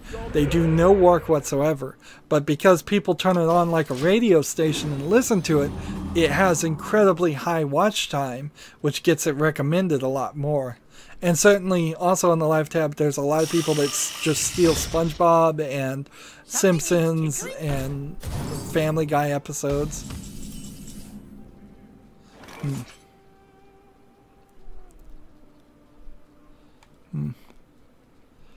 See, Red Phoenix says, it kinda weird how our brains auto-correct messages like this one. I wonder. Yeah, kinda weird. It's kinda cool, too. Is this enough to win? Not quite, but close enough. Because this time, as long as this stays in play, I can do 4 damage unless he heals.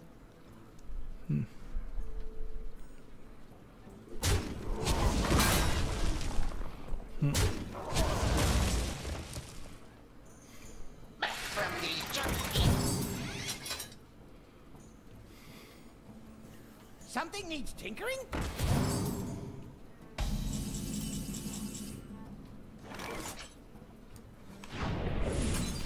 Let's see. This plus this. Not quite enough. Darn it. That heal.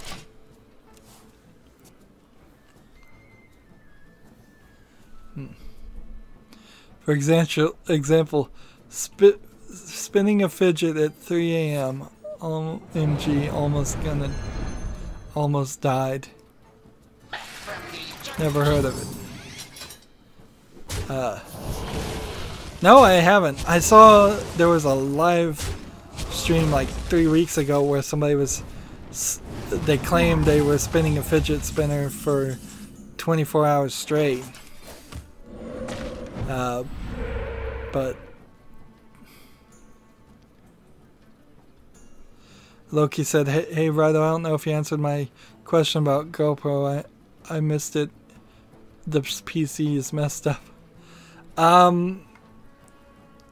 I thought the GoPro recorded footage. I'm not an expert on GoPro, certainly, but I thought it recorded footage to a file and then you would have to upload the file. But if it acts as a webcam and you connect it, it should work. I don't know what particular software you're trying to do there. Is it because I don't think there's something in like Battle.net or Blizzard that you're trying to use. You would have to figure out what software takes that webcam video and plays it, and see if you can add that as a capture source, or I don't even know. You might be able to directly add it via OBS Studio.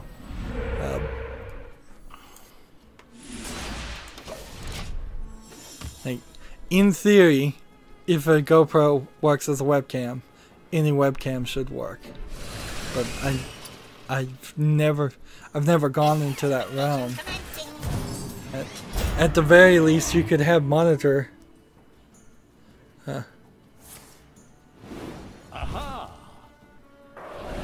Red Phoenix is now just posting memes. He's posting, I got a dig bic. You that read wrong. You read that wrong too. Although he misspelled that one wrong too. Also, it's TOO. One shot, one kill. Job's done.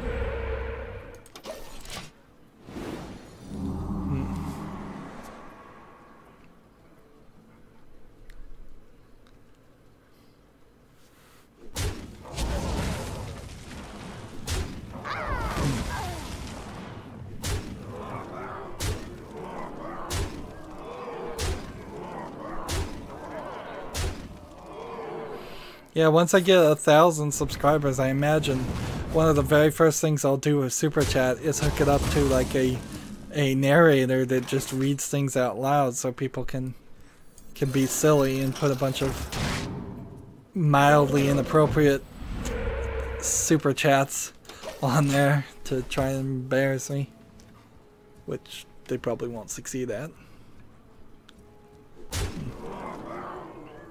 Well, I'm not gonna win here, but did I get the daily quest done? That was all we were here for. We were playing shaman cards and minions.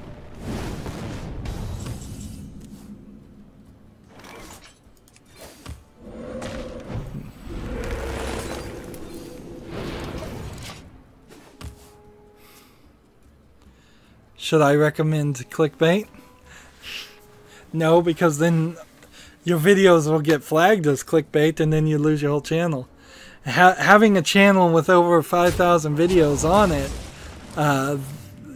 the last thing I need is to get copyright or community strikes that would delete everything, because it's not like I have a backup of these videos or anywhere else to upload them. Like, so many channels do that. They take the short perspective and they think they're gonna get somewhere and they don't get anywhere.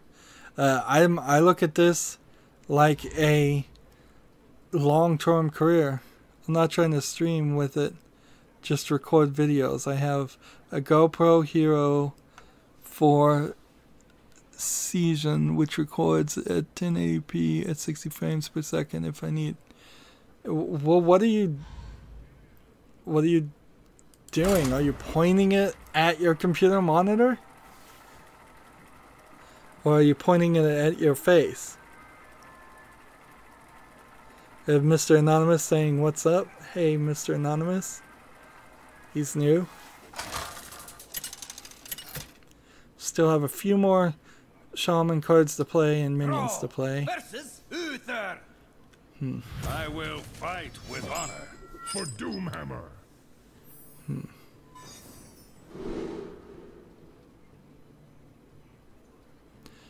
Let's see. Let's see what we can do with OBS Studio.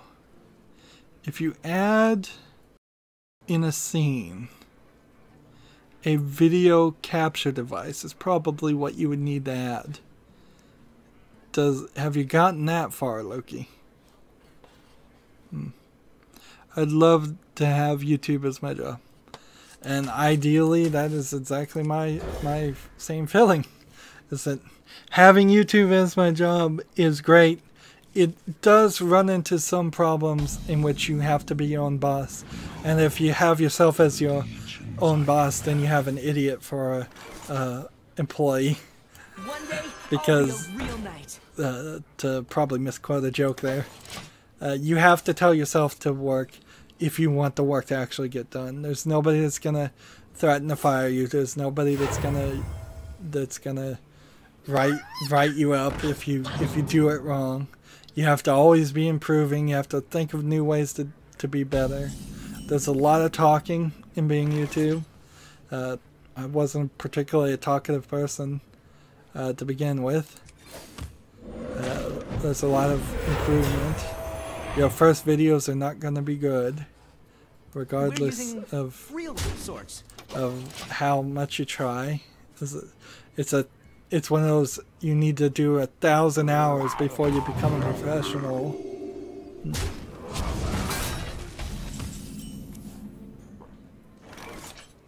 Red Phoenix, I just got a ad.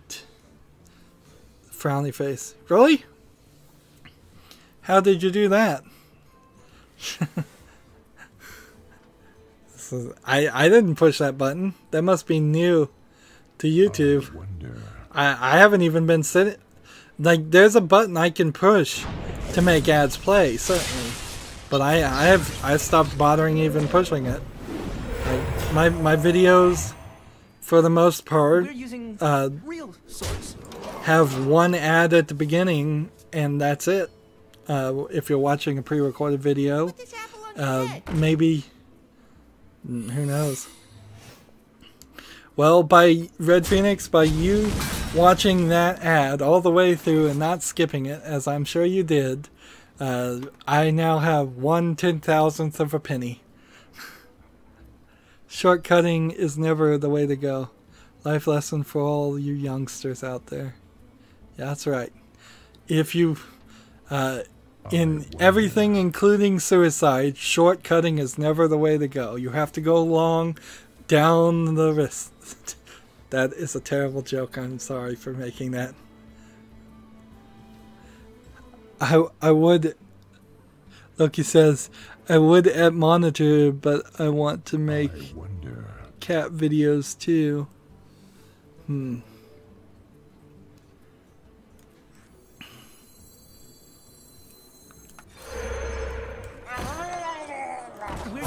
little Real sorts. Yeah, just by default on OBS, Loki, I would say just use a monitor capture until you learn the whole system. Reporting for duty. 1/10,000th of a penny, he says. That's right, that's how I make my money. 1/10,000th of a penny.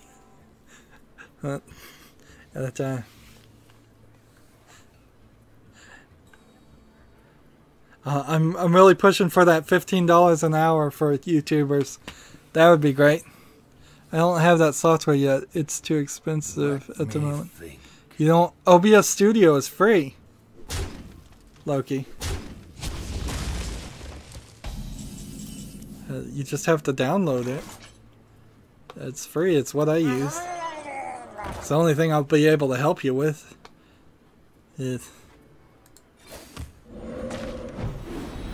What do I think would help my channel grow? People watching it, like people right now, people recommending it, people getting their friends to subscribe even if you know they're not going to watch it. I can certainly handle a few viewers that aren't that interested in actually watching it. People commenting when I'm live streaming, people commenting on pre-recorded videos, people thumbs upping it, people thumbs downing it even. It's all considered and thrown into an AI recommendation engine that YouTube has, and as there's more activity, whatever that activity is, YouTube says that that video is worth watching and recommends it to more random people. And as more random people see it, they start subscribing and recommending, and that's it. The other things I could do to make my channel grow is be better at my job. Fake accounts, okay. If you have 2 accounts and you subscribe to me, that's fine. If you're paying some Russian organization to give me 1,000 subscribers, that's not fine. Like JK says,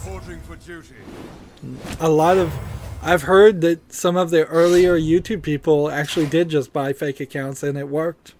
It got them recommended enough that real people started watching.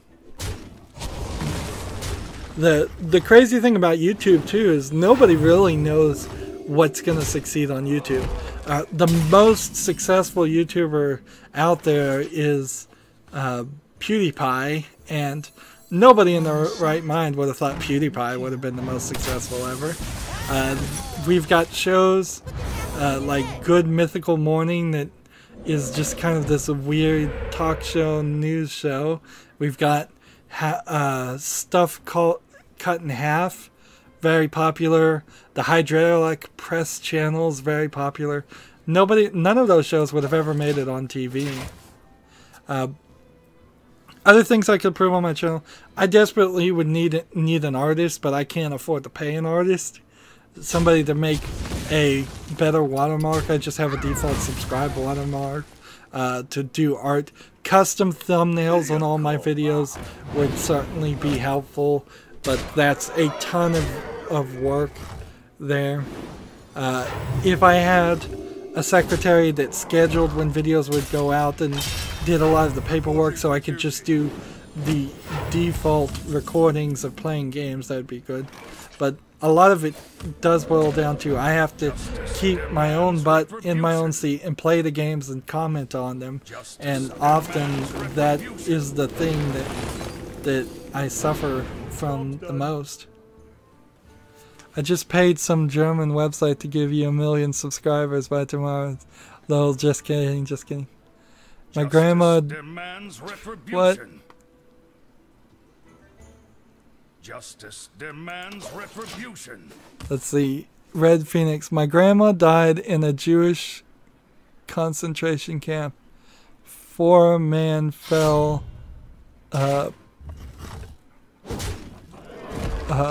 poor man fell off a guard tower. Red.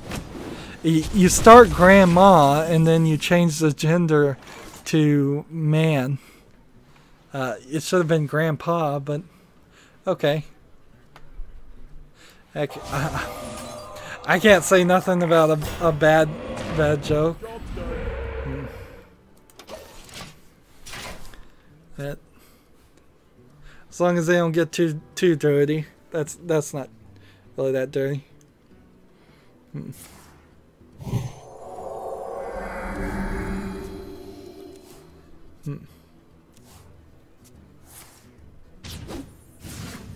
Let's see. Hopefully I'll have the daily quest done here after this game.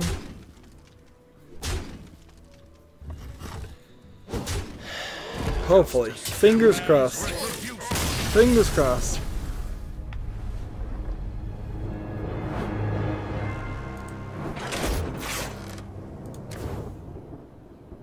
Seriously? One more minion and 5 more shaming class.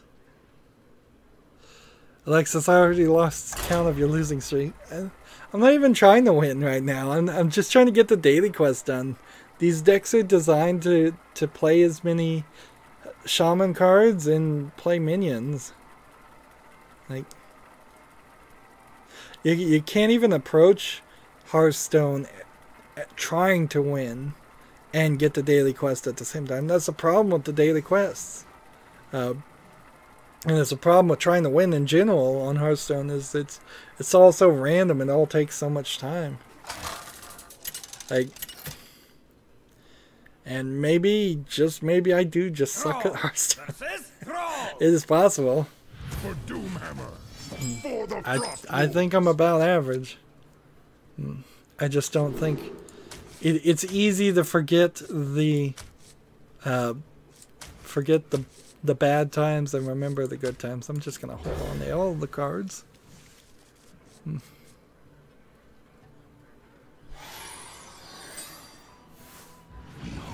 Red Phoenix, sometimes you need to go on the drive to clear your head, just like JFK.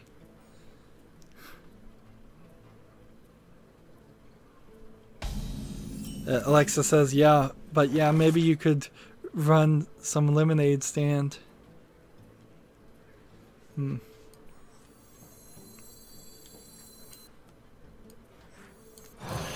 see. That's one minion, and I think I needed to play 5 shaman cards, so I think if I do all of these and then concede, I'll be alright.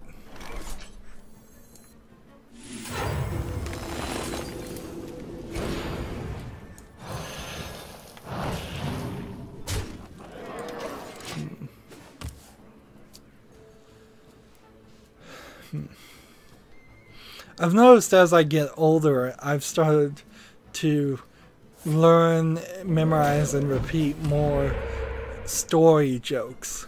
And I used to think them up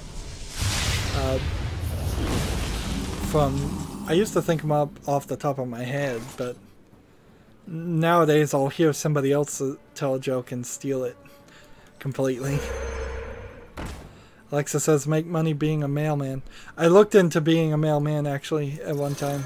It's actually very hard in the United States to be a mailman because they give priority to veterans who are in the military. Maybe take a loan and invest. Yeah, nobody would loan me any money. I promise you that.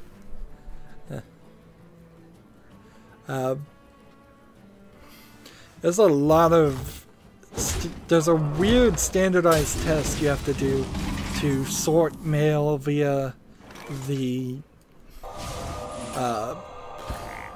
what are they called? The zip codes, the postal codes, and you basically can't pass the test unless you're in the military and they hire you on as a temporary worker and you work at the mail at the post office for a while so you understand how to pass the test, and then they let you take the test and be a permanent employee. But it was something I certainly thought about. I think one of the major reasons I was thinking about it was particularly just to avoid dealing with people. which is probably not the way to approach things.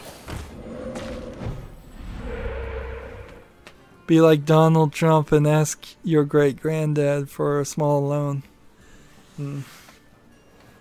Oh, if I could, I would.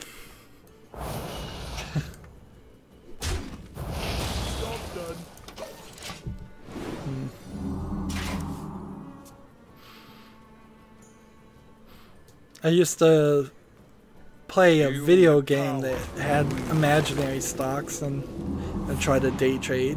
Not particularly the most interesting thing to me. Maybe you could be a car washer.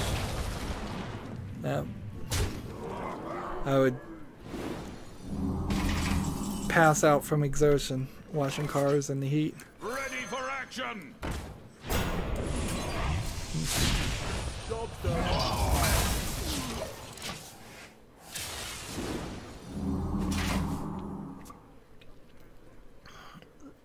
No, I would just go straight to panhandling if I'm not doing YouTube. I would just have my sign going, homeless, please help. Haven't eaten in 3 days.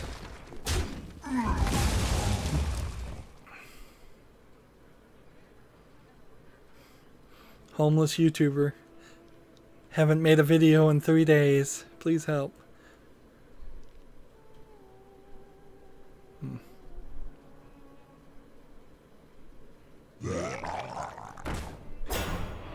My totems! My pretty totems!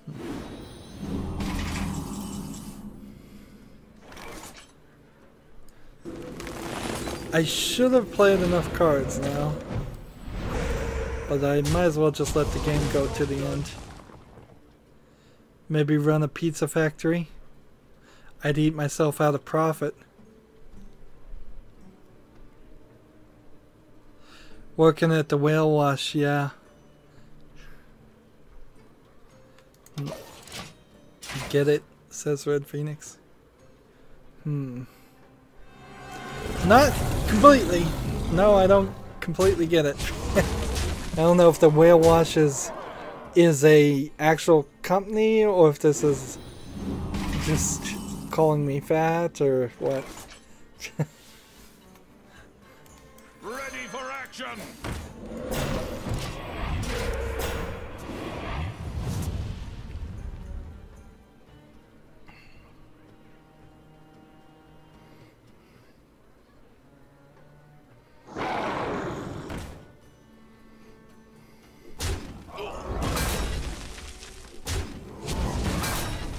Maybe make my own business. This is my own business. I actually had my own business before too that did something completely different, and eventually I just shut it down because it was too much of a hassle to try to bring in customers, and it was a sales type job, and without a guaranteed stream of customers, it was way too risky and way too much work. Too many people wanted everything for free. Whale wash is in Shark Tank. Oh. Like a Dunkin' Donuts says Alexis. I wouldn't mind having a donut shop, but again, I would eat myself out of the profit. So many shaman cards left to play. Let's switch out. Let's switch it around. Switch to... Let's see. I think we're done with the Americas, so we'll switch back to the European account. This is taking forever, certainly. Welcome to my end.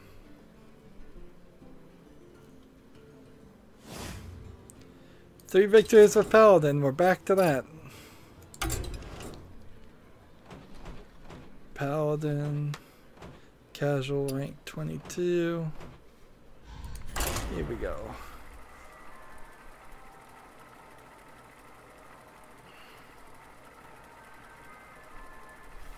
Is anybody online? See, if this guy was watching me stream, I'd ask him to challenge me. We could get these things done faster.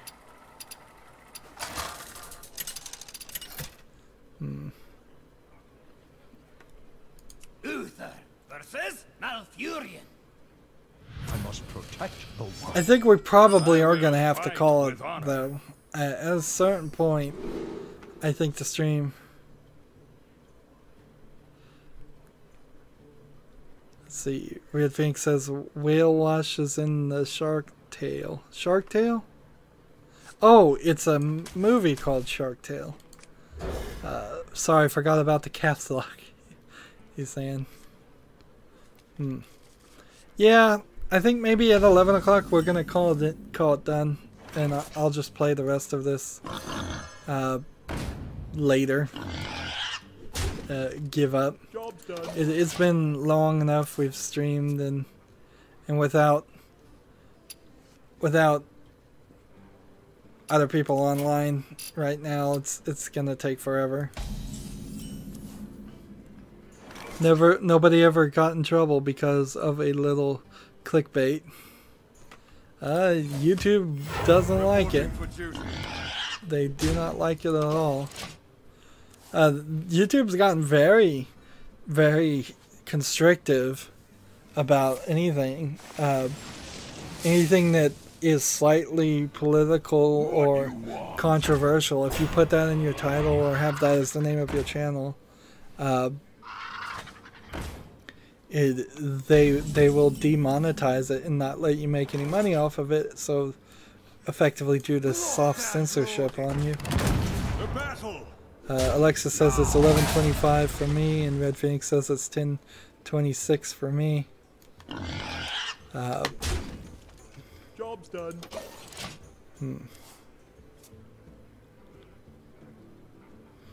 So Red Phoenix's clock is running a few seconds fast.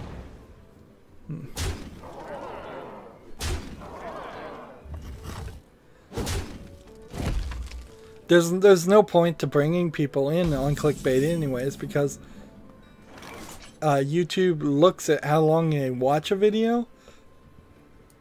So if you clickbait somebody and convince them to watch a video and they only watch it for 5 seconds, it doesn't help.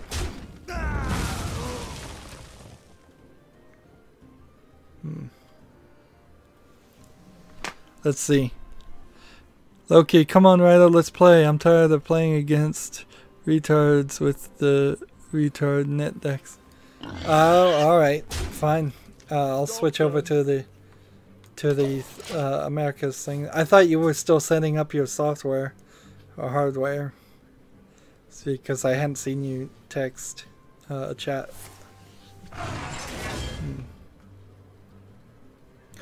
So let me see if I can get a victory here. I think I've probably teased the audience for quite a long time now, playing these secondary accounts that are not good, as some may have noticed. For the king! For honor, for justice! For the king, for honor, for justice.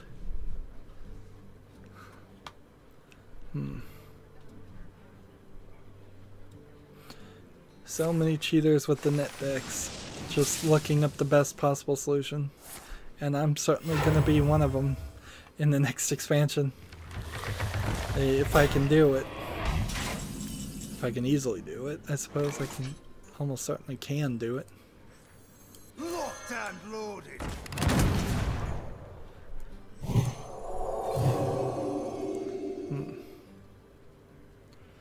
Red Phoenix said, nope, I added a minute of time. It would seem to be skipped, like skip the delay.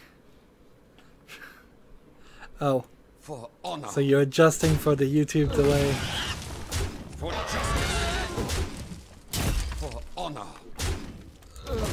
It is really weird because what it implies is that the video is going out live as fast as possible through YouTube, but the chat is actually getting like run through several different servers, probably to check for spam or you know, offensive posts or things.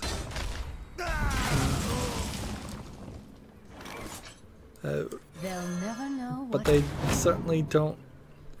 Like, there's no way for me to really improve it or fix it. There we go. Oops.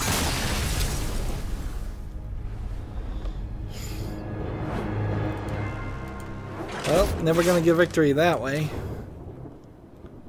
I literally just killed myself.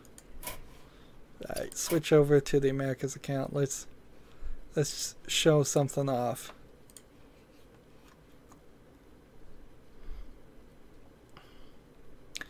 But yeah, I'm starting to get tired myself, so one, maybe two games with Loki, and then I'm just gonna call it a night. Like 5 days till the season's left. No daily quests here.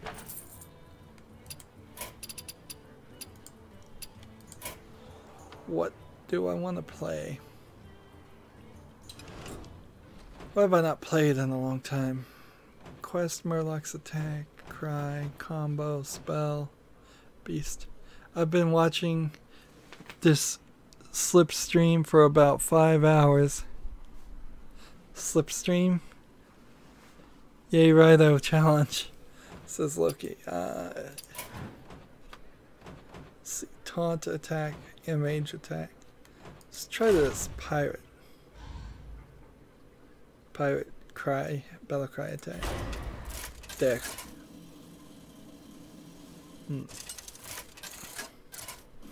Yeah, it is getting out of hand.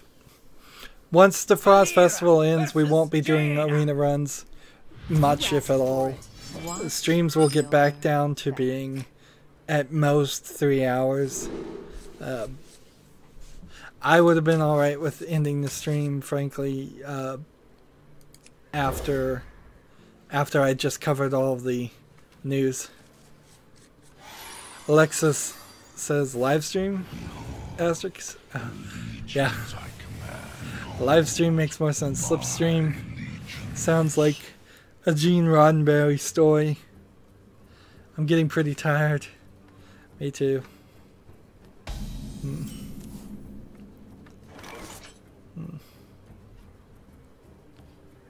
Well, I'm never gonna force anybody to watch all of my stream if they don't want to. Except for Alexis. He has to watch it all. Just kidding. You should do Desert Bus. I think you'd be good at it. They're making a new Desert Bus that they're working on. I'm not sure how many people have been let in on that yet. I don't have enough mana. Gearbox is making Desert Bus, and they probably hired about 8 people out of college to make them program it. And it's gonna be in VR and look a lot better.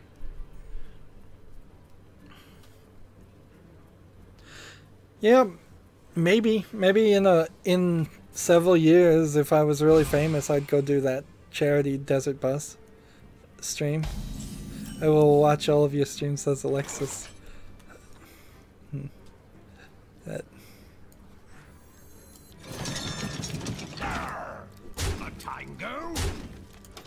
I have thought about just getting a second computer and then playing the everything playlist that's on my channel that has all my videos, and just playing all of that and then streaming it live back to YouTube. So it would be just a 24/7 live stream constantly going, rebroadcasting my videos. I've thought about doing that, but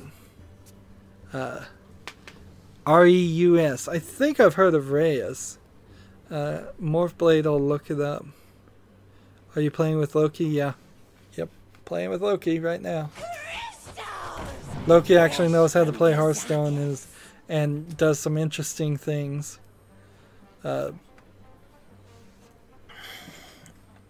Here, let's fix the Hearthstone deck tracker app again.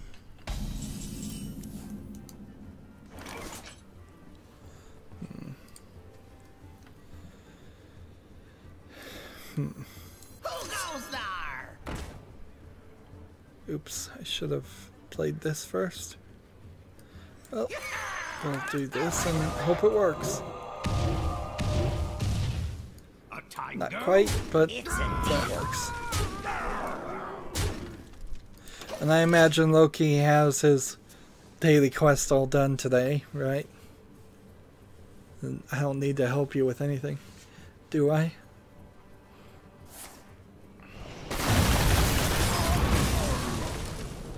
So nice board clear. So this is my pirate deck designed around playing pirates. It's not amazingly great, but it works every now and then.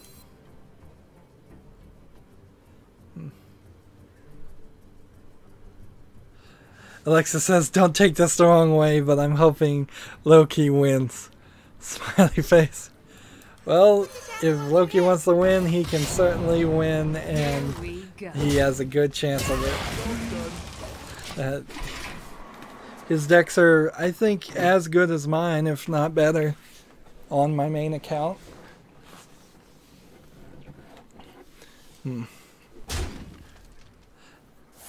I don't mind getting famous on YouTube because everybody loves to hate me.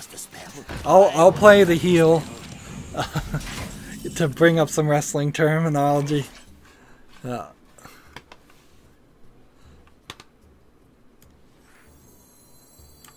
back, you Here we go. Job's done.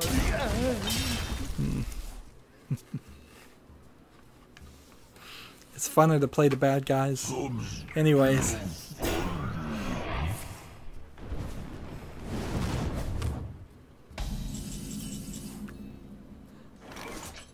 Let's see. Add a random class card from your hand. Let's do this.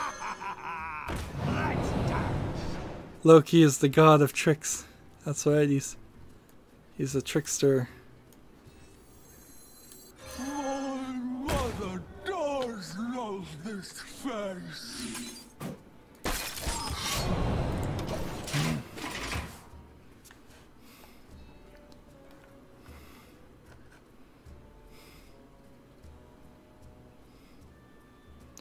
But I think Loki's name is referring to his cat. So his cat is the god of tricks.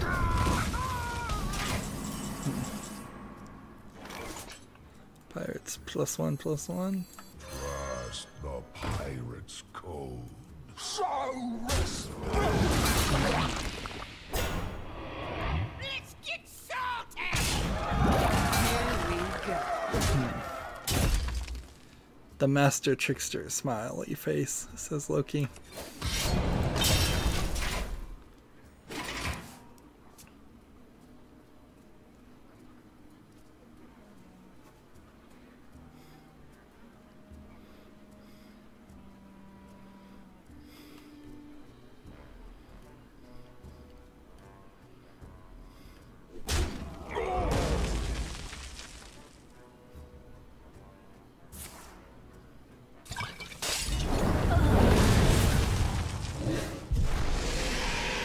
Nice move. Well played. Now he's got a vicious fledgling.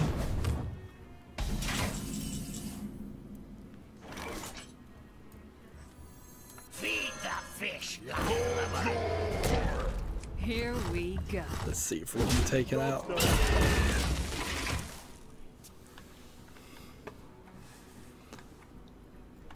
So this deck has a 4 victories to 3 losses, 57% win ratio in comparison to what was probably about 10 or 12 losses on the new accounts. So 2 years does make a difference, most definitely, on how much Here we go. how quickly progress can be made. And you can see I'm not doing too bad, although Loki has a lot of cards here to play tricking to do something and turn this around. He posts my face. Do you have the artifact? Of course, if he plays like Reno Jackson or something, he'll be right back. Let's see. Remove enjoyability. This in the train. I kind of need something to save me here. What could I get? Can you give us time to say goodbyes at the end of the stream because of the YouTube delay? My cat is Buddy. I'm Loki, says Loki. Okay, everybody say goodbye. Start saying goodbye now. There's, I think Loki, maybe we'll play one more game, if you're cool with that. But then after that point, I think I'm a little exhausted. It's been a long day of losses. So start. I guess I could, after the next game with Loki 2, I can just stay in the menu and wrap up.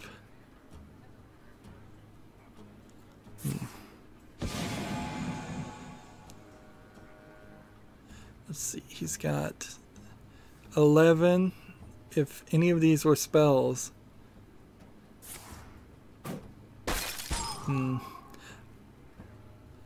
Alexa says goodbye. Can I be the Rydo mascot? Not the official mascot, but if you believe it to be true in your heart, who am I to disagree?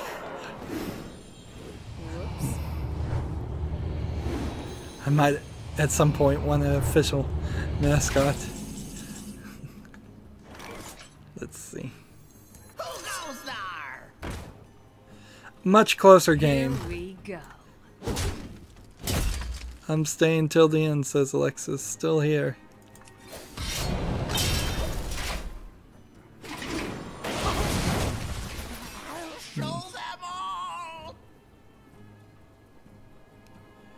He's got way advantage.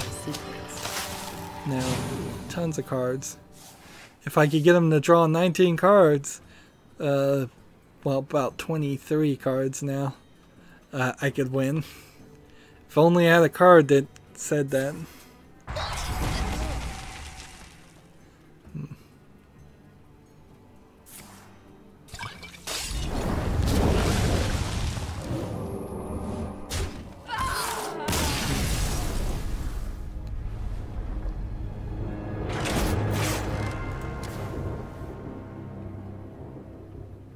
Yay, he won.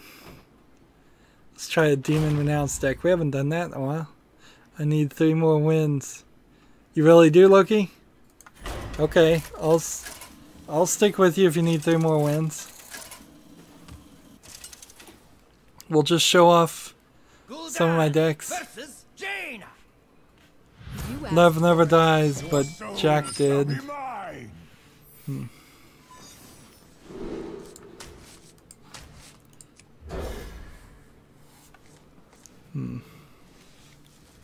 So did Glenn. The legions I command hold. My legions. So this is my Demon Renounce deck. It's full of it's I think 100% Warlock cards. And then there's this card, Renounce Darkness. And if I play it, it will get rid of all of my Warlock cards and replace them with cheaper cards of a different class. Which is kind of an interesting twist, because then you can, for 2 damage to yourself, draw a card that's really cheaper, and something like that is actually really good. So we do this, Renounce. And everything has just been taken out of my deck. And now I'm playing Druid. And everything is one cheaper. Red Phoenix says, these jokes are so punny.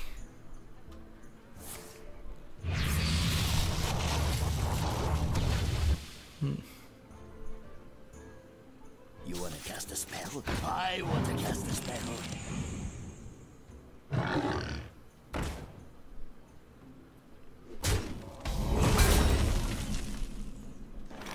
Deal damage equal to your hero's attack to a minion. This would actually be a terrible card to play.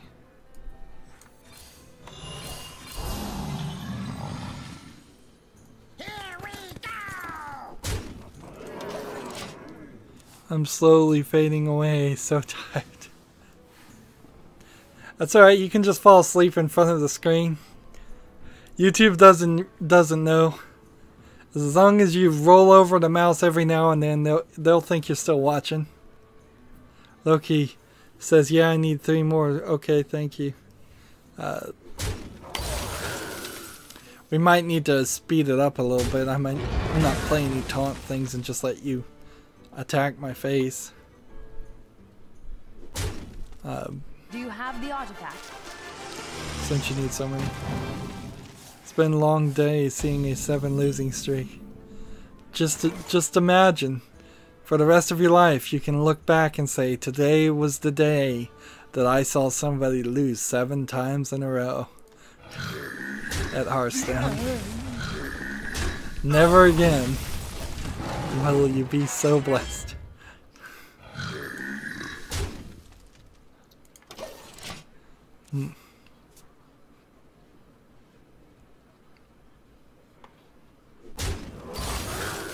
All realities, all dimensions are Destroy all cards in your deck that cost 3 or less. I don't think I have too many of those. Let's see, what do I want to do? Let's go ahead and do that, yeah. This actually would work really well with the other thing, wouldn't it? Like, I should play those 2 cards back to back.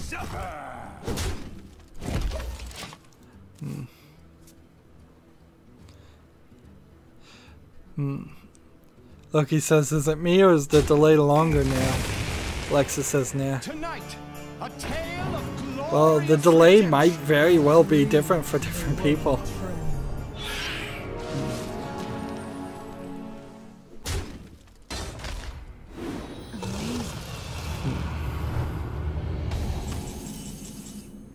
Here you go. I'll be helpful. Bathe in flames.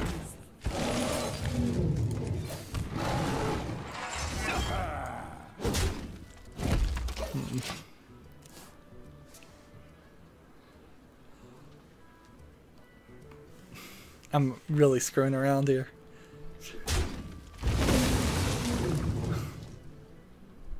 I'm supposed to be letting Loki win, and instead I'm running roughshod on his face.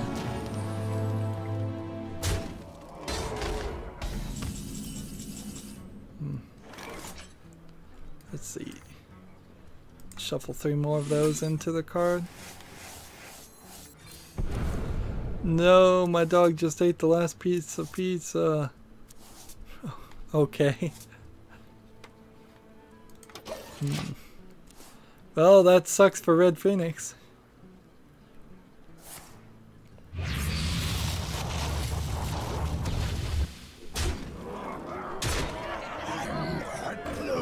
I saw a picture of a dog in a shower cap in a bathtub with wine and pizza next to him.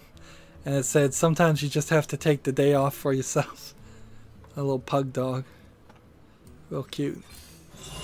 Wholesome memes.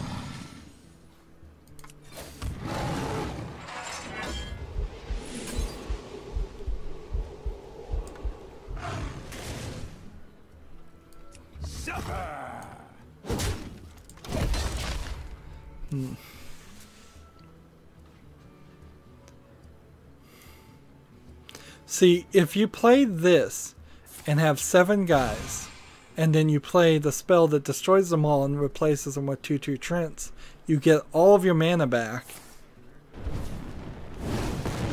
I think that synergizes rather well. So I could play this and randomize everything. How do you think people get rich? They compromise their morals. That's how people get rich. Or they're born into it. That's how it happens. Or they get very lucky. But I would say it's one of those 3 things. We'll just go down the line.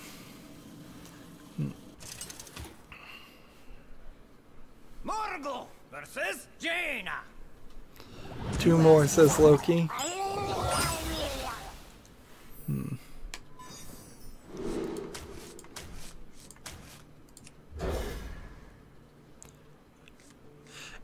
It's really hard for me to imagine any scenario where anybody gets rich without in some way stepping on somebody else and abusing somebody else.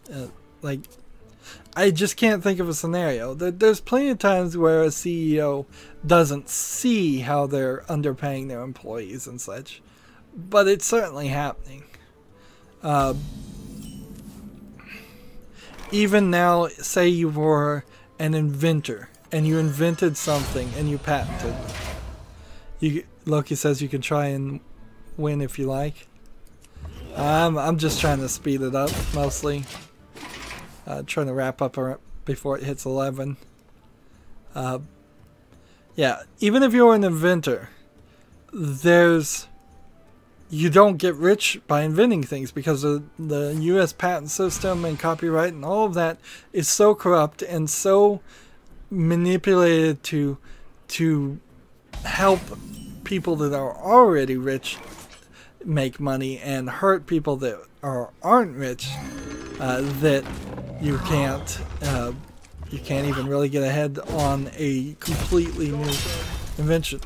Even if you're an artist and you just say paint pictures and something, you still have to play the game and manipulate people and trick somebody to buy your art or sell it. And there's no honest way to make a living as far as I can tell. YouTube feels like it's probably one of the few ones, and even at that, I know that I make my money by forcing people to watch ads to things that they shouldn't buy and that they don't want to watch, and they don't want to watch the ads anyways. YouTube Red is, I guess, kind of nice there, because if people buy YouTube Red, that pays me, and then they don't have to watch the ads. But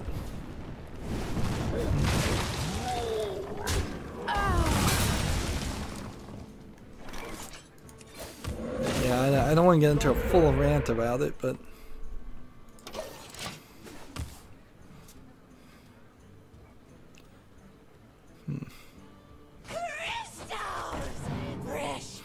I don't even want to be rich. Honestly, I'll take a living wage, just a guaranteed universal living wage, any day. Like, I think most people would, and then they'd have time to do whatever they were really passionate about for the rest of the time, whether or not what they were passionate about made money or not. A lot of artists in previous decades and would have, almost all of them were starving artists. They painted their art and they barely sold it for anything, if they sold it for anything, and there was no value in it. Alexa says, I'm going to sleep. See you in 3 days. Thanks for watching, Alexis. Sticking through it till the end.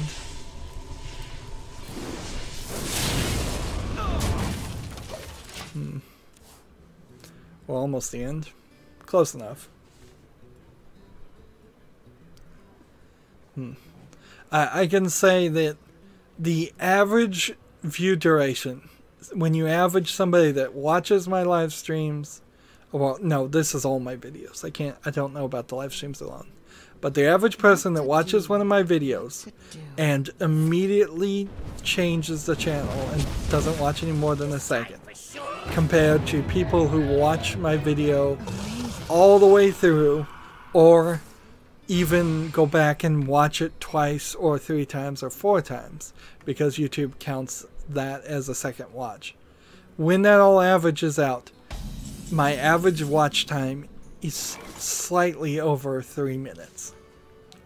So if anybody is watching a live stream for 5 hours, you have so exponentially done more than what most people do that it is incredibly helpful. Red Phoenix, hello darkness, my old friend. Lol. Goodbye, says Alexis. Bye. Goodbye, Alexis. And that's why I have hope for my channel, is because when people, with the live streaming, people are watching a lot more of my content than they were before. If I wasn't live streaming now, I would feel not very hopeful about my channel, but I'd still do it because it's something I have fun with. I might not do it as much and take it a little bit easier.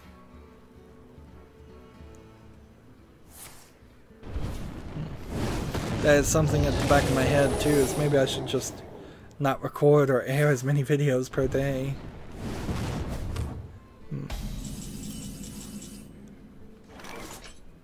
Here we go.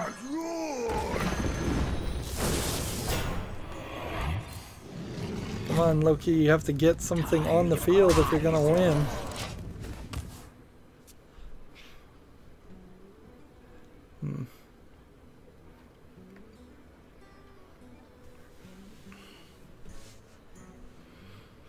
Like, I don't even have a reason to be attacking Loki's face, because this character is already at level 30. That's the maximum level.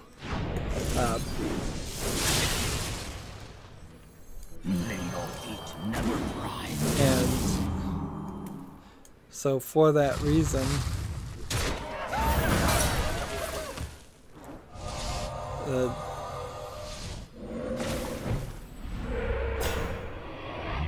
Red Phoenix says, I'm sitting in bed eating invisible pizza. That's a shame.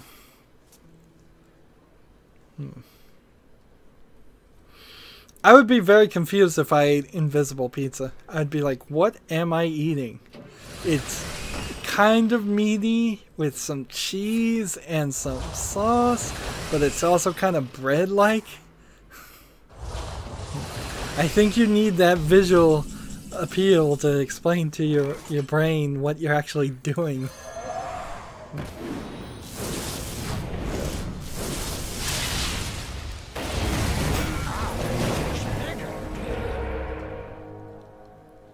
Let's see.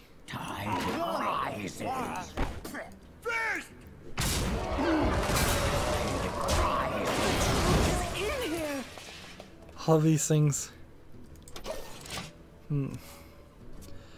I'm new to your channel. What is the video upload times? I don't have a consistent thing. I plan in 3 days to stream again around 2 o'clock Central Time. That's about as much as I can promise, because I have insomnia and I can't follow a schedule worth anything. So, sorry, I can't be more precise. I plan to stream in 3 days, unless there's some reason.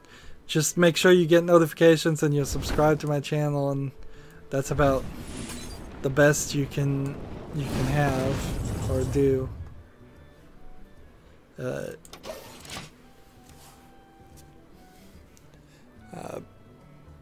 As long as you have a modern phone that can run the YouTube app, it will tell you when I'm live.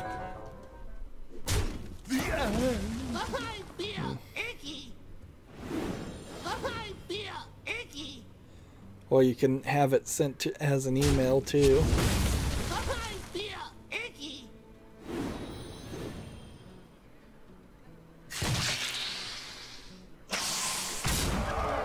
Interesting. Double leopard gnome generators. So if I do something like this, there's a good chance it's going to hit 2 of these. Wow, it didn't.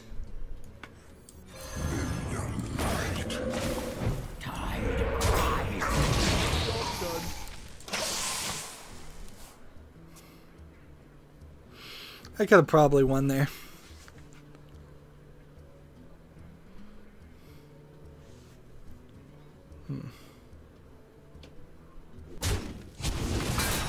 Daily videos weekly.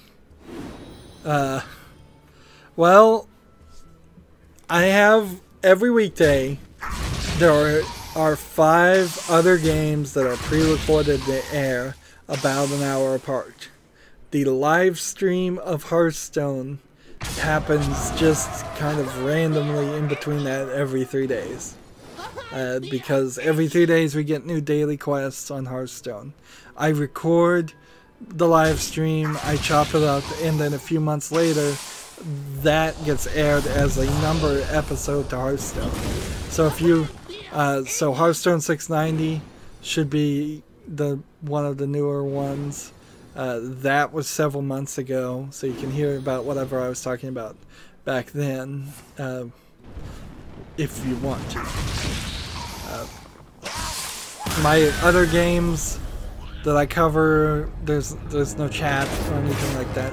It's full criticism of the game and full gameplay of the game. One more for Loki, and then that's it.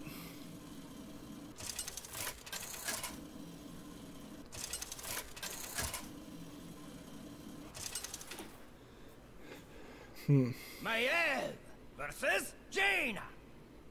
You asked for it. See, there's going to be a point where it's really great because I'll have a ton of people on friended me, helping me do my daily quests. And then right after that point, there will be a second point where it becomes completely awful because everybody is going to beg me to help them do their daily quests. And right now, I'm more than willing to help people do the daily quests. But if I have 250 people just all asking at the same time, we could probably do some things to make that work, where people help each other, like people cross-friend each other, and so I say, how about you two play together and help each other, and we make a community of it. Because I certainly will pitch in, but I can't carry the whole weight of that. Otherwise, this will become a 24-hour live stream, whether I want it to be or not.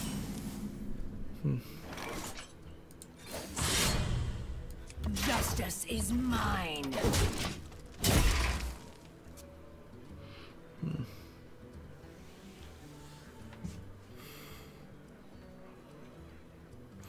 But I guess I'll deal with all of that once that happens, if it ever happens.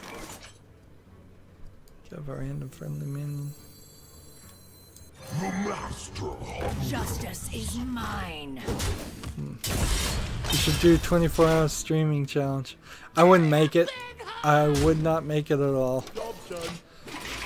I guarantee you, I don't even stay awake for 24 hours. I barely stay awake for 8 hours most of the time. More often than not, I'll wake up and then do something for a couple hours, then go back to sleep and sleep for another 4 hours. I might at some point be a part of a 24-hour streaming challenge, but it would have to be 2 or 3 people. Honestly, I would say at least 4 people would have to be willing to stream with me and swap out places, and it would have to be 4 people that probably were better, more popular YouTubers than me, for all of that.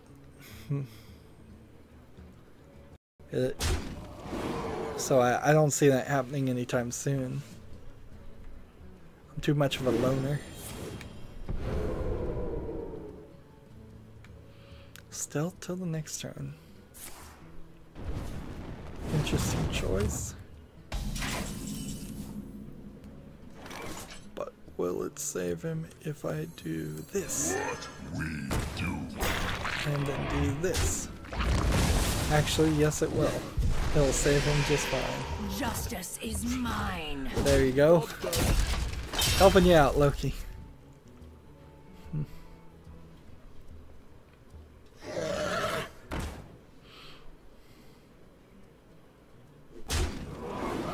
Human beings aren't designed to do things more than about 2.5 hours without breaks. They're supposed to stand up and stretch and move around and, you know, not destroy your circulation. Yeah.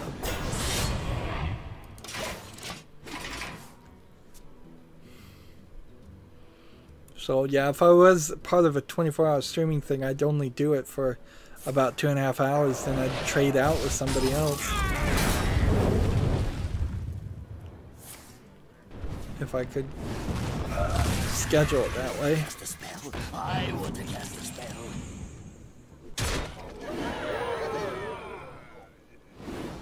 Right now, the not Summer Games Done Quick, but Awesome Games Done Quick is putting up their video feeds on YouTube, and boy, do those not play as well as the Summer Games Done Quick.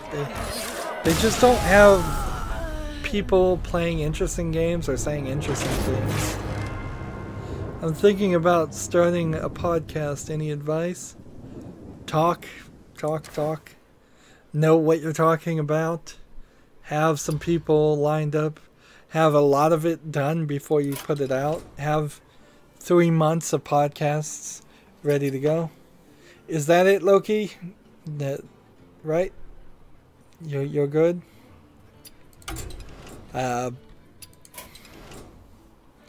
Just keep doing it. Loki says thank you.